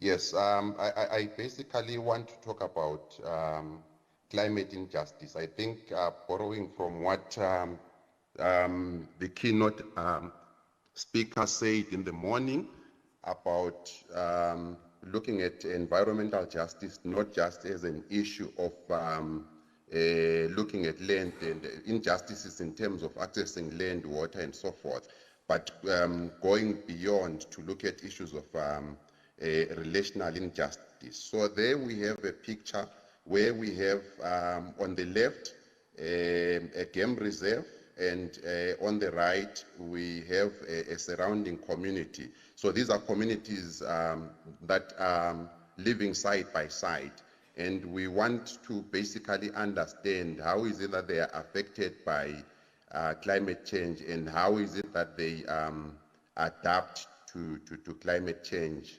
So again, that's another picture showing the same. We can move on in the interest of time.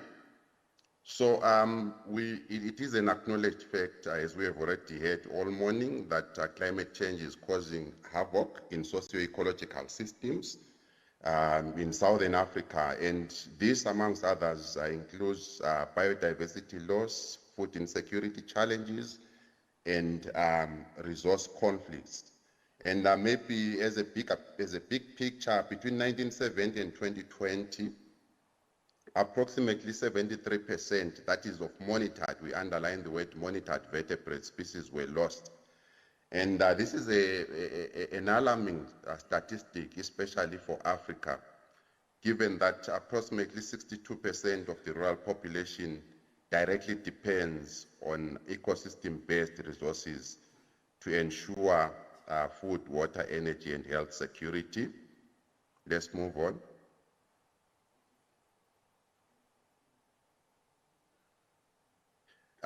Coming closer to the study context, South Africa is one of the world's 17 mega diverse countries, and it hosts substantial biodiversity-dependent economic sectors.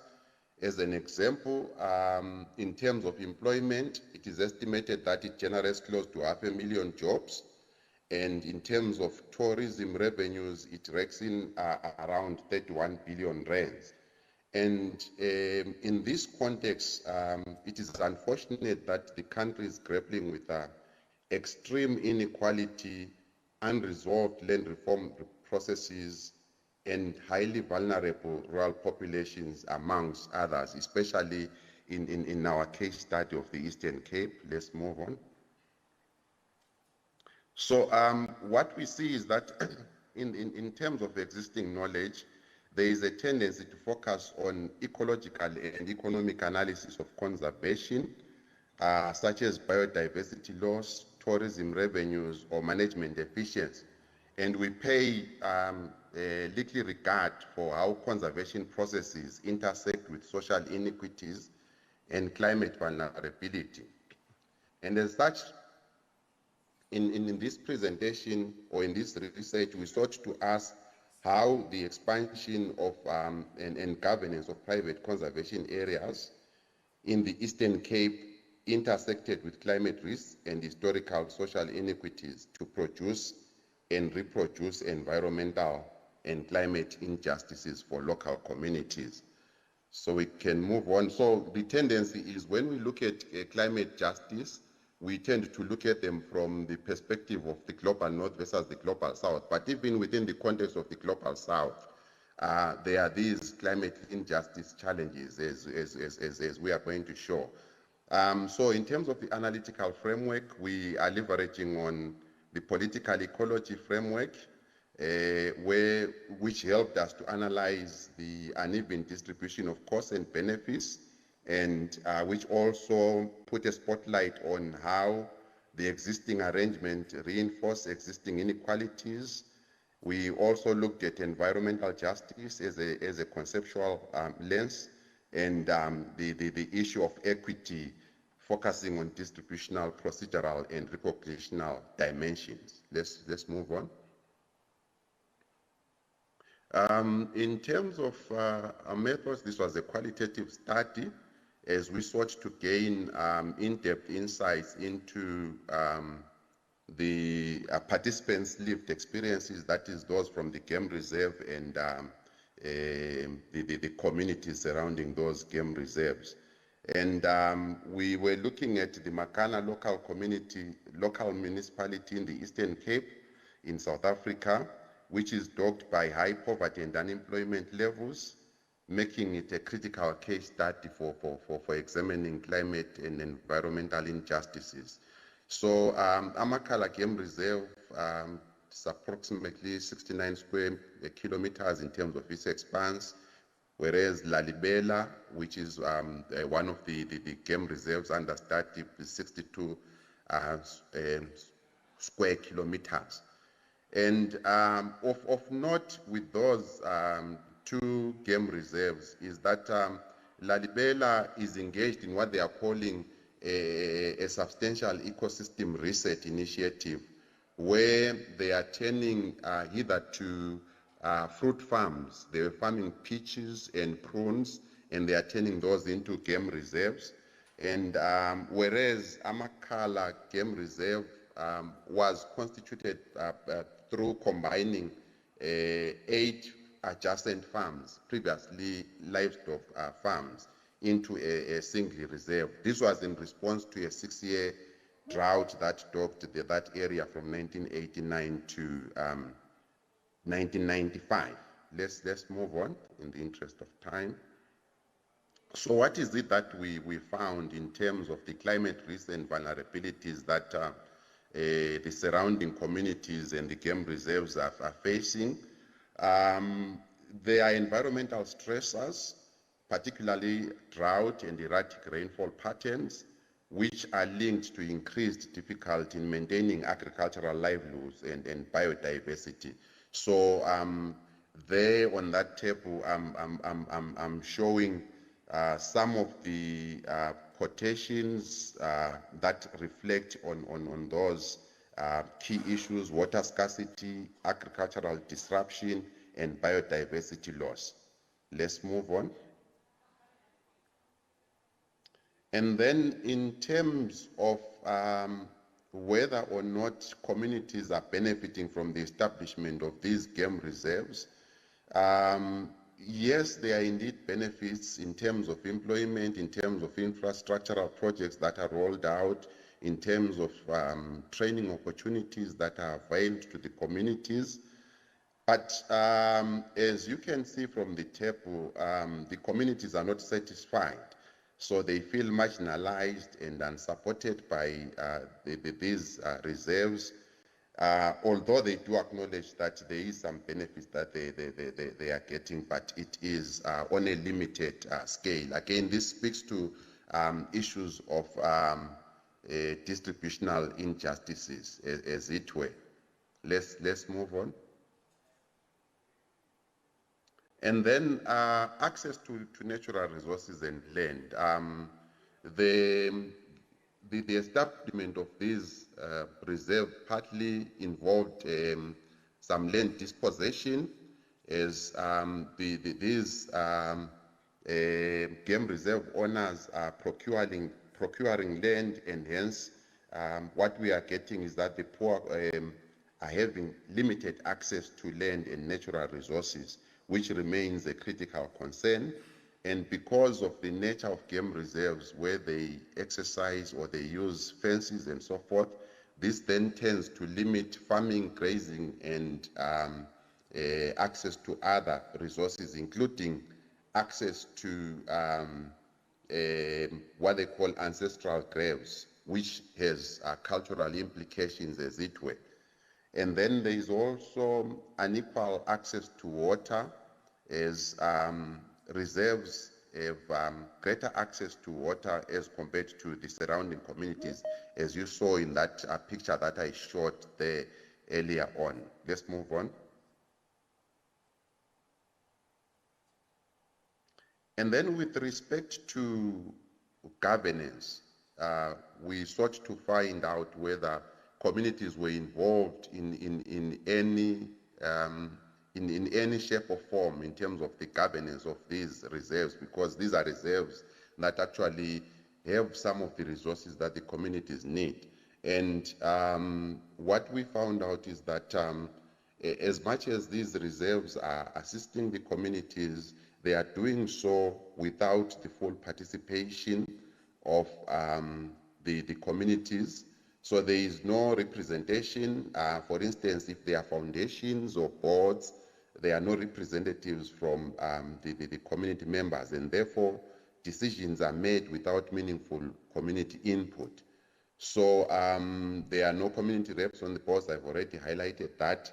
And hence, what we then have at the end of the day is that whatever benefit sharing mechanisms are there, they are opaque. Communities don't understand how they get what they have, and how they don't get what maybe they need as communities. So this is exclusionary governance, and those quotations that are there on the table reflect on that. Thank you. Let's move on. So what we see is that the current conservation models, particularly within privately owned reserves, are experienced by many community members as exclusionary, with limited benefit sharing and minimal participation in governance processes.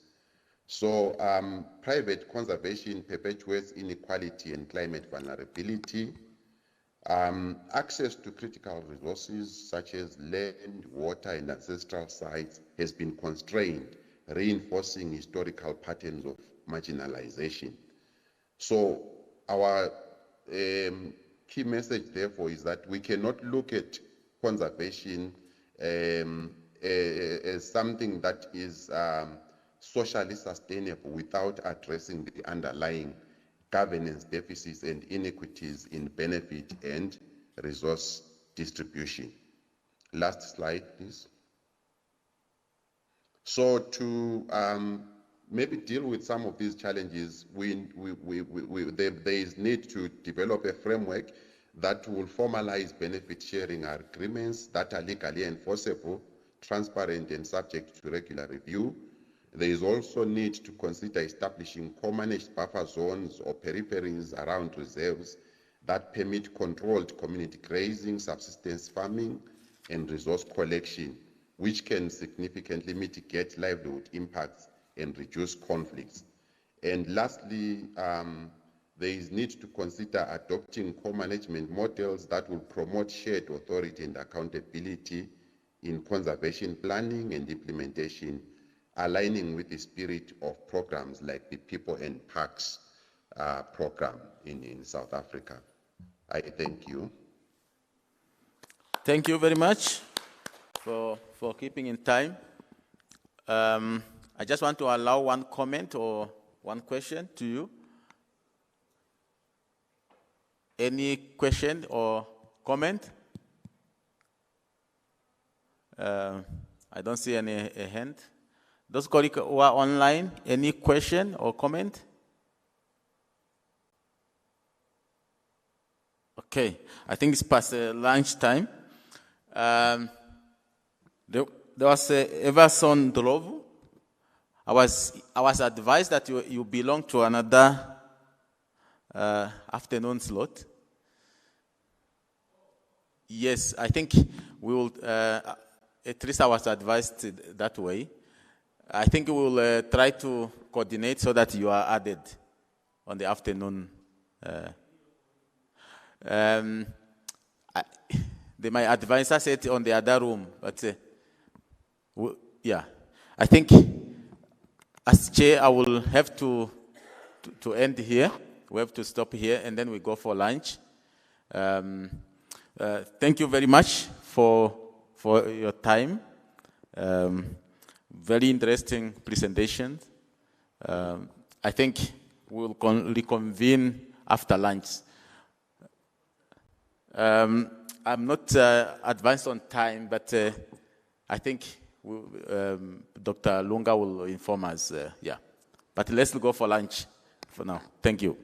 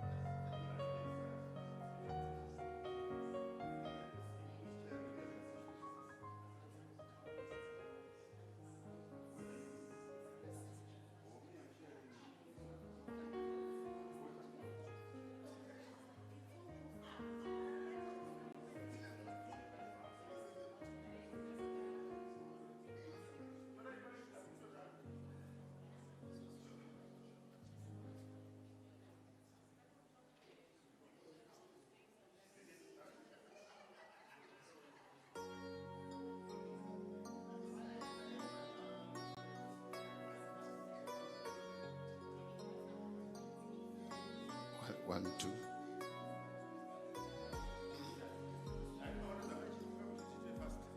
Eh, 10 minutes.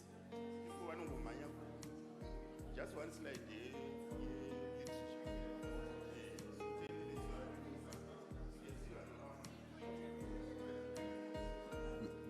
Good afternoon, ladies and gentlemen. May I call the House to order? Good afternoon, ladies and gentlemen. My name is Dr. Francis Muromo from the Midland State University in Zimbabwe, and I'm chairing this breakaway session on water resources management and climate change. So, our first presenter is Mary Ngosi. Mary Ngosi from the University of the Limpopo. Is she around?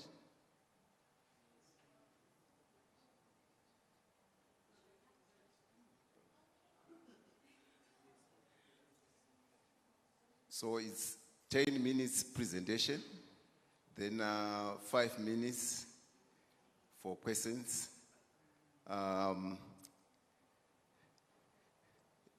Excuse me, can you be our timekeeper? Right.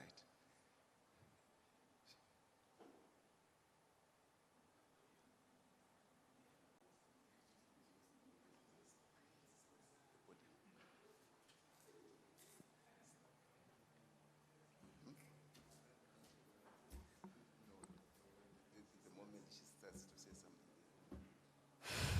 Oh.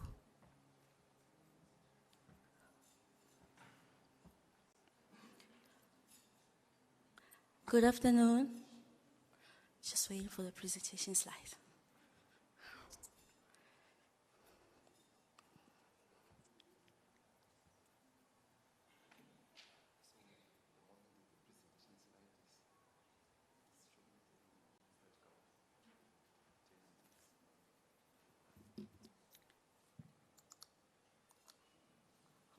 No, it's not this one. It's not this one. No.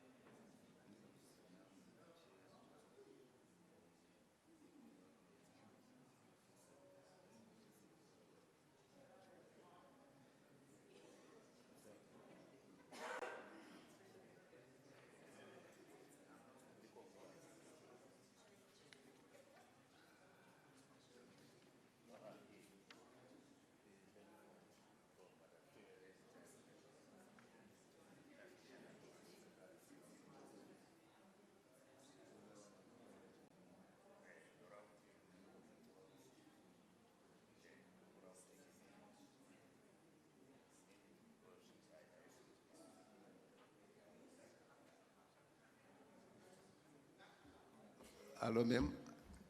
Are you ready? Yeah, we are ready. Okay. Hi, good afternoon. Oh, should I? May I? Okay.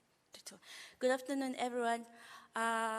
Today I'll be giving a presentation on evaluating water resources availability in the X22 quaternary catchment in Mpumalanga. My name is Mary Nkosi, currently a PhD student at the University of Limpopo, and this is part of the PhD project that I'm currently busy with. So basically I think a few speakers have already mentioned a few facts about the water resources in South Africa, and also it being, also the mean annual precipitation being half of what the world's annual precipitation is. So I'm just gonna zone in Mpumalanga. So Mpumalanga province has two distinct climates. It has the Lowveld area, which has received a little bit less rainfall, which is 600 millimeters, and the Highveld, which the rainfall can go up to 1,000 millimeters per annum. Most of this water is used for agriculture, mining. Mining is dominating the Highveld area, while agriculture is mostly in the Lowveld area, but a little bit also in the upstream. So my study is in the X2022 quaternary catchment, which is located in the Kruger River catchment, which is one of the major water supply sources in the province. The quaternary catchment houses a few suburbs, and also it hosts the capital city of the province, which is Mbombela. So the aim of the study was to evaluate water resource availability in X2022 catchment, because the Crocodile River catchment is known for its ecotourism benefits, but it's also been classified as water stress because of the increasing demand, and also issues such as water pollution and climate change and droughts, which leads to sometimes having restrictions on water use, such as the case of last year, December 2024, where there were restrictions of water for irrigation because of the drought. And so this is, I think I've covered some of the literature, but I'm going to focus on bullet point number 3. So we're going to do this assessment using a hydrological model called the soil and water assessment tool, which is SWOT. So models are one of the essential aspects or tools when it comes to water resource management, because it gives you the opportunity to assess different catchment scenarios, catchment responses to different scenarios such as climate change, land use, and all of those things. So for my study, which is the PhD, the main PhD, we're assessing the impact of land use urbanization, which is what's going to be covered in this presentation. We use both secondary and primary data, but the climate data, we got it from ARC and SOS, while the hydrological data, we got it from the Department of Water and Sanitation. We use the DEM because you need a DEM to delineate the different sub-basins. And then the soil mapper, we disintegrated the mainland type data, which we got it from ARC as well. So we used observed soil data, and in order for us to sort of enhance the quality, sort of like make it more into the area. My words are leaving me, but yes. And then for land use classification, we use Sentinel and Landsat number 5 for 1990, 2024. You'll see at some point, you'll see 2040. That's because we sort of predicted land use for 2040 in order for us to model what land use water resources will be like maybe for the period of 2040. I'll just present a bit on that because I was so excited. So just have it here. And this is the SWOT workflow. And then for calibration and validation of the model, we used RSWOT. For model performance, to measure our model performance indicators, it was NSE, KGE, and P-bias. So this is how our model performed. So we got an NSE of 0.58, and for calibration and for validation, it was 0.68, with a KGE of 0.78 and 0.83. So I'm focusing on those two because those two, most of the time, they are the most important performance indicators when it comes to modeling. And for that hydrograph there, you see is where we are comparing the observed with the simulated stream flow in order to evaluate our model performance. So this is the spatial distribution of the different, of the surface runoff. So we just did the annual flows, but as you can see, this is the annual flow for the whole catchment, while the spatial distribution, it shows you what the runoff distribution, oh Jesus, looks like in each subcatchment, right?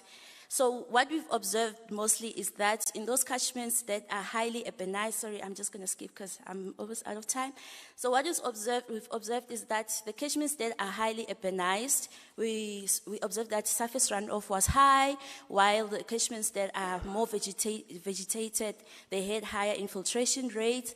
And the graph in orange is the stream flow discharge just after the catchment, after the X22 catchment, while at station X2 H046, that's at the mouth of the Crocodile River catchment, just when it's about to discharge into the Nkomati. So we saw that just below the catchment, because like I've explained that the catchment is like highly urbanized, which means there was a lot of discharges from the city and then also from the areas, but also because of the vegetation, we have high base flow, which we suspect that's the reason the stream flow is increasing in that area. However, further downstream, we observe that the stream flow is actually decreasing, and we think the factors that play into that role is because downstream there's a lot of agricultural activities happening, which could be the water is irrigation reasons, that's why it's decreasing, and also climate reasons, like I've explained that it's a semi-arid catchment and you have a lot of droughts happening.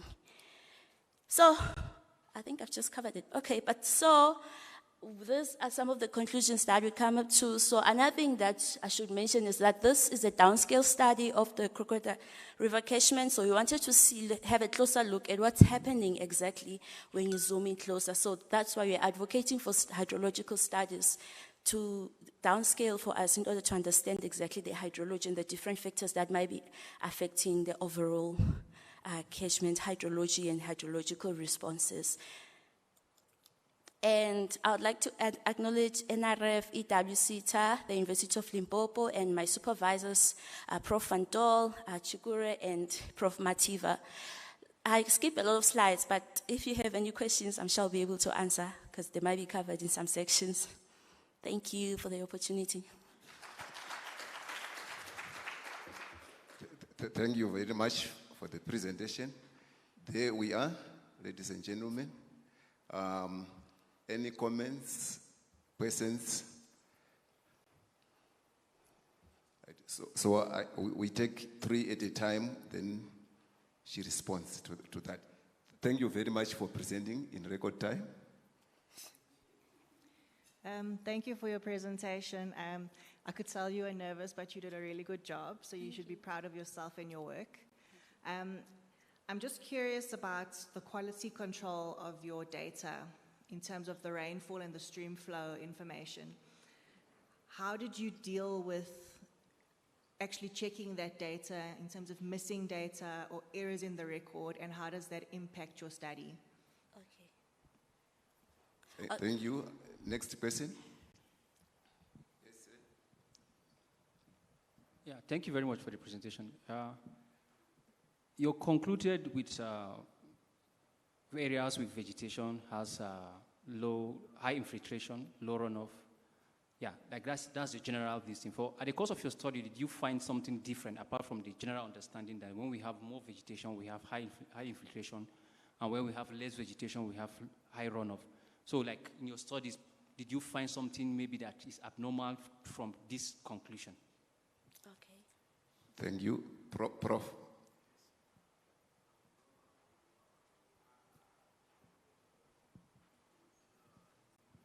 Thank you. What you're doing is excellent. But I have a question regarding your worldview, because you started titling the water resources. Is that water is resource, or water is our obligation or relative? Because if we are not clear about our worldview, doesn't matter. We use quantitative or qualitative, then it become the resource. It become more kind of, we can do whatever we want. But once we see, not as a resource, but as a responsibility, it's changed the whole worldview. Thank you. Thank you. Right. There you are. Respond to these three before we go to the next round of questions. There's a next round? Okay. Thank you for the questions. I have a very short memory, so I might ask you to repeat your question. Please bear with me. So for the quality control, so I did not present it here, but we had a section. So what we did for the gaps, I was fortunate enough, my data did not have gaps that were like so extensive. So, but however, with SWOT, if you find like a gaps, like I said, my gaps were not so big. If you find a gap, you've just replaced with the negative 99, and the statistics that are calculated during the weather generator, they are sort of used to interpolate for those missing data. But I was fortunate enough, I did not have a lot of gaps. Thank you. For the second question, what was abnormal about the findings of the study? Because right? Mm.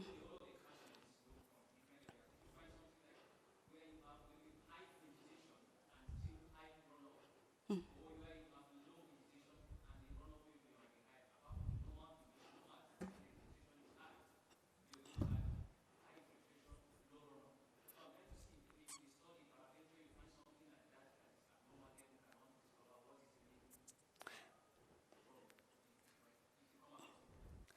Okay, for the recharge, I'm just going to scroll back. Oh, it can't move. So for the recharge on the spatial distribution, we did notice something abnormal, such as, for example, there's an area where we did the percolation, and the percolation was saying that it is sort of low because it's highly urbanized. That's small subcatchment. However, you find that the recharge is also saying it's higher. Those are some of the things that I came across. But the results that I've sort of presented here is just the overall for the whole catchment. But when you look closer, we did observe some of those abnormalities. And for your question, please repeat. Is water resource or is a responsibility? Because once we say resource, the whole meaning transforms as a profit. Okay, is water resource a responsibility or? Is water our resource or is our responsibility? I think it's both. Okay, I'll explain why. I think it's both because number one, it's a resource because it's naturally like what we have, it comes naturally. However, it's our responsibility to make sure that we protect it so that it's sustainable for future generations. Did I answer? Okay, cool. Oh, thank you.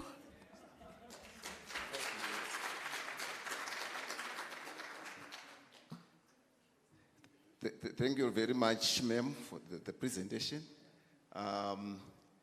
Because we want to maintain the time that has been allocated to us, you may engage with her if you have got any further concerns. Right? Our next presenter is Mosoto Lebogeng Mosoto.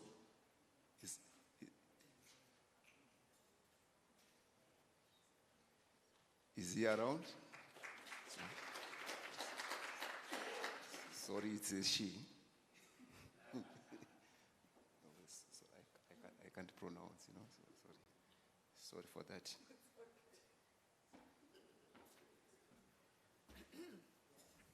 Hallelujah. Good afternoon, colleagues. Oh, yeah. I just realized I'm the only person that went on stage with a laptop. So it shows how nervous am I. Good afternoon, everyone. My name is Lebogang. I'm just going to ensure that I use the time provided efficiently. So my research was done on the integration of disaster risk assessment into the upgrade of the wastewater treatment. This case study is for Lepelle Mgumpi municipality in the Capricorn, Limpopo province. I did my master's degree with DIMTech, so this is for the first time that I am presenting the outcome or the report that I had. And by then, supervisor was Dr. Bede. In terms of the current situation in South Africa, we are aware that the wastewater infrastructure, it indicates that over 75% of southern wastewater plants are in a poor or critical condition, risking environmental health. Also, issues around the climate change impact increases frequency and severity of water-related disasters, worsening wastewater risks.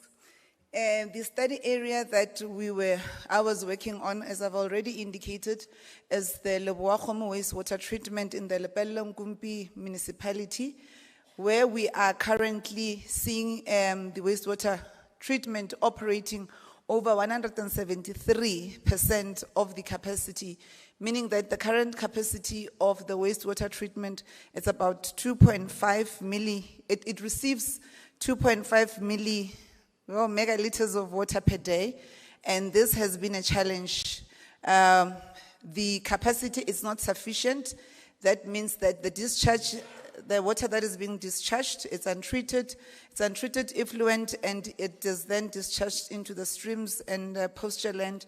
And also what the communities around that area were facing then when we were doing the study was the health impacts from the untreated effluent. The focus on the risk assessment, it was to look at the integration of your dynamic risk assessment, which aims to mitigate risks and improve community resilience in the affected areas. If I were to skip and go to the research question, our question was what are the effects of excluding disaster risk assessment in the wastewater treatment upgrade, and how can an effective disaster risk assessment integration be ensured in future projects? The problem statement looked at the wastewater treatments are currently overloaded and underperforming, posing environmental and health risk that needs to integrate disaster risk assessment in the infrastructure planning and the upgrade of the infrastructure. It makes it essential. We have observed that the current situation where the systems are not, the DRA, it's not included, you would find that most of the challenges that the communities are facing is that they are then exposed to the hazards that may come out from the wastewater treatment itself. In terms of the main objectives, it was to evaluate the importance of integrating DRA into the upgrade of the wastewater treatment as a strategy for climate resilient infrastructure planning.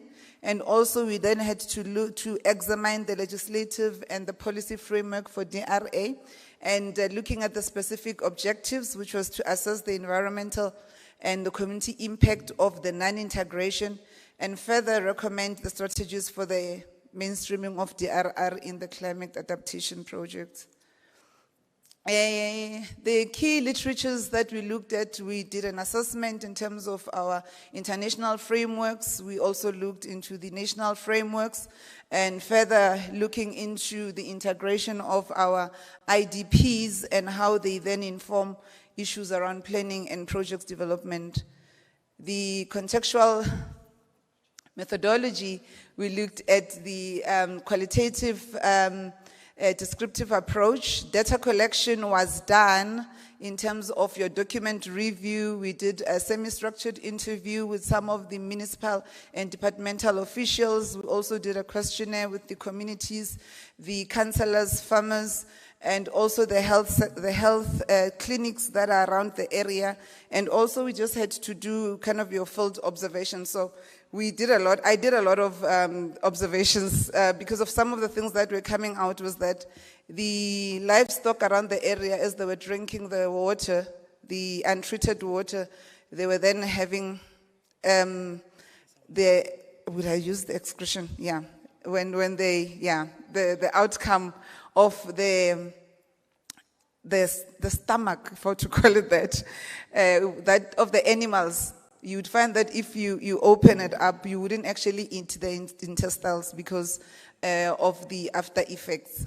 Then as I've indicated, that the area that we went to is Makurungu. We then did the participation of about 111 community members. That is also inclusive of the ones that we've already outlined. And also we then had to do an analysis of the information received. In terms of the conceptual framework, we then looked at what your disaster risk assessment would then look at, and also looking at the climate change resilient connection. With your DRA identified, where we know that when you do your disaster risk assessment, you'd look at your identification of your hazard, your exposure, your vulnerability, and your adaptive capacity or capabilities that you have. And that would then look at how does it then inform risk reduction in terms of the designing of the infrastructure. Because of currently, as I'm speaking to you, the municipality, it's in the process of upgrading the system. So what we would want to know is that it's the information or the DRA being integrated in their current program that they're doing. Also through that, we will then have an outcome of ensuring that sustainability of future climate scenarios will then be considered. In terms of the findings, we found that there was environmental impact which came from the untreated effluent, which are contaminating the pasture land and the water resources around the area. When we were engaging with the clinic around, there was a number of increased cases on diarrhea, skin irritation, respiratory problems that the communities were facing. And also what we also discovered was that in terms of the governmental gaps, there's lack of coordination between municipal departments, poor policy enforcement that was happening around the area, community exclusion. As we're engaging with the communities, most of the communities indicated that they were not necessarily included with the development of the wastewater treatment, because of the wastewater treatment, it's based in a rural area, but it's servicing the semi-urban area. So that 95% of the residents were not consulted during the planning, and also by then, because of the municipality were saying they would be upgrading, when we were engaging them, then they were saying that they were not included in the upgrades. And then the other thing was around your infrastructure deficiencies, you're indicating that the plant is operating beyond. All right. Further to that, your climate vulnerabilities also worsen the systems, your low awareness on the inclusion of the disaster risk assessment by the municipal officials, your weak coordination in terms of environmental, water, and disaster management, and also the community has got to a point where then there was the distrust in terms of whatever projects that the municipality would be bringing in. As I go towards the dimensions that we looked at in terms of recommendations, we then recommended that it should be mandatory that disaster risk assessment for all infrastructure should be included, strengthening the interdepartmental cooperation that as and when a project is implemented in your infrastructure unit, disaster management unit should also be consulted, training municipal engineers and planners on your risk-informed designing, establishing participatory monitoring of your wastewater treatment by inclusion of your communities, and also looking at sustainability by integrating your wastewater REP and your disaster risk assessment into your local climate adaptation strategy. So in conclusion, what we're saying is integrating DRR, it should be looked at as a non-integrated amplifies your disaster risk community vulnerability. Your DRI is a key instrument for local climate adaptation and risk-informed development, and the integrating of the DRR would then promote compliance, community resilience, and long-term sustainability. Our takeaways was that by integrating DRR into planning, you then incorporate disaster risk into municipal planning and your IDPs to improve resilience, enhance coordination by strengthening interdepartmental coordination to ensure coherence and effective disaster risk management strategies, conduct awareness campaigns by launching public awareness campaigns to educate communities about the wastewater treatment or climate resilient issues in their area, and also develop monitoring frameworks that would create a robust monitoring system to track progress and ensure alignment with our SDGs. I would also like to acknowledge the people that participate or organization that assisted me, your NDMC, your municipality Capricorn, the university, and also to Prof. Bele, who was my academic supervisor, and to the community of Makurung village in the Lepelle Nkumpi municipality. Thank you. Thank you, ma'am, for that presentation. Right, for those subsequent presentations, please, you need to, presenters need to keep in touch the timekeeper. Right, so there was the presentation. Questions, comments?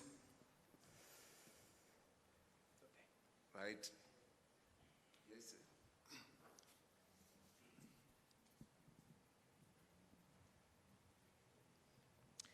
Thank you. My name is Ernest Marange. So in your findings, I noted that you talked about issues to do with water pollution as well as pollutions of grazing lands. So for me, for any local authority to make decisions, like you are recommending them to integrate things, it is to be a matter of numbers. So my question would be, how large a population is being affected by such pollutions within this area of your study, and does it really warrant for the city fathers to make such a decision as you are proposing? Thank you. May you respond to that before we move on to the next question? The way I am so scared and I'm not seeing hands, I'm like thinking, you're in my way. Okay, in terms of the study area, I may not have numbers by now, but I'm talking about a village that would have more than 200 households. That is where the wastewater treatment is. But the wastewater treatment is actually servicing more than 500,000 population because of the Lewahomu, it's a township. So the township where it is, the wastewater treatment is based in the rural area. So the people that are affected, it's in that village alone, which is called Makurung, you'll have more than 200 households. And adjacent to those, there's other villages because of the stream. The untreated water goes into a stream, which is also adjacent to the other villages.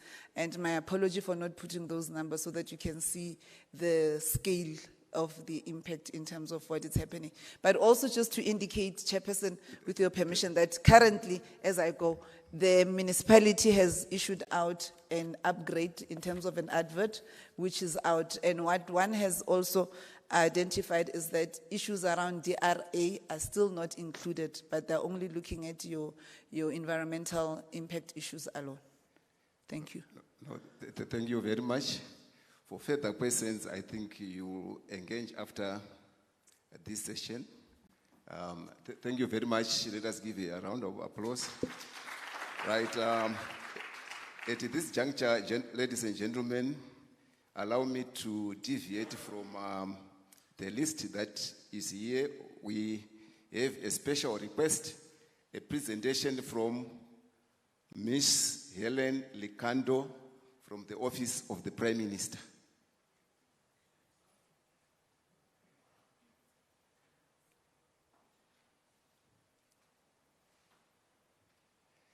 Let us clap hands for her as she takes up the podium.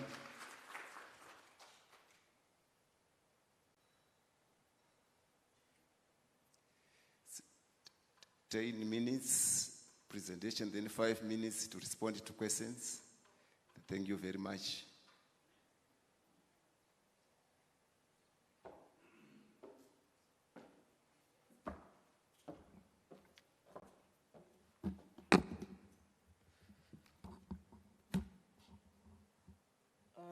A very good afternoon to you all.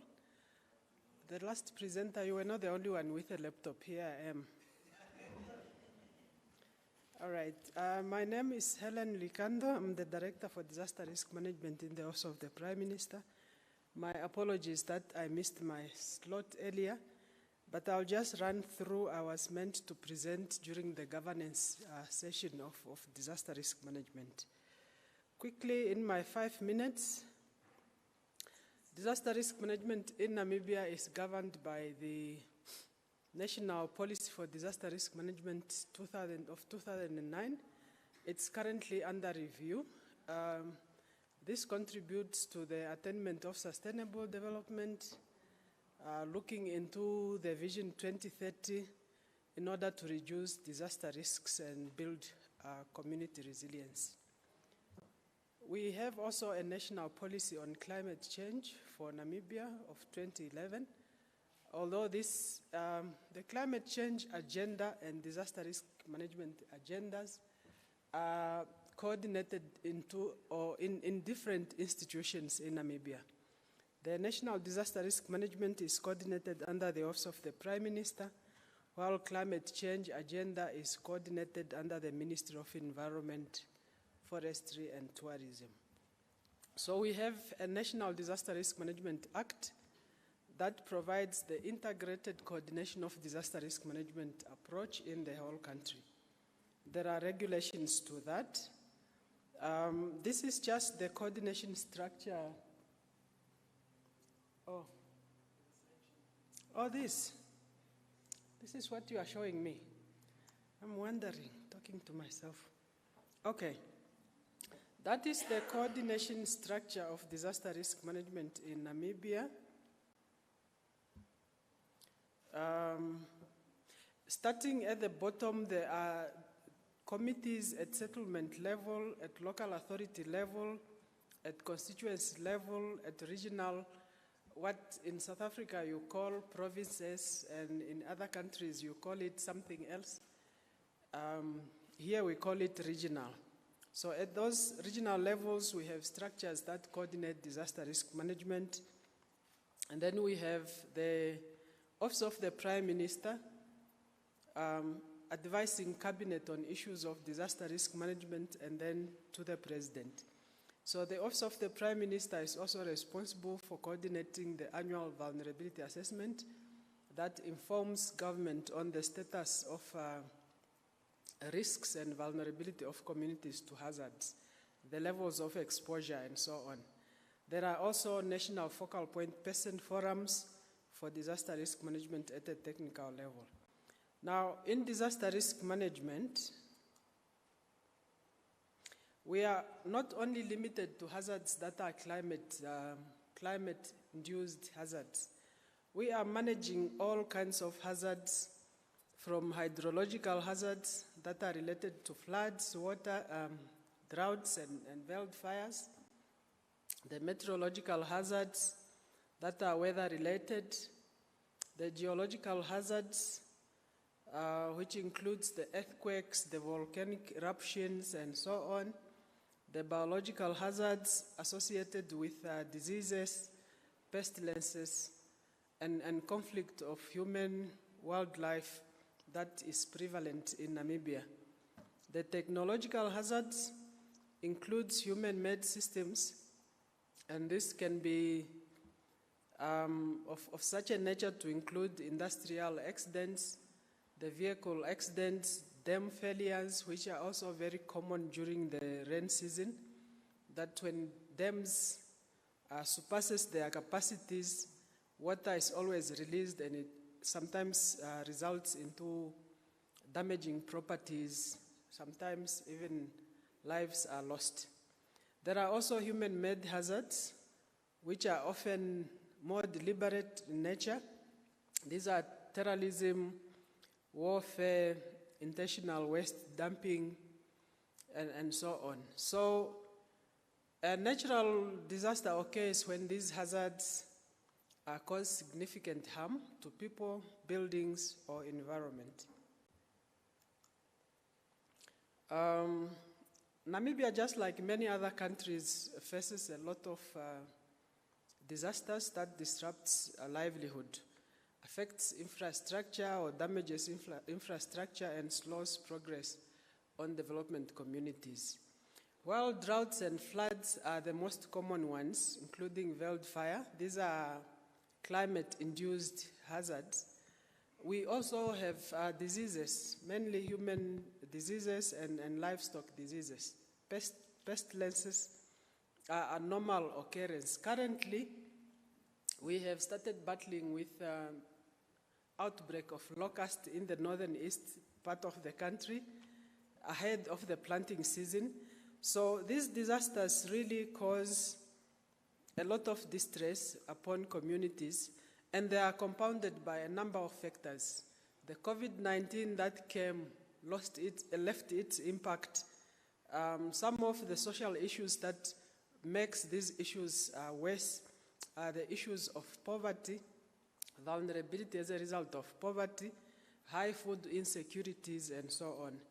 So we need to involve strategies that will build the resilience of these communities, the infrastructure, so that as we are experiencing frequency of these disasters, we build resilience.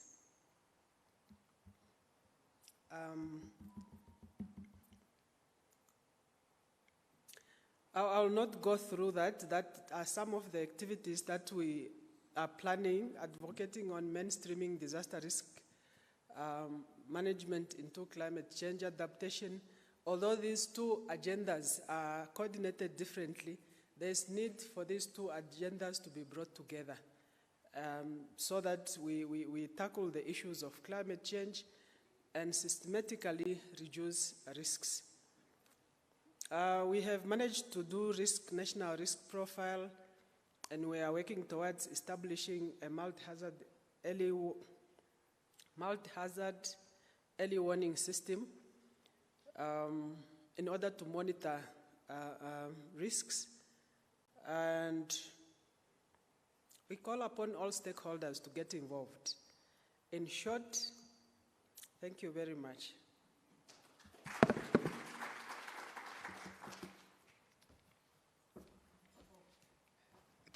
Thank you very much, Director. Before I run away.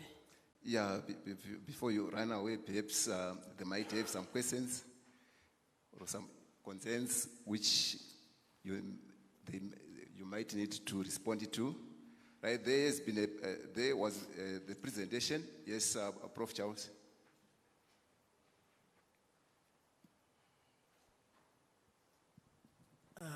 Thank you very much for that presentation. Mine is really just a clarification question. First, we take note that I think disaster risk management is taken seriously here in Namibia. To have you working in the Prime Minister's office is laudable. But you also said the climate policy is coordinated from another department. Now, given the relationship between, obviously, climate and disasters, how do you coordinate your activities? Are there certain structures where you meet and align policies, programs, and so on and so on? How do you coordinate your work? Thank you very much. That actually remains a challenge, and I think this challenge does not apply to Namibia alone. You have actually a climate change agenda, and separately to that, you have a disaster risk management agenda. While climate change looks at the issues of adaptations and how do we reduce the gas emission and so on, disaster risk management agenda is more concerned about risk reduction mechanisms, creating resilient infrastructures that are able to withstand the shocks, and assisting communities to be able to absorb or bounce back better after these disasters. There is, of course, there is a need for these two agendas to be brought together and be able to, if we cannot talk the same language, at least we should be able to work together. But world over, this remains a challenge. We do meet with a department that is responsible for coordinating climate change often, but these two agendas remains unintegrated. Thank you. Hi, thanks for the presentation. My name is Ketiwe Mncwabe from University of KwaZulu-Natal. My question is, what are your plans or strategies for early warning systems at a household level?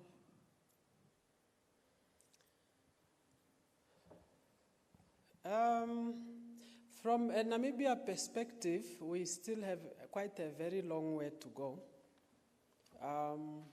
At household level, the only thing we are trying to do, people are still using, especially in rural areas, they still depend on indigenous knowledge.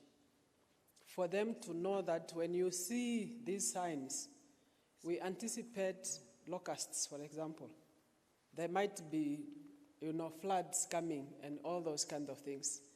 We do try to create awareness, disseminate information on early warning system, but in the absence of an existing multi-hazard early warning system, it becomes difficult.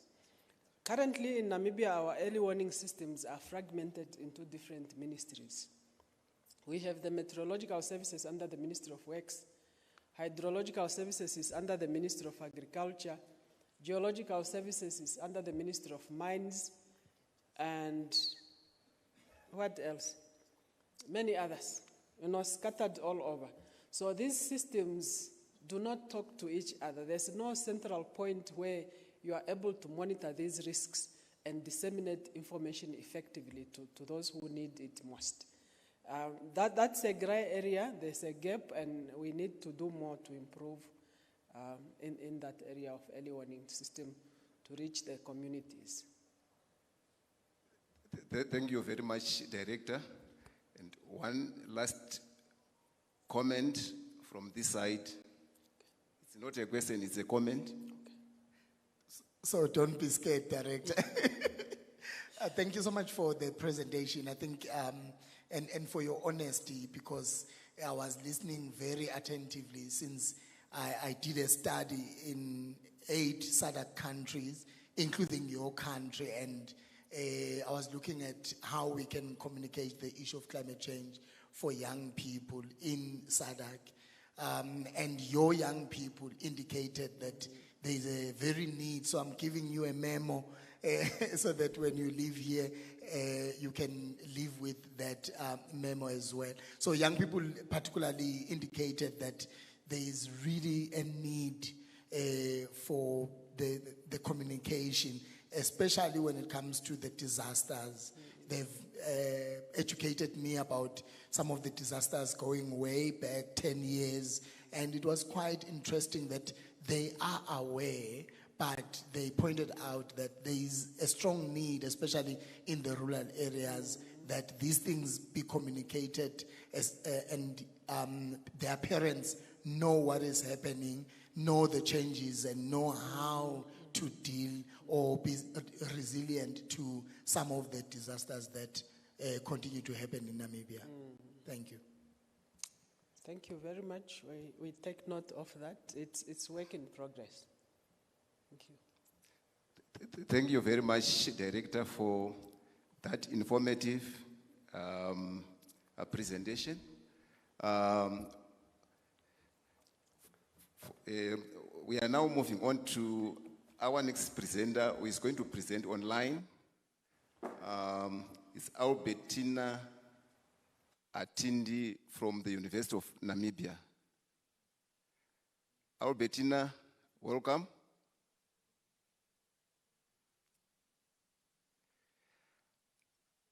Thank you very much, Sir. Can I share my slides or? Yeah. Please do.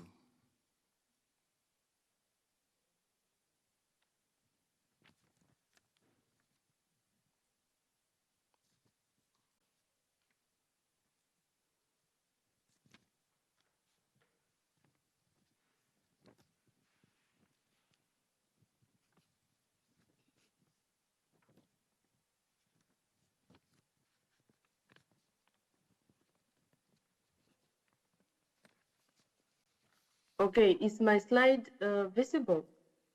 No.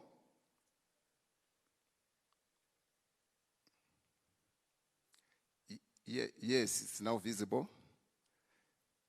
Proceed. Okay, just a moment.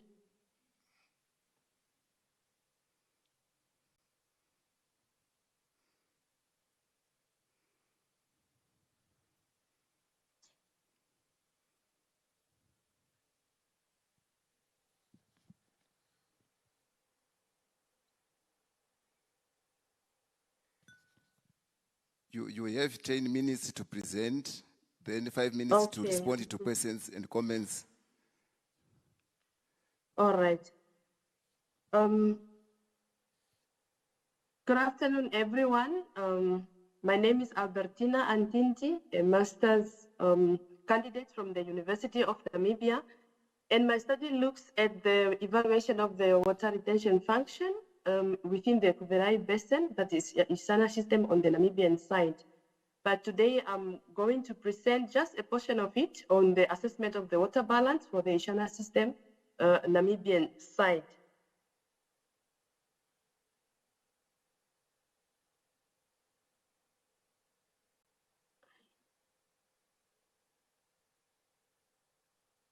Water is very much important, especially within the Kuverai Basin, as it supports livelihood and sustain ecosystems within the basin, and also agricultural production and socio-economic development. And it also recharges the groundwater system, which helps with the climate resilience.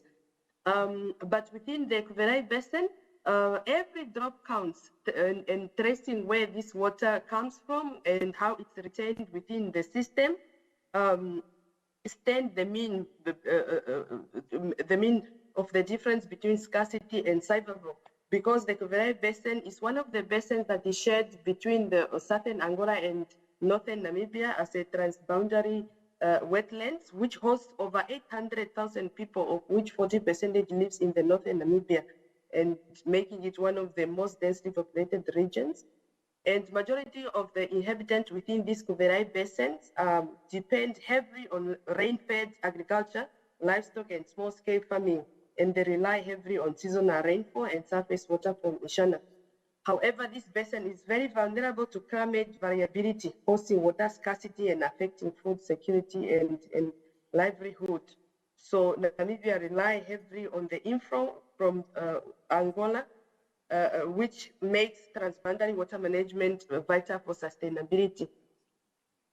As seen in the slides, Namibia is one of the driest countries in sub-Saharan Africa, which is characterized by the climate of semi-arid and low, very low and highly variable rainfall, both in space and time.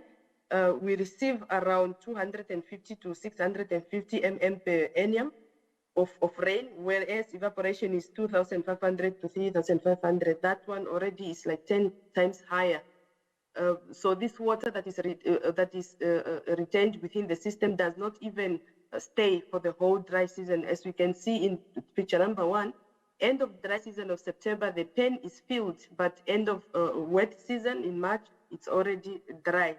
So this increased variability in climate and land use is the one that drives the flood-drought cycle within the system. So the Kuverai Basin, I've already spoken about it. Figure number 2 shows the overview of my study area. This is the Ishana system, and I'm only interested on the Namibian part of the system. And figure number 3 shows the Kuverai Basin that was studied from RN 2021. The pink area is the Kuverai Basin itself between the two countries, whereas the area of interest is the Ishana system in brown. And the blue ones are those are the Ishana system now that I'm referring to. The temporary natural water retention features that hold water for the community use. The water balance that I'm going to present here is actually an account of the water, of all the input and output of the system, and also over the given period of time, based on the principles of the total amount of water that enters the system and the water that exits the system, plus any change in storage. That's why the governing equation is presented there. And my research objective actually was to overall assess the water balance within the Ishana system, so to understand its water retention potential and loss characteristics, which now drives us to the specific objective to just quantify the water balance component and also the storage depth. And then number 2 is to quantify the current storage capacity of the Ishana system. So due to the interest of time, I will not run through the literature, but these are some of the literature reviews that were reviewed for my studies. The flow chart of the methodology, the data to answer the first objective of the estimating the water balance. The meteorological data were obtained from Saskar WeatherNet and UNAMA Weather Station for 2012 to 2021. It's a 10-year period that assisted with the estimation of the input of the water balance, that's the rainfall, and also the output component, runoff, evapotranspiration, and infiltration, which then allowed me to estimate the water storage 5 depth. minutes, Albertina, 5 minutes.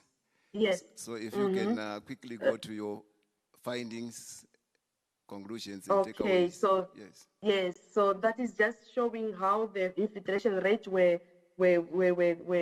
the infiltration was measured from the 5 representative sites of Ishana system, showing the 5 location for the sampling points in figure number 7, and also area rainfall was also taken from the 5 meteorological weather stations of the Ishana system, Saskar and Juna. And the runoff was estimated using based mostly on the land use and soil hydrologic group to compute the runoff. And evapotranspiration was also computed from Penn-Montague method, as shown in the diagram with the governing equations as shown. The key finding is that from the infiltration rate, you can see that the annual infiltration rate capacity for Ishana system was estimated to 966 millimeters. That's the amount of water that the land of Ishana is able to absorb. And this and the infiltration rate was the initial, or the field infiltration test revealed initial infiltration rate that is shown by the graph, as an initial infiltration rate went very fast, but it declines exponentially to final rates. And then the values indicated, some of the values indicated moderate to high infiltration potential, especially in Ishana with sandy bottoms, and some clay-rich Ishana showed restricted infiltration, retaining surface water for longer duration. But you can see that from the reading of the cumulative infiltration, the infiltration varies given different land use and different soil coverage within Ishana system. Rainfall was estimated to 310 from this as spatially weighted over Ishana system, which is highly variable also when you look at the distribution of this rainfall amongst the stations. And then for the runoff, you can see that the built areas contributed the most to the runoff, which is 22% due to the impervious surface, while those vegetal cover contributed the least, because the infiltration of the runoff is aided by the presence of the bush and the crop, which assisted with the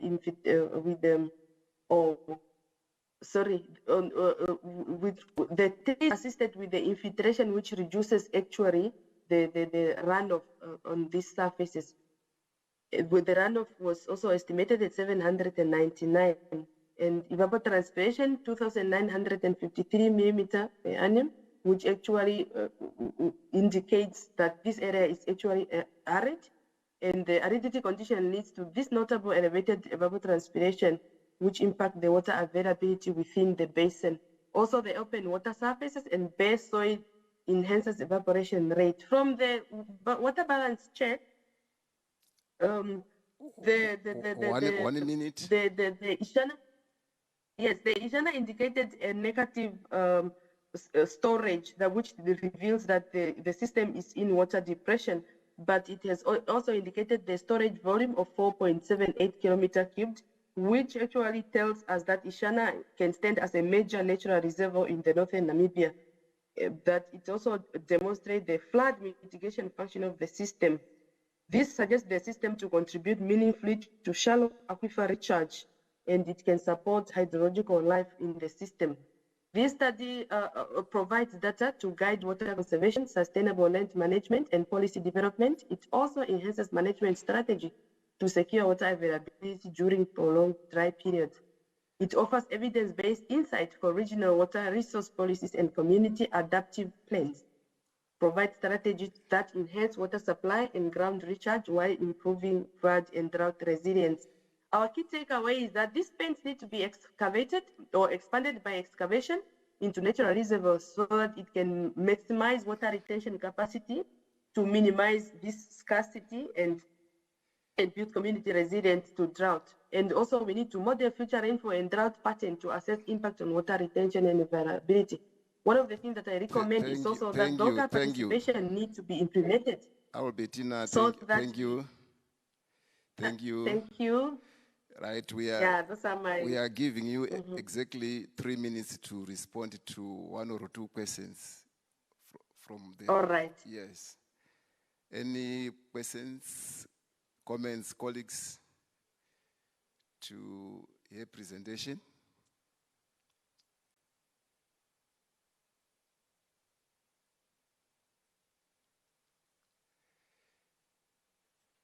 There seems to be no question. I think you may finish. Sorry, there's a question. Yes. Thank you for the wonderful presentation. My question is, I believe from the geographical location of the reservoir and the area in mention, it sits on the border between Namibia and Angola, and I'm wondering how effective the cross-border collaboration is. How easy is it, looking at the regulations on both sides of the country and the communities that also live or reside or even utilize that resource? How easy or difficult is the collaboration for the effective management of the catchment area? Thank you very much for the question. So currently, the management of this trans-shared water is not very effective, so to say, because each country is mostly managing their own waters. But the recent development is that the 2 countries are into agreement so that they can maximize the usage or the management of this water, because the water comes from Angola and it ends up in Namibia draining into Etosha Pen. But the management, so to say, of the 2 is not very well, the collaboration is not very well managed, as to say, as of now. The population, the most population lives in southern Angola that are closer to Namibian borders, and they mostly just use water as available, and there are no regulative measures that are put at hand now to manage the water or the usage of this water between the 2 countries.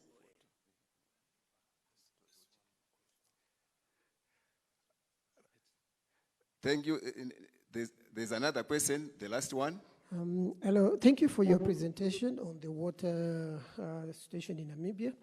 Since you did your studies or your researches around the water in the northern region, I suppose you did something on Ohangwena Aquifer. What is its capacity and what is the current situation? Because we understand it was supposed to be developed for use. What do you have about it if you did any studies on that? Thank you. Thank you very much, sir. I did not really focus on the water or the aquifer in Ohangwena. I see there's a study that was done by Hilia, one of the students from the University of Namibia during her master's. But I'm focusing on the surface water, the retention, the water that is retained within the overall Ishana system, but not like on a particular region, so to say, much of the aquifer.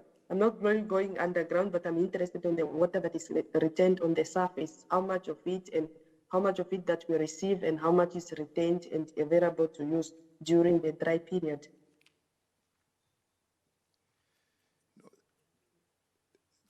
Thank you very much for your presentation. Let us give a round of applause. Right. Thank you, sir. No, our next presenter is Cherit Malaza from the University of Limpopo. Is she around? Yes, I am around.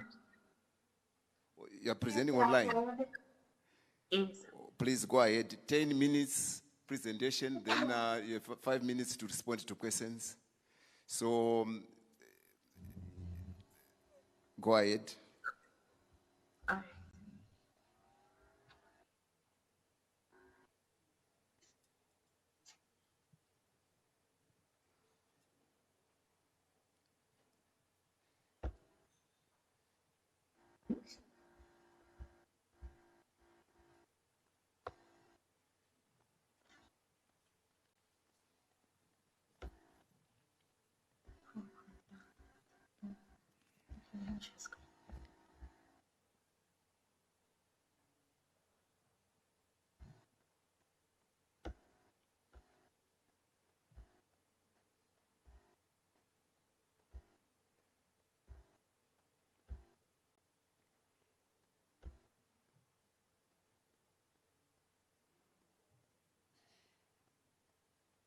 Cherit, where are you? I'm having problems with sharing my presentation, but I did send on the email that was provided on the online platform.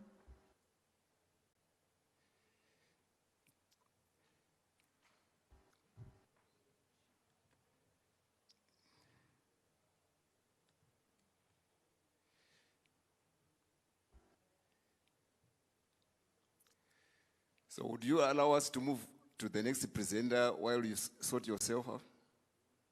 All right. Right, then let us move on to the next presenter.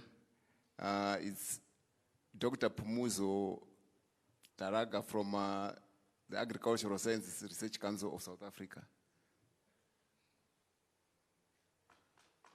Let us give him a round of applause.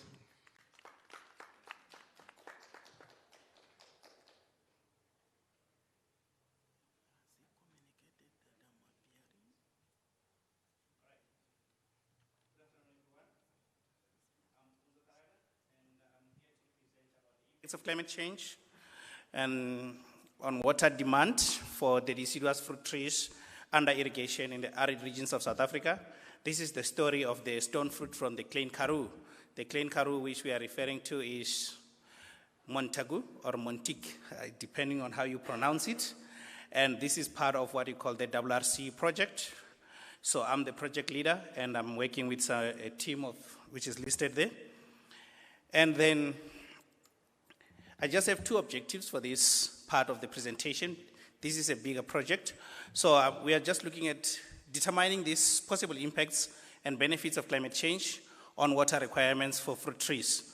And also to understand whether the VPD, which is the vapor pressure deficit, will be affected by the extreme heat conditions which are experienced in this area. And then in order to understand this, we look into what climate change will do to the evaporative and the crop water demand. So in order to understand how VPD will have an impact on our rate of water loss or reference evapotranspiration, you look at the relationship that the ETO or reference evapotranspiration represents is that the atmospheric demand for water, which is largely driven by your vapor pressure deficit. It's either saturated vapor pressure deficit. So VPD is primarily one of the atmospheric drivers for ETO or for ETC. So high VPD increases the atmospheric water demand for water which pulls the moisture from the plants and from the soil. So how do you determine your water from the plants? You can determine it using the ecovariance system, which we are using in the study site. And also you can use soil moisture sensors just to determine how much water are you losing from the soil. And also low VPD indicating your high humidity, which reduces this demand. And how do you determine that? You need to have microclimate monitoring systems, like the weather station within the study area where you're conducting your research. And then, what is this vapor pressure deficit? So it's the difference between your amount of moisture in the air and the amount of air that can hold when it is saturated. So the importance is that high VPD indicates that your dry air, which drives the greater evapotranspiration from plants, And water bodies. Water bodies, we can look at the little ponds or dams around your area. So this is a key metric on assessing your atmospheric aridity. And then the drivers of this VPD, that's what we are going to look at into the results. So your rising temperature, air temperatures. So an air temperature increases its capacity to hold the moisture, and this rises exponentially. So this is a dominant factor driving the projected increase in your VPD on a specific region. And the changes also in your relative humidity. So while the temperature is the main driver, changes in your relative humidity also play a major role, and the projection shows that a widespread decreases and minimal changes in your relative humidity across many regions of the world, which further contributes to this rise in your vapor pressure deficit. So we have done some few projections, and VPD projections are driven by a complex interplay, a temperature, relative humidity, and also the CO2 level, which is why when you're conducting a study on climate change, you also need to look into the emissions around the area, your CO2 emissions, and you can measure that using also the the eddy covariance system, which has got the gas analyzers. So we do have them in the field where we are conducting the research. So, and then if you look at it now, when you dwell into what impact does it have on your fruit trees? So fruit trees have got, it's just this pointer is not working properly. If you look at fruit trees, they have different stages which are affected differently by different climatic variables. So more especially, when I was doing my master's, I focused mainly on the dormancy period during the rest period. And I say, if we are talking about chill units and its impacts, then what about the water use or the water demand? Okay. And then I look at, the fruit production sites in South Africa, which will be affected. But the main one that we are focusing on is in the Western Cape. So, and we used only the two scenarios, the RCP 8.5, which I call it business as usual, and the RCP 4.5, which is the stabilization scenario, so that we can look into the outputs of this projection. And then we use different models. So we use output from the CISRO, the UK Met Office, and then we use the ensemble scenario, the emission scenario, and then we use the regional climate model, which is your CCAM, and then we derive the ensembles, and we name them ensemble 1, ensemble 2, until ensemble 6 from these models, so that we can simplify our data set and how do we interpret the systems. And therefore, on our data analysis for the observed and the projected data, for the purpose of this projection, the study, we assumed that both your crop coefficient and your stress coefficient value will remain constant over time, despite the potential interannual variability. So climate variables used in this study were sourced from the Copernicus Climate Change Service and via the Climate Data Store. And what we did, we looked at the daily minimum and maximum temperatures data were extracted from the CIMIT-6 climate projections for the historical period from 2015 to 2024, and also for the future projections we use under the SP 8.5 and SP 4.5 scenarios for this period, 2025 to 2054, and so on. And then this is some of the outputs from these models. When we're doing the modeling, we say, let's look at the historical part in terms of the vegetation. This is in one orchard. We say, what happened during the previous years and what is happening at the current years? And then you can see that there is a huge transition. There were 2 years wherein they were experiencing drought, and all of a sudden, during the recovery year, everything was fine. And then now they are going back into the fluctuations in terms of the vegetation health in those orchards, which shows that the climate is not really stable in that area. And then in order for you to use the model, what we did, we look at the predicted temperatures and versus the observed temperatures. Then we just did the statistical analysis using the Taylor diagram to look at the correlations. And then these global trends, I will pass. Let me move to the results. The future ETO, if you look at, so what we did, we looked at 2 different areas in the Western Cape. Wellington, wherein there's a production of pomegranates, and Montagu, wherein there is a production of apricots. And if you look at what is happening, the red part is the apricots area. In Montagu is the Klein Karoo, and is kind of a dry area, semi-arid, and then you look at Wellington, which is the Mediterranean climate. So there is quite a huge distinction between the two areas.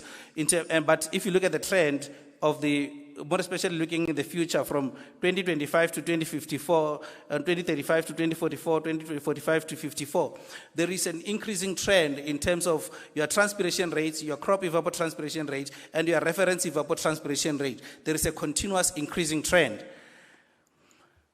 And if you look at the ETC per day for the apricots in Montagu is ranging between 2.8 to 3.37 millimeters per day. And if you look at the areas around Wellington, it's quite lower as compared to, because it's ranging between 1.29 to 1.69.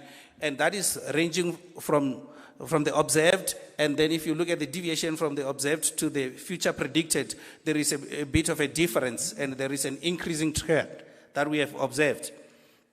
And then we also did some measurements on the KC, and we are already starting to see the fluctuation between the 3 seasons wherein we are conducting measurements, that our KC is really been affected by this climate variability or climate change. And if you see the current one for this season is already lower, which is the black dot line there, and from the previous 2 seasons. And then the impacts of this increased VPD, so high VPD, this is just general knowledge.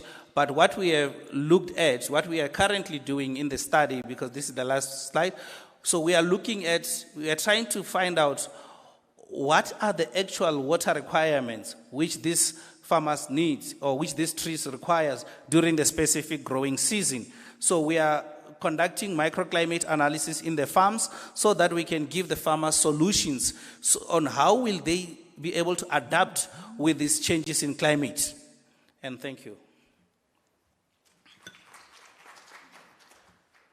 I hope I stick to time. Thank you very much, Dr. Pumuzo, for presenting within time. Any comments, questions?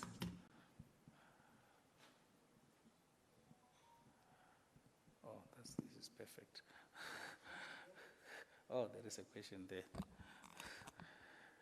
Yes. Thank you for that presentation. I think it's a very useful one, especially that it impacts farming directly. So what are the outcomes in terms of how much water does what tree or which fruits need? So far, we have looked at for the pomegranate study, we are done with it. And we looked at from flowering time, the water demand or the water requirements, it's ranging between, in terms of if we are doing it in millimeters, it's ranging between 4 to 5 millimeters a day. But that's when you're looking at the stand level, also from the tree level to a stand level. And then when you start, and with pomegranates, the problem is it has got 3 flowering periods or flowering times. You have the first flush of flowers, the second flush, and the third flush. But during those flushes, you have an elevated or increase in water demand. So, and during the third flush, because the trees are already having some fruits, you have around 7 to 8 millimeters of water required per day by one tree. And with apricots so far we are ranging between, it's quite low in the area, and it also depends on the amount of irrigation that you're applying. But what we have seen so far, we are looking at 2 millimeters to 4 millimeters per day of water required by a tree. So far, what is happening? Have you given the farmers advice, and has it led to either reduced irrigation water or advise them to increase their water? What is the impact so far? Okay, when we started the study, we wanted to give an advice to the irrigation scheme, those who are supplying water to different farmers, because they wanted to know if farmers are overusing water or they are underutilizing water. So what we have given them advice is that there are 2 farms on the pomegranates study. The other farmer was under irrigating, and which was causing a lot of water stress to the trees. And we advised them to increase the amount of water which they are applying on a daily basis during the growing season. Thank you. In the absence of any other question, let us give him a round of applause. Right. Thank you very much. We are moving on to our next presenter. It's Dr. Pina Albers from the University of Bonn in Germany. Yes, can you hear me? Yes, loud and clear. May you Okay, proceed. super. Then I will try to share my presentation. Yes, you have 10 minutes of presentation, then 5 minutes to respond to questions. Mm-hmm. Yes. Yeah, I think you are able to see right now. Yes. Yeah? Okay, that's good. Then I can start. So, first of all, thank you to the organizers and scientific committee to give us this chance to express our insights of our projects. I'm Pınarpamuk Albers, working at the University of Bonn, and as a postdoc researcher. And today I will give a really brief information on our work package and also on our project. So our project acronym is COHYDMSA. It stands for Co-Design of Hydrometeorological Information System for Sustainable Water Resources Management in Southern Africa. As you can understand, it's a co-designing and co-development project for an information system in Southern Africa. We are calling it Southern Africa because it covers Namibia, Angola, and also Botswana. So we are working on 3 transboundary basins. And there are many outputs, of course, at the end of the project we are planning to do, but the major one, I would say, it is the early warning and information system for Kuwele-Kunene Basin. And same thing also for Limpopo, Upper Limpopo Basin. So this is our aim, this is our major deliverable.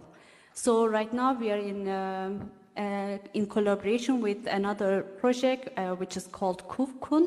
So it is funded by GEF, Global Environment Facility, and we are doing most of the things together to reach just one aim, which is this system. So about COHYDMSA project, maybe I should also mention that it's under WASA program. So WASA stands for Water Security in Africa. It's a program that is funded by one of the German ministries for all Africa, Southern Africa, I would say. So there are 3 thematic fields and 7 collaborative research projects, and the COHYDMSA, our project, is under this hydrological forecast and management of hydrological extremes thematic field. So we have 7 different work packages. Of course, maybe very shortly regarding the project, I would say we are trying to improve subseasonal and subseasonal to seasonal predictions of hydrometeorological parameters. What I mean, subseasonal is like up to 6 weeks forecasting, and seasonal up to 7 months. And we are working, we have some groups, of course. One group is working on hydrological forecasting, the other group is working on meteorological forecasting. The University of Bonn is leading work package 5, which is vulnerability and risk assessment, and from now on I will talk about a little bit what we are doing. So just one thing maybe I should mention here, because it's very important, I would say. This system, whatever we are trying to create, it will be a modular design. So what it means, it will be accessible for different levels, so it will be open access, and it will be with the potential of interoperability with existing early warning systems, because we already heard the existing early warning system and how the situation is and so on. So we are trying to do our best and improve those systems. And this modular design of these systems, it is giving a chance actually to use it by multiple institutions. For example, for Met Service, they can take the meteorological forecasting, but for example, one of the ministry can use only hydrological forecasting. So it is just modular design. Yeah, and I can just continue with the risk and vulnerability assessment. So we started with the literature review, simultaneously spatial data compilation to reach initial key indicators and also characterize our basins. As you guess, I mean the human component of the project, we will be in the field, we will be in keeping touch or talk to stakeholders, let's say, in the field. So, and we cannot go everywhere in those transboundary basins. So that's the reason we are trying to figure out, for example, which sub-basin actually really coping with drought or flood or both of them in different seasons, or our question is can be like the worst drought period for some of the sub-basins. That's the reason we are doing this basin characterization. And this special data is coming from all these indices, indicators, whatever we can find from the literature and from the open access data sets. So, and then we will, I mean, we are working on right now indicators, and I will mention just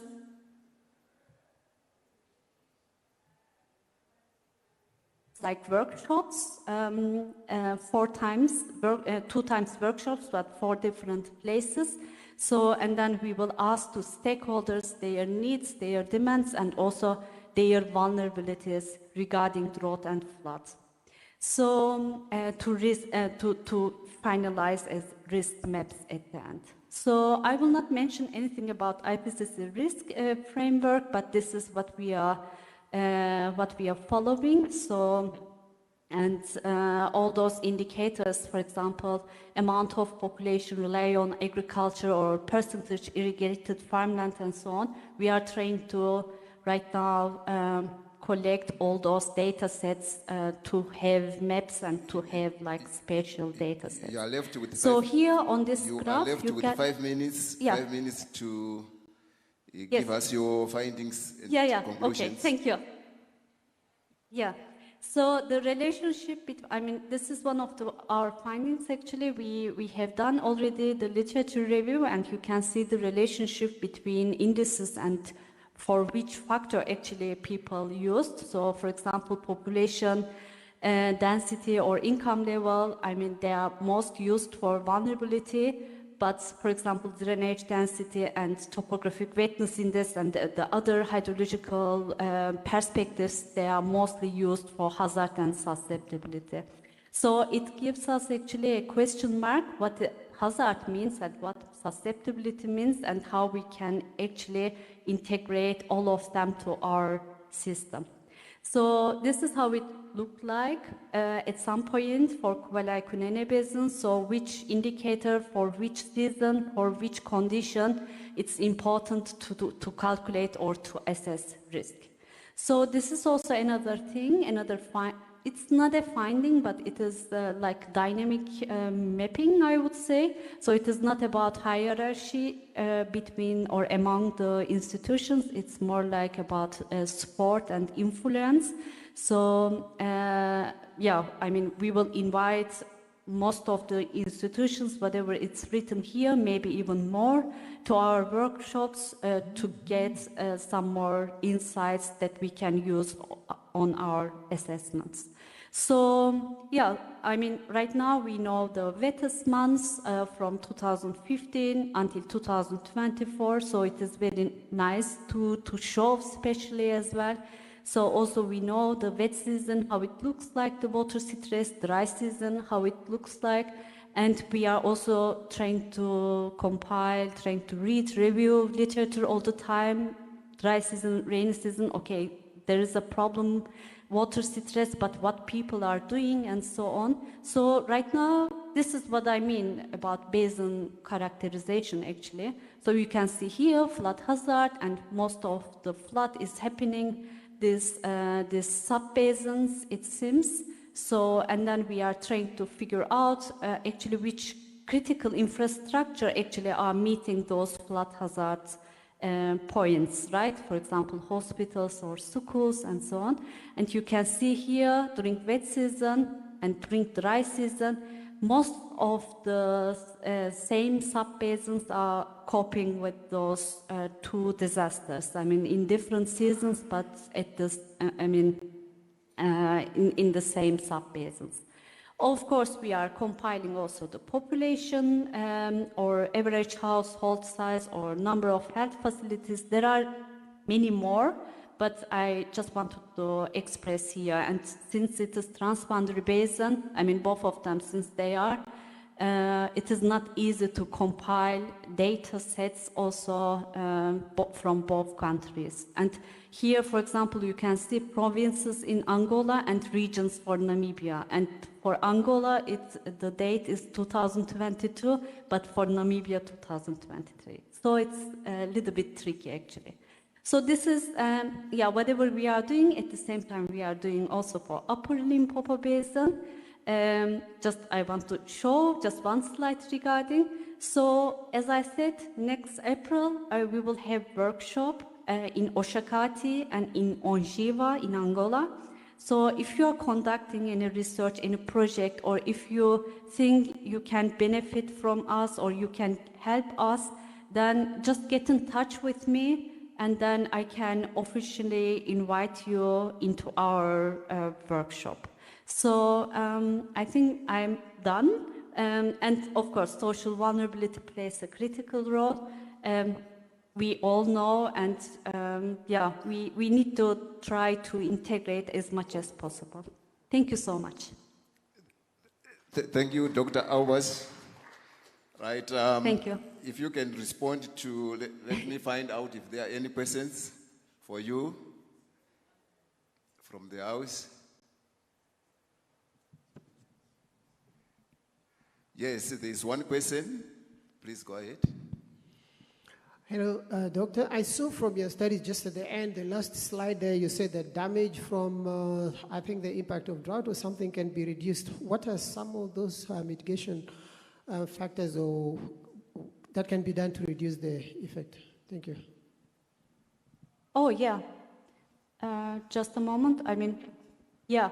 I wanted to tell, but yeah, because of the time, I couldn't do that. So, I mean, there are some factors, right? I mean, such as poverty, inequality, or marginalization, and yeah, different groups, different vulnerable groups, and they are experienced risk in a different way. So if we, even when facing the same hazards, those communities with different vulnerabilities may suffer different impacts. So, but we can somehow reduce these impacts in a good way.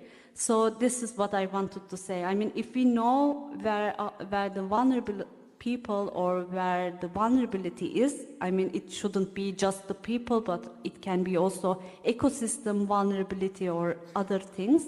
So then it can be easy to warn or to take measures before flood or before drought period or even afterwards. This is what I mean. I hope I answer your question. Somehow. Okay, next, Angola is now settling down and there's, we believe there's an increased farming activities taking place now in southern Angola. And if you look at these floods you're talking of, it affects the regions in Botswana and Namibia. But it's also the lifeline of Namibia and Botswana's water. Now, with the increased farming in Angola, what effect do you think this will have in the long run in Botswana and Namibia? I cannot answer this question because we were not in Angola. Still, it's an ongoing project, and we will be there, and we can talk about that with the stakeholders. The problem is, beginning of this month, I was in Namibia to have our annual meeting for our project, and some of the Angolan partners also were there, but nobody was there regarding the agriculture. So that's the reason I didn't have so much information regarding.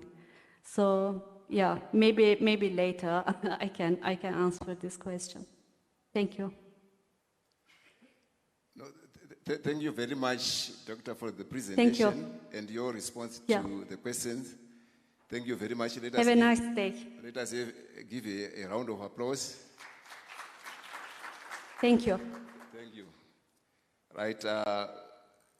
Let me proceed to the next presenter. It's Mrs. Victoria Olowabi from the University of Free State. Ms. Olowabi, are you online?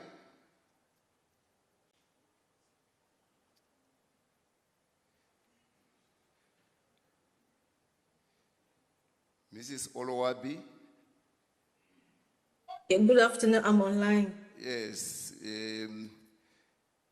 Please, you have 10 minutes to present and 5 minutes to respond to questions or comments if there are any. So I hope you have already fed your presentation.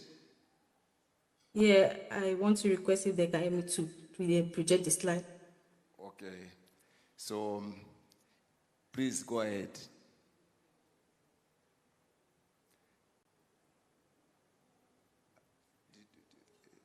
Do you have your presentation?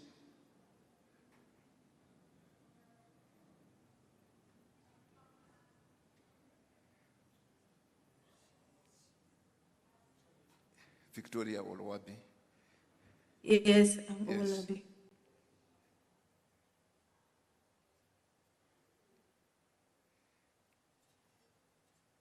Yes, you may proceed. Okay. Yeah, good afternoon, everyone and distinguished participants. My name is Victoria Owolabi, disaster management student a master student from Disaster Management Training and Education Center from the University of Free State, South Africa. My presentation is focusing on investigating the impact of meteorological drought on maize yield in South Africa, in Free State, South Africa.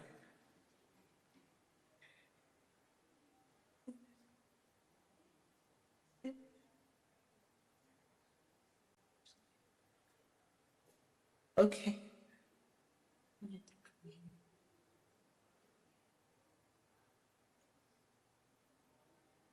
So, yeah. Yeah, let me start now. So, yeah, increasing drought severity and frequency, it jeopardizes maize production and economic stability in a rain-fed agricultural area. Why does this study matter? My study, meteorological drought is a type of drought that occurs when rainfall falls before long-term average. And when this is perceived, it is an early signal of a developing drought or a key indicator of climate stress on agriculture. And in a region like Free State, where maize production is a backbone for food security and rural livelihood, understanding the rainfall deficiency is important.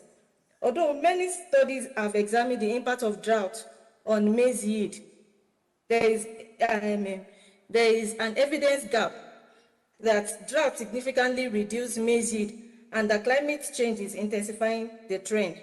And when we look closer, there is a knowledge gap that limited long-term comparative analysis has been conducted on how meteorological drought affects maize yield.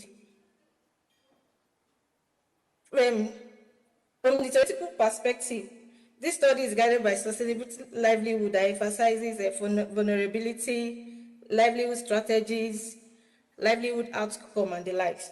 This framework helps us to explain how meteorological drought affects not only crop, but also how seed resilience and livelihood security. And the methodological gap. Several studies rely on single statistical analysis for their study, but my study, we are integrating non-parametric trend analysis and frequency time domain analysis. This will help us to understand drought behavior over time.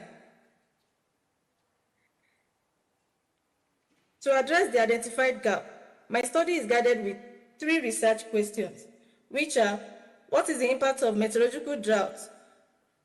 What is the impact of long-term rainfall variability on hydroclimatic oscillation on maize yield between 1940 and 2023? The second question is: how do meteorological drought intensity and duration affect maize yield production? And then what are the multi-climatic relationship between rainfall variability and maize yield and their implication? The overall aim of this study is to investigate the complex relationship between drought cycle and maize yield anomaly. And this study is guided by 3 specific objectives to achieve this aim. One is to analyze the historical pattern of drought occurrence and maize production using time series analysis and standard precipitation index. This helps us to establish how drought has evolved over time and its corresponding effect on maize yield. 2, to detect the long-term drought trend using sequential Merchandise test. This helps us to determine whether drought is becoming more intense or frequent across decades. And thirdly, to identify the dominant temporal and frequency pattern using the wavelength coherence and the discrete wavelength coherence, DWT. The wavelength coherence and discrete wavelength transform, they are spectral analytical tool. This analytical tool, they reveal the easing cyclical pattern, the cyclical behavior in drought pattern over multiple time scale and how it affects maize yield. Yeah, there are several literatures that guide us to this study. I'm going to, the study area. The study area, this study was carried out in Free State. Free State lies in the center of South Africa on about 129 square landed area. Free State was well recognized as the food basket or maize belt of South Africa, where both commercial and subsistence farmers contribute to national food production. This study was carried out in 3 major maize producing districts. Out of these 3 major producing districts, 30 hydrometeorological droughts were selected for this particular study. These 3 districts are characterized by semi-arid and subhumid climate. They receive average rainfall of 450 millimeter to 650 millimeter annually, which is lower to normal average rainfall. And then these 3 districts contribute approximately 90% to total maize production in the province. And most of the crop produced in this district, they are mostly rain-fed. You have 5 minutes. If you can quickly move on to your research findings and conclusions. So, the contextual methodology, we have 2 parts in the flow chart. We use maize yield data from 1940 to 2023 and the rainfall data from 1940 to 2023. So we analyze annual trend analysis using time series and spectral analytical tool, and we also analyze monthly trend analysis, comparing the relationship between drought and maize data using SMK and WC. So my findings, this is a traditional time series analysis. This presents the long-term analysis. This presents the long-term rainfall, annual rainfall, and maize yield in the study area from 1940 to 2023. From this line graph, we can see that the period of above rainfall leads to higher yield in maize yield, and period of lower rainfall as well leads to sharp decline in maize yield. This means that maize yield is sensitive to rainfall variability. The next slide presents the discrete wavelength transform. This helps us to decompose the rainfall time series into frequency and time scale. And we can see the first level where we see the T4W1, it shows a high frequency indicating a seasonal and annual variation within the window of 4 months. The next one shows a smoother pattern indicating an annual interannual variation showing the wet and dry cycle, indicating the period of El Nino and La Nino events. The W5 and 4, they indicate the cyclical pattern. It indicates that the rainfall signal is long and the frequency is low, indicating a multi-decadal trend. The same thing with the V5, they are indicating a multi-decadal trend. This plot helps us to know that rainfall in Free State is not stationary. Rainfall in Free State is not stationary, and its frequency is becoming more intense and frequent.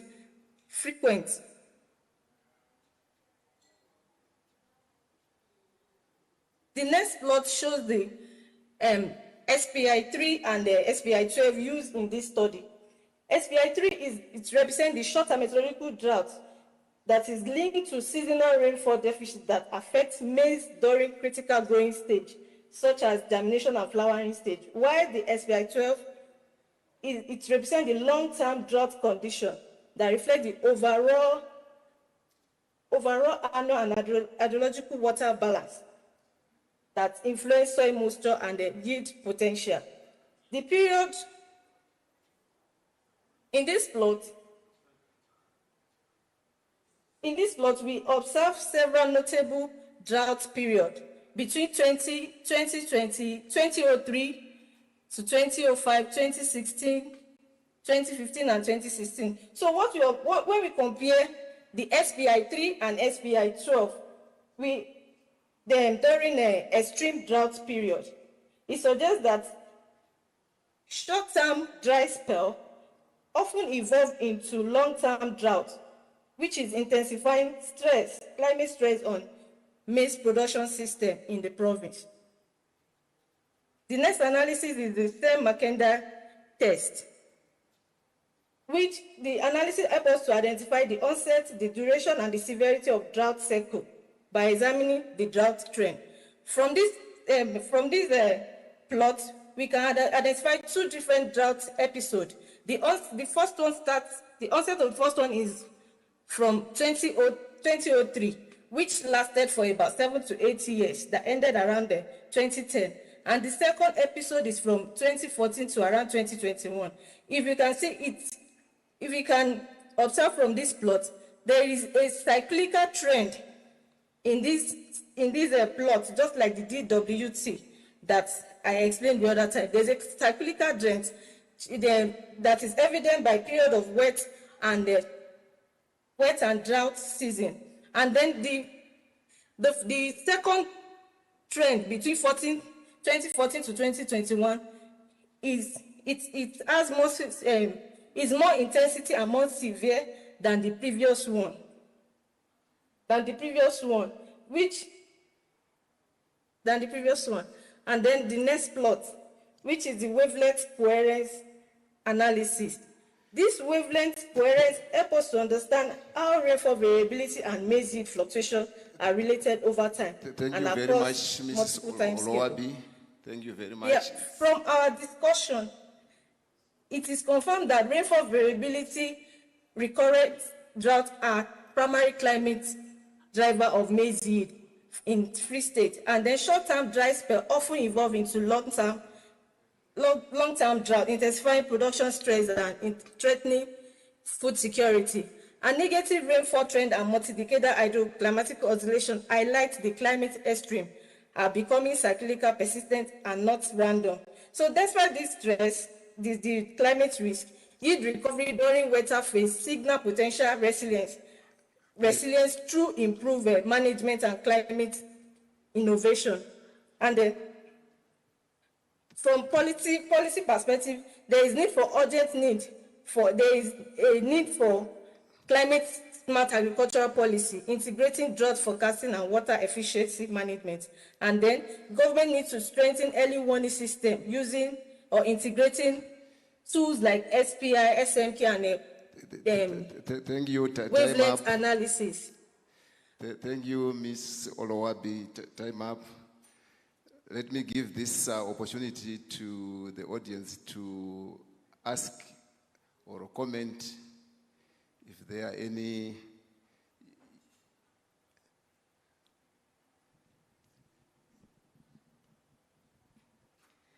Thank you. I just want to refer to a comment you made about the rainfall being non-stationary. Stationarity is not simply looking at trends and variability in the trends. Record lengths can affect what seems to be a trend. There are specific statistics that evaluate non-stationarity and frequency distribution of the data, where the variables of the distribution actually will vary with time or climate driver as a covariate. So just be careful with how you communicate the trends in the data. Just a comment. Thank you. Any other question? Do you want to respond to that comment? Mrs. Olowabi? Yeah. Yes, sir. Thank you, sir. Based on our findings using the DWT, the spectral analytical tool, it confirmed that rainfall in Free State is not stationary because it later showed that rainfall it's become frequent from 1980, and the cycle has remained the same. The cycle has been frequent and intensifying over time. That was why I said it is not stationary. No, if she has any concerns as far as that's concerned, I think she will engage you further. Thank you very much for your presentation. Let us give a round of applause. Right, we are moving on to our next presenter, who is a future presenter, and it's Mr. Sita Zolani from the University of Fort Hare. Mrs. Zolani, are you online? Yes, Chair, I'm there. Thank you so much. You have 10 minutes to present and 5 minutes to respond to comments or questions. So we are mainly interested in your methodology, findings and conclusions or takeaways. So please go ahead. All right, thank you so much, Chair. I just hope that my presentation is reflecting on the site. I will be very brief because I don't want to take much time as well. Quick thing. My name is Zonali Sita from the University of Fort Hare, and I will be presenting on the urban risk, on the title of urban risk and interaction at the intersection of climate change and public health, but through the planning resilient African cities through spatial and temporal analysis. So across Africa, cities are trying to move my slides. All right. Across Africa, cities are growing rapidly, but many of them face overlapping challenges: rising temperatures, flooding, pollution, and also the issues that are related to health crises.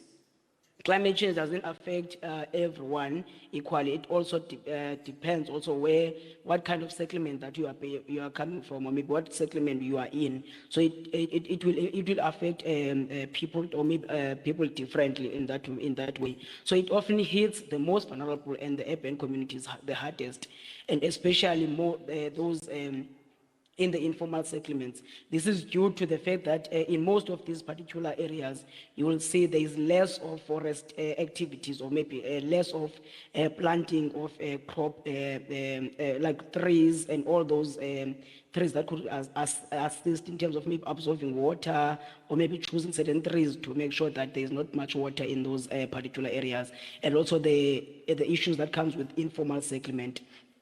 So in South Africa, then South Africa has got like a diverse geography, significantly influences its then climate and weather patterns. So the country can be divided into several distinct regions, in each its own characteristics based on what we have just discussed. So in the case of this study now, which is the eThekwini or the Durban in KZN, in eThekwini we have seen several activity or maybe events of flooding since 2017, 2019, and 2022 mostly, where we have seen like landsliding, we have seen like also heavy water rains. So it comes to one maybe to ask us a question of how then the urban planning build resilience through spatial and temporal analysis. So moving forward to the objectives of the study, I will just say, colleagues, because of the time, can have a look at those so that we can save time to get to the methodology as well as our results. So I will just pass the slide to a brief of our literature and just a picture of it as well. So the climate and health are deeply interlinked in the urban Africa, where rapid urbanization often occurs without considering improvements in the infrastructure or environmental management. So the health implications of climate change are particularly pronounced in cities as compared to the rural areas. So where populations are concentrated and the exposure to climate-related hazards is intensified. So it means that in these particular areas, there is more population because people want to move closer to cities because they want to stay in rural areas. At the end, then they are mostly vulnerable when it comes to these particular challenges that are linked to climate change. So the rising temperatures alter the rainfall patterns and increasing frequency of extreme weather events directly and indirectly affect health outcomes. Though like the heat stress, vector-borne diseases, waterborne infections, and food insecurity is also a problem. So informal settlements which house a large proportion of urban residents because of the high cost of rentals and the cost of accessing proper housing, especially the poor and the particularly vulnerable of these climate health risks. So these areas typically lack essential infrastructure such as proper drainage systems, waste management systems, and also access to clean water and sanitation. So as a result, residents face now high exposure to environmental hazards, which then comes with flooding. And also that people end up now using water that is not safe, or maybe that is not safe to drink. So they end up, because of the lack, and also government failing to provide for those particular settlements. So it ends up causing these communities become vulnerable in terms of the climate change events. So just want to make sure. Oh, yes. So in this section of the methodology now, where it's just, my skills were not that much advanced when it comes to developing this chart flow. But this study focuses on Durban, which is a major coastal city in the South African province called KZN or KwaZulu-Natal, that faces like a significant climate-related health challenges due to its exposure to extreme weather events, rapid urbanization, and also as well as the socio-economic inequalities. So the secondary data was used in the study, spinning from the period of 2000 and Mrs. 2000 Olani, you are left with 5 minutes. Where, 5 pardon? minutes. 5 All right, minutes. thank you so much. Please, Thank you so much. Then if the you period can, of the study was between 2000 and 2023. So it was also the data collected using like secondary sources, because the study was more based on the secondary sources and also the desktop study kind of. So the analysis employed was the GIS-based spatial overlays and the regression modeling as well as the temporal trend analysis to examine the relationship between the climate variables as well as the urban environmental conditions. So at the end of the study, then we have used also the data triangulation in ensuring that which then we aim to enhance their reliability. Please go as to well your as the validity findings. of the findings. Your Then if you look at our findings now of the study, what we have found in that the analysis revealed that the substantial spatial and temporal disparities of climate risk, of climate health risk within Durban, these are concentrated on neighborhoods and fluctuate seasonally, reflecting the combined influence of climate stresses, socio-economic inequalities, as well as the inadequate urban infrastructure. So one of the most that we have highlighted in this study was to find out that the levels of heat wave levels came first, as well as the waterborne diseases, the vector-borne diseases. But we'll just go through those three. So informal settlements located in the low-lying density populated areas are particularly vulnerable to these heat waves, which are substandard housing often constructed from iron corrugated material like our zincs. So it causes like also a problem. So then the heat illnesses rise, prolonged. The heat illnesses rise during the prolonged high temperatures. So the lack of vegetation and pure housing amplify the urban heat inland. So this also causes a problem of mosquitoes, which later on could lead to other effects, but we are going to discuss also on that in this particular part. So the other result that we have found was that the flooding and the waterborne diseases. So the flood-prone peri-urban areas suffer cholera, diarrhea outbreaks, heavy rainfall overwhelms drainage and also contaminates the water that people use to drink. Outbreaks surge after floods due to poor sanitation and waste systems. So, and then the last finding that we also have to discuss was the vector-borne diseases, which then are linked to the warming and the wetter conditions, which then extends mosquito breeding seasons, creating favorable habits in the stagnant water left behind the flooding. So Durban peri-urban and informal areas were standing water in common and are particularly the victims of the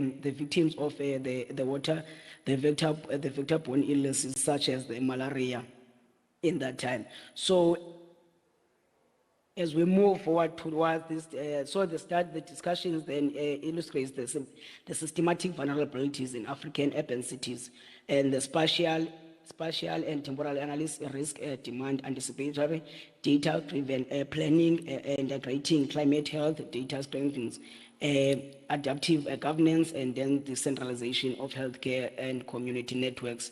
So part of those, in conclusion, climate change intensifies health inequalities in African cities.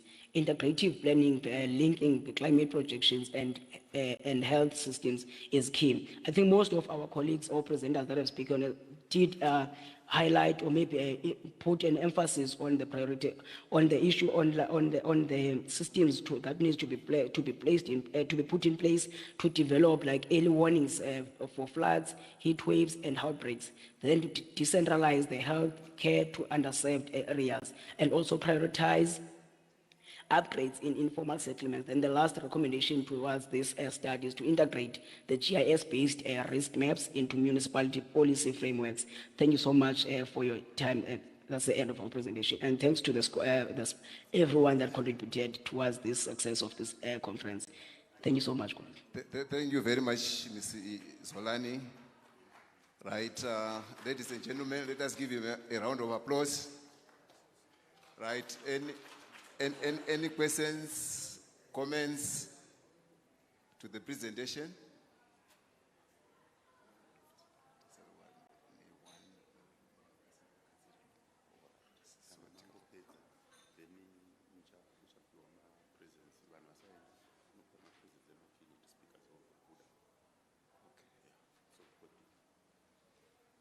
Right, any comment, questions?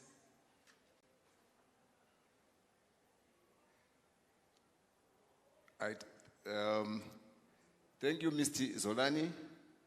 I think you have dealt with the topic quite well because people seem to be contented with your presentation.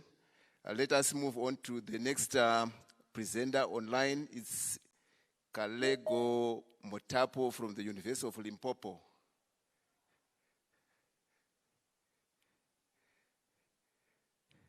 Kalego Motapo, are you online?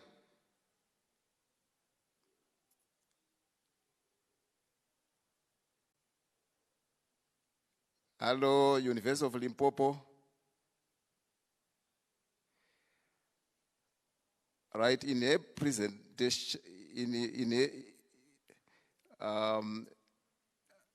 she seems not to be online, so let me move back to our presenter, Cherit Malaza from the University of Limpopo. Cherit, are you still online? Yes, I'm still online. And I hope you have sorted your house in order. Yes, I have. Right, can you proceed? Okay, good afternoon, everyone. My name is Nomcebo Charity Malaza from the University of Limpopo, currently registered for my master's. I'm presenting my project, which is titled Evaluating Extreme Weather Events Impact on Domestic Water Abstraction in the Maruleng Local Municipality of the Limpopo Province in South Africa. Next slide, please. So let's zoom out and see the bigger picture. Imagine waking up to heavy rainfall one year, extreme low rainfall to the next, and scorching heat in between. That's the reality of extreme weather today. And while the whole world feels it, the sub-Saharan Africa right here carries the heaviest burden. These extreme events have become part of our climate story and reshaping domestic water abstraction. So now zooming in, the problem becomes clear. Water supply is already fragile in many parts of Africa, especially in rural areas like the large part of the Maruleng local municipality. When extreme weather events stretches our water systems to a breaking point, and the most vulnerable, they pay the highest price. One might ask themselves why this study matters. By diving deep into how these extreme weather events affect the amount of water abstracted for domestic water abstraction, not just documenting change, while laying a groundwork for solutions. Armed with science debates, evidence, and insights, water managers can make better decisions to protect the vulnerable communities and ensure accessible water supply for all. Next slide, please. The main aim of this study was to interrogate the extent to which extreme weather events affect domestic water abstraction in the Maruleng local municipality. This was achieved by analyzing extreme weather events trends over the study area, investigating the domestic water abstraction patterns by the Mameja-Sigororo water treatment works, and by evaluating the relationship between extreme weather events and domestic water abstraction patterns. Next slide. The literature that I've engaged with revealed that domestic water abstraction is crucial for meeting basic needs like drinking, cooking, and sanitation. So as our population continues to grow, sustainability is more important than ever.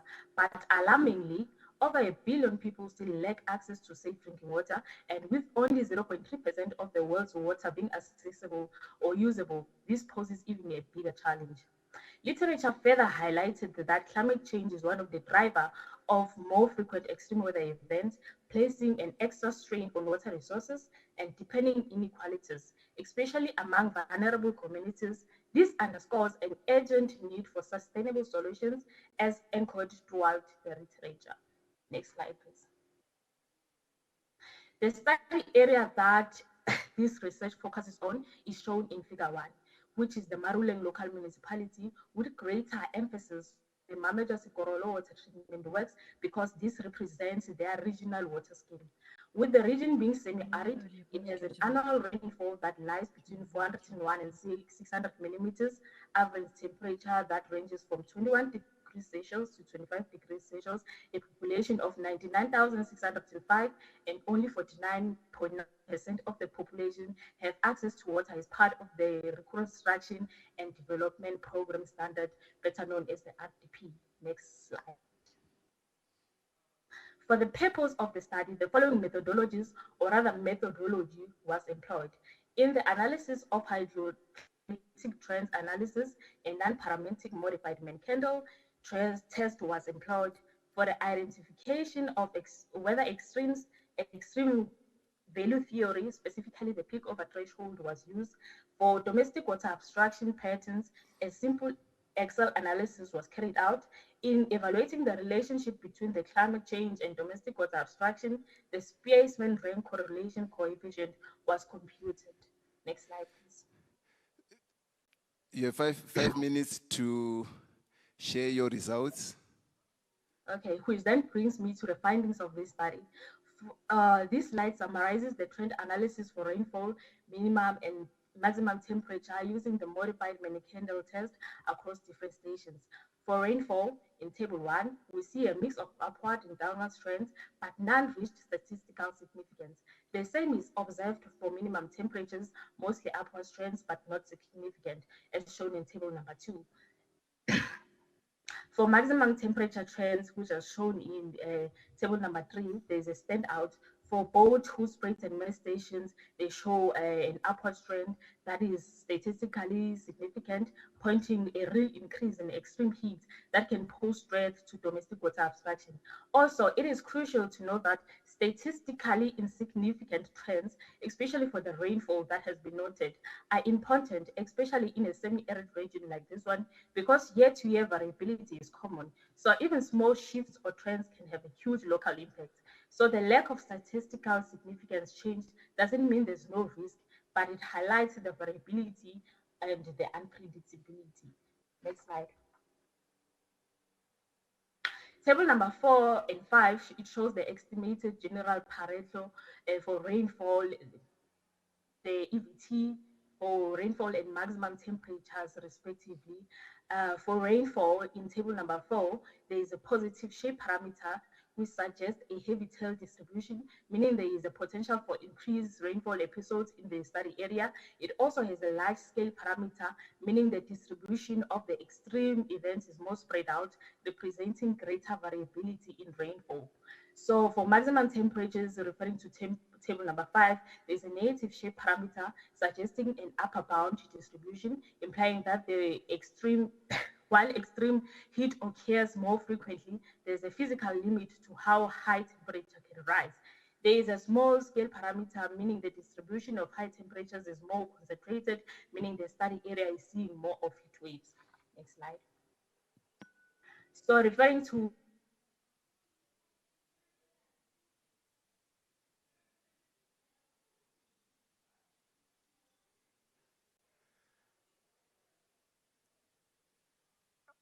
Hello, are you still online? Hello? We seem to have lost the presenter.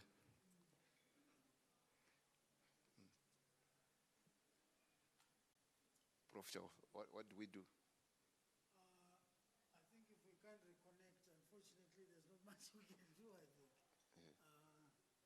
So we can just move to the next phase, I think. No, I think we are. There's another one. No, we are through. She was the last presenter. So Wilfred was saying that we can now move to giving gifts to the keynote speakers. Yeah.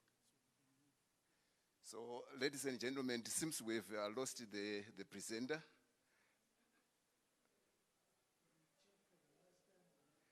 Are you on?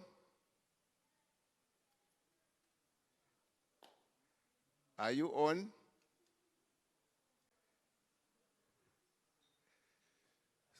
So it seems we have lost her. Ladies and gentlemen, I think we've come to the last presenter for our session. And we are asked to remain seated because there's going to be a presentation ceremony, a presentation of gifts to our keynote speakers. So it is not going to take much of your time. If you can be patient enough, after that, I think we will be done for the day. Thank you very much for your contributions. Thank you very much for your attendance. Let us give ourselves a round of applause.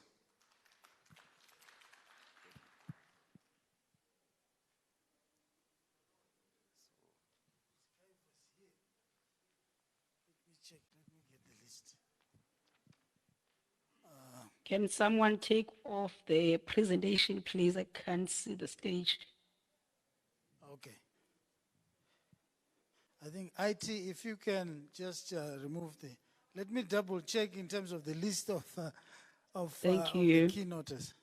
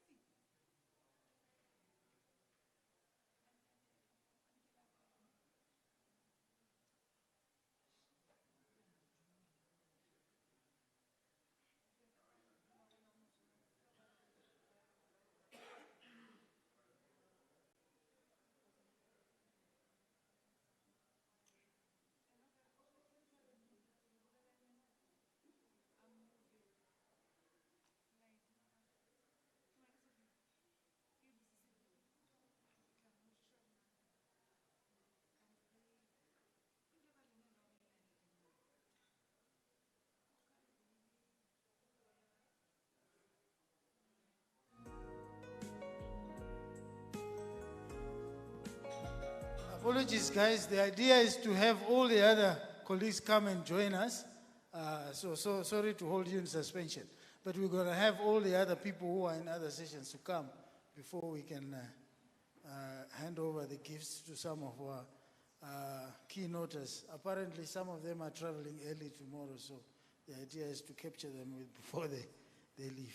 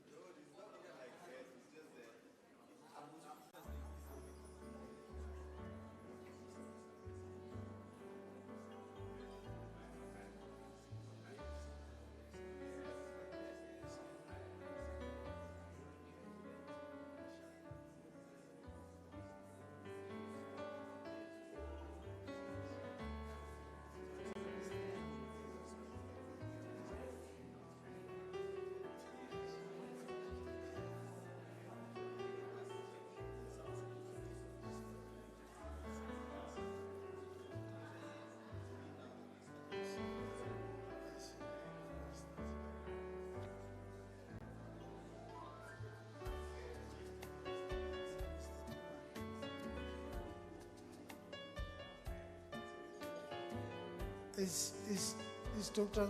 Kunguma here? I'm looking for. Oh, there you. Okay, wait. Yes, and then Mr. Ngumalo from NRF. I'm not seeing him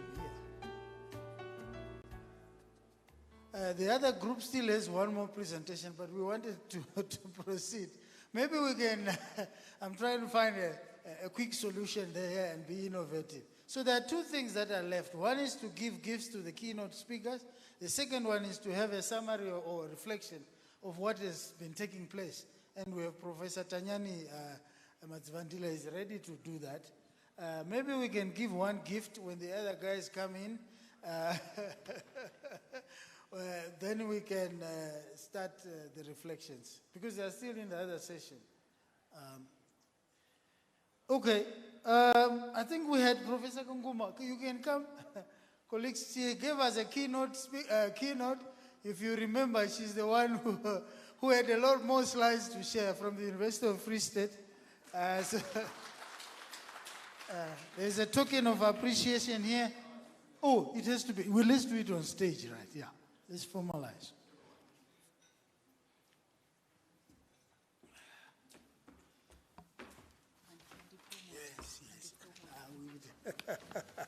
We'll do that. Yeah. Okay.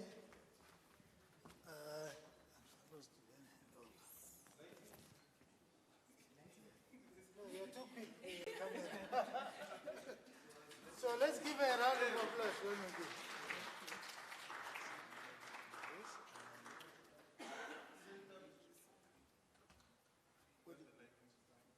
You want the light?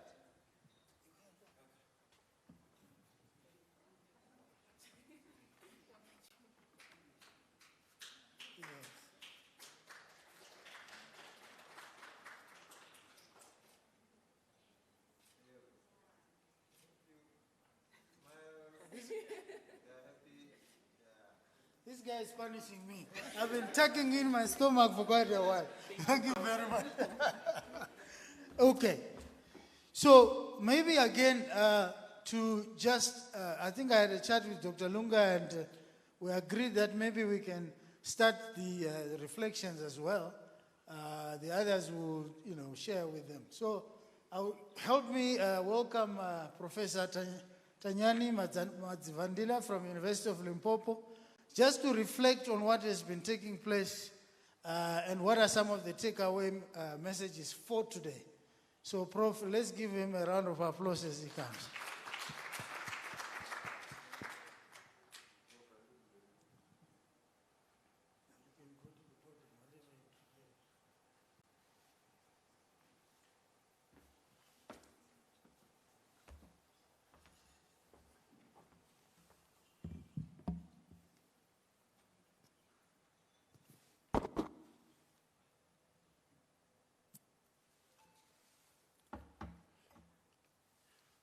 Thank you, Prof. Ongoro, for giving us this opportunity to sort of reflect on the discussions that we've been having since this morning, and also some of the topical issues relating to the theme of this conference. I'm not going to reflect alone. Prof will add on some of the things that we need to talk about. Just to confirm, my name is Tanyani Matsivandila. I'm from University of Limpopo, Teflop Graduate School of Leadership. I'm trying to check where Prof is here, because I'm supposed to be with Prof there. No, it's fine. I'm I'm prophesying for you. Okay, so I think what is important, there are just few things. I know it has been a long day, so I won't take long. But I think one of the major aspects which we had in the morning from the keynote address was the issue around disaster and vulnerability, and confirming to us that disasters are not natural. What determines the consequences of any hazard to be disastrous is the socio-economic conditions within which our communities find themselves in. That's why we find that in most cases the impact of the hazards, either be flood, heat waves and so on, are mostly felt by those who are vulnerable, who are in the periphery of the urban areas, who are in townships and also rural areas. So what we have seen is that most of governments still apply what we call firefighting approach towards, risk hazards and also disaster, where they wait for a hazard to happen and they start running around. So they wait for fire to happen, they start running around with extinguishers, if we can put it that way. So this is a problem because we are all aware that investing in infrastructure, investing in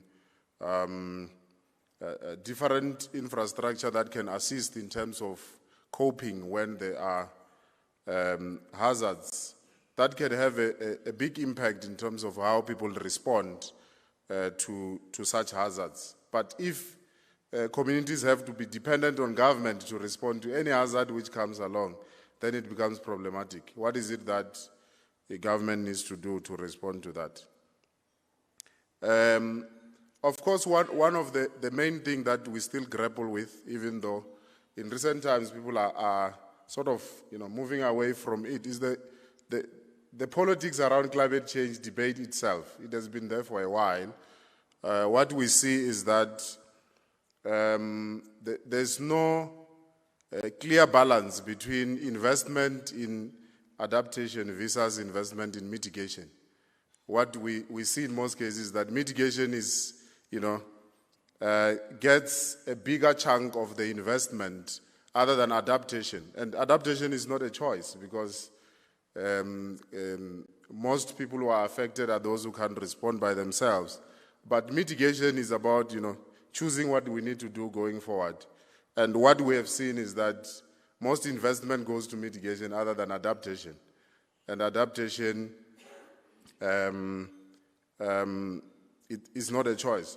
I can give an example. In 2017, 2018, more than $500 billion was invested in mitigation, which was 93% of all the money which was invested in responding to climate change. So only 7% was invested into adaptation. And most of that was not necessarily from the same investors. What you see is that adaptation usually is a responsibility of local municipalities and, trying to assist the communities there and there. The question is, why is it that we are so obsessed with mitigation other than adaptation? So that's just one thing that we need to continue to think about. I know people are running away from this debate, but it's a reality that we need to think about. And of course, that is also linked with the complexities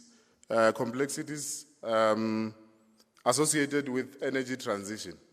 In South Africa, we've been talking about energy transition for a while now, that we need to transition from using coal, which is something that we have, a lot of it. Almost 90% of our electricity is produced through coal. So moving away from coal, of course, will have a big impact in terms of those who are working within that industry, but also livelihoods which are dependent on that industry. There are communities which are built around the coal industry, those who stays next to the power stations, next to the mines. The moment you talk about energy transition, they start panicking, because if you were to close the mines or the power stations, then there will be a problem. The other challenge is that most of the green energy that we talk about is not as concentrated as the mines. So people are living in a certain area.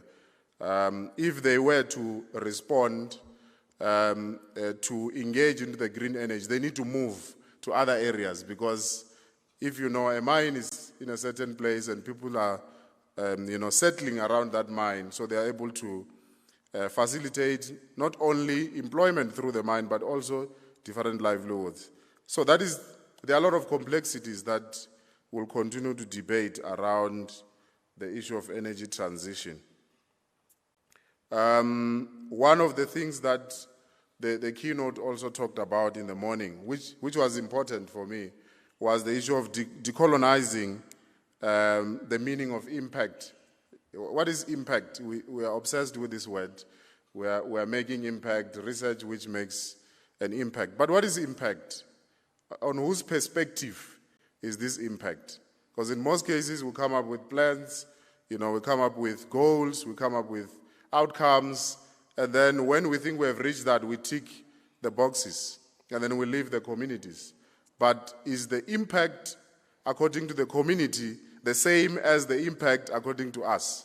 So it's something that we need to look at. Is what we are doing really having an impact that brings about sustainability of livelihoods, sustainability of different activities that we are doing with communities? So I think that is one of the things that we need to look at. It also talks about decolonizing the way we know and also the way we do things. What is it that we know, and how do we know what we know? I think Prof in the morning, he was responding to the keynote to say maybe you need to, you need to change some of the things that makes you to think you understand something, because there's a lot that is happening that we don't really understand. Or what we understand is not really the reality in terms of what needs to be done. So that is one of the things that was talked about. Indigenous knowledge systems and climate change, I think this is coming up a lot in most of the presentations today, to say, how do we then, integrate, how do we then work with communities in terms of what we know when we are responding to aspects of climate change? And what we have seen is that most of, scientific-based, interventions which didn't consider involvement of communities are not really working, because communities have the way they think about things, the way they do things and all that. And also the idea of responding to different aspects of other nature or climate, it has been there for a long time. So if you just come up with ideas that doesn't align with what communities are thinking, then that can have a challenge. I'll give you an example. When I was collecting data for my PhD some years back, I asked this other old lady to say, why is it that we don't have enough rain anymore? And she said, it's because we don't perform rituals. So I was like, okay, so if we were to perform rituals, are we going to have rain? She said, no, it won't work because rituals are not individual-based. They are community-based. So even if me and you can do it, if the community is not aligning with that, it won't work.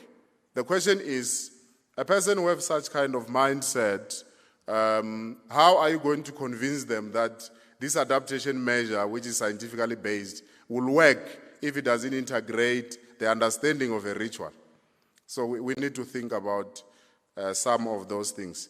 Lastly, I think one of the things which is coming up is the issue of innovation. Innovation for climate change adaptation, innovation for climate change mitigation. And what is it that we need to do? There are a lot of things that we can do. And what we have found is that innovation is not necessarily about coming up with something new. There are a lot of things which are already there, which have been done, which we can resuscitate in an innovative way in order to respond to the aspects of climate change. I'll give you an example of, there's something called the Zai technology, which is used in Niger, Ghana, and some other countries in East Africa and so on. And that is based on how to practice agriculture. Instead of doing the normal, planting in a row where you are, you are irrigating in a row, and they have these pits where they plant inside a pit so that the soil and the nutrition doesn't get washed away. when there's rain and all that. And that has been used also in other parts of the world where when they do reforestation, that's what they do. They plant in the pits so that the soil doesn't get washed away. So those are some of the reflections in terms of, as I said, topical issues in current times, but also some of the presentations that have been made since this morning. Prof, you can come and add a few things before we finish. Thank you.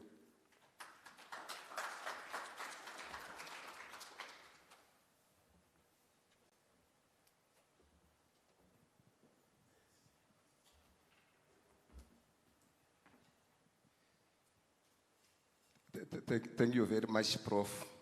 I don't have much to add, but I just want to bring to the attention of this House that I am Dr. Muromo from the Midland State University in Zimbabwe, and I would like the House to know that I was part of the initial organizing committee for this international conference in 2022. And I proposed the hosting of the conference. The inaugural conference was held in Victoria Falls. It was between Zimbabwe and South Africa, and a few universities from South Africa, a few universities from Zimbabwe. So for that contribution, please clap hands for me.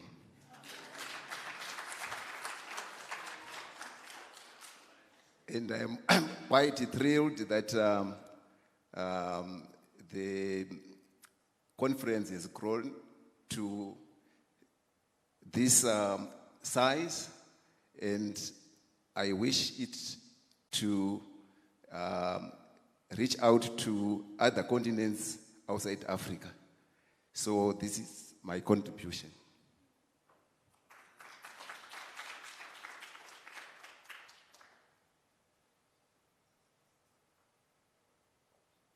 Okay, thank you very much, Dr. Muromo. I think, thanks, Prof. Mazvandila, for that summary. I think you captured the key highlights of what happened today. You know, what also caught my attention was the case study from Algeria, the technological one. I mean, which seems to demonstrate that we were never a dark continent in any case. But anyway, I don't want to get into that debate. But thank you very much, colleagues. I think it has been an exciting day. We have learned quite a lot. I think it's time to go and rest. Keifas, I don't know if the other guys are going to come for us to give them gifts or we'll give them tomorrow.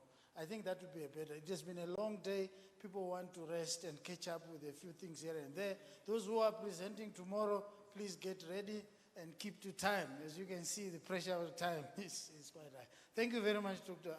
Prof. Mazvandila. Thanks, Dr. Moro.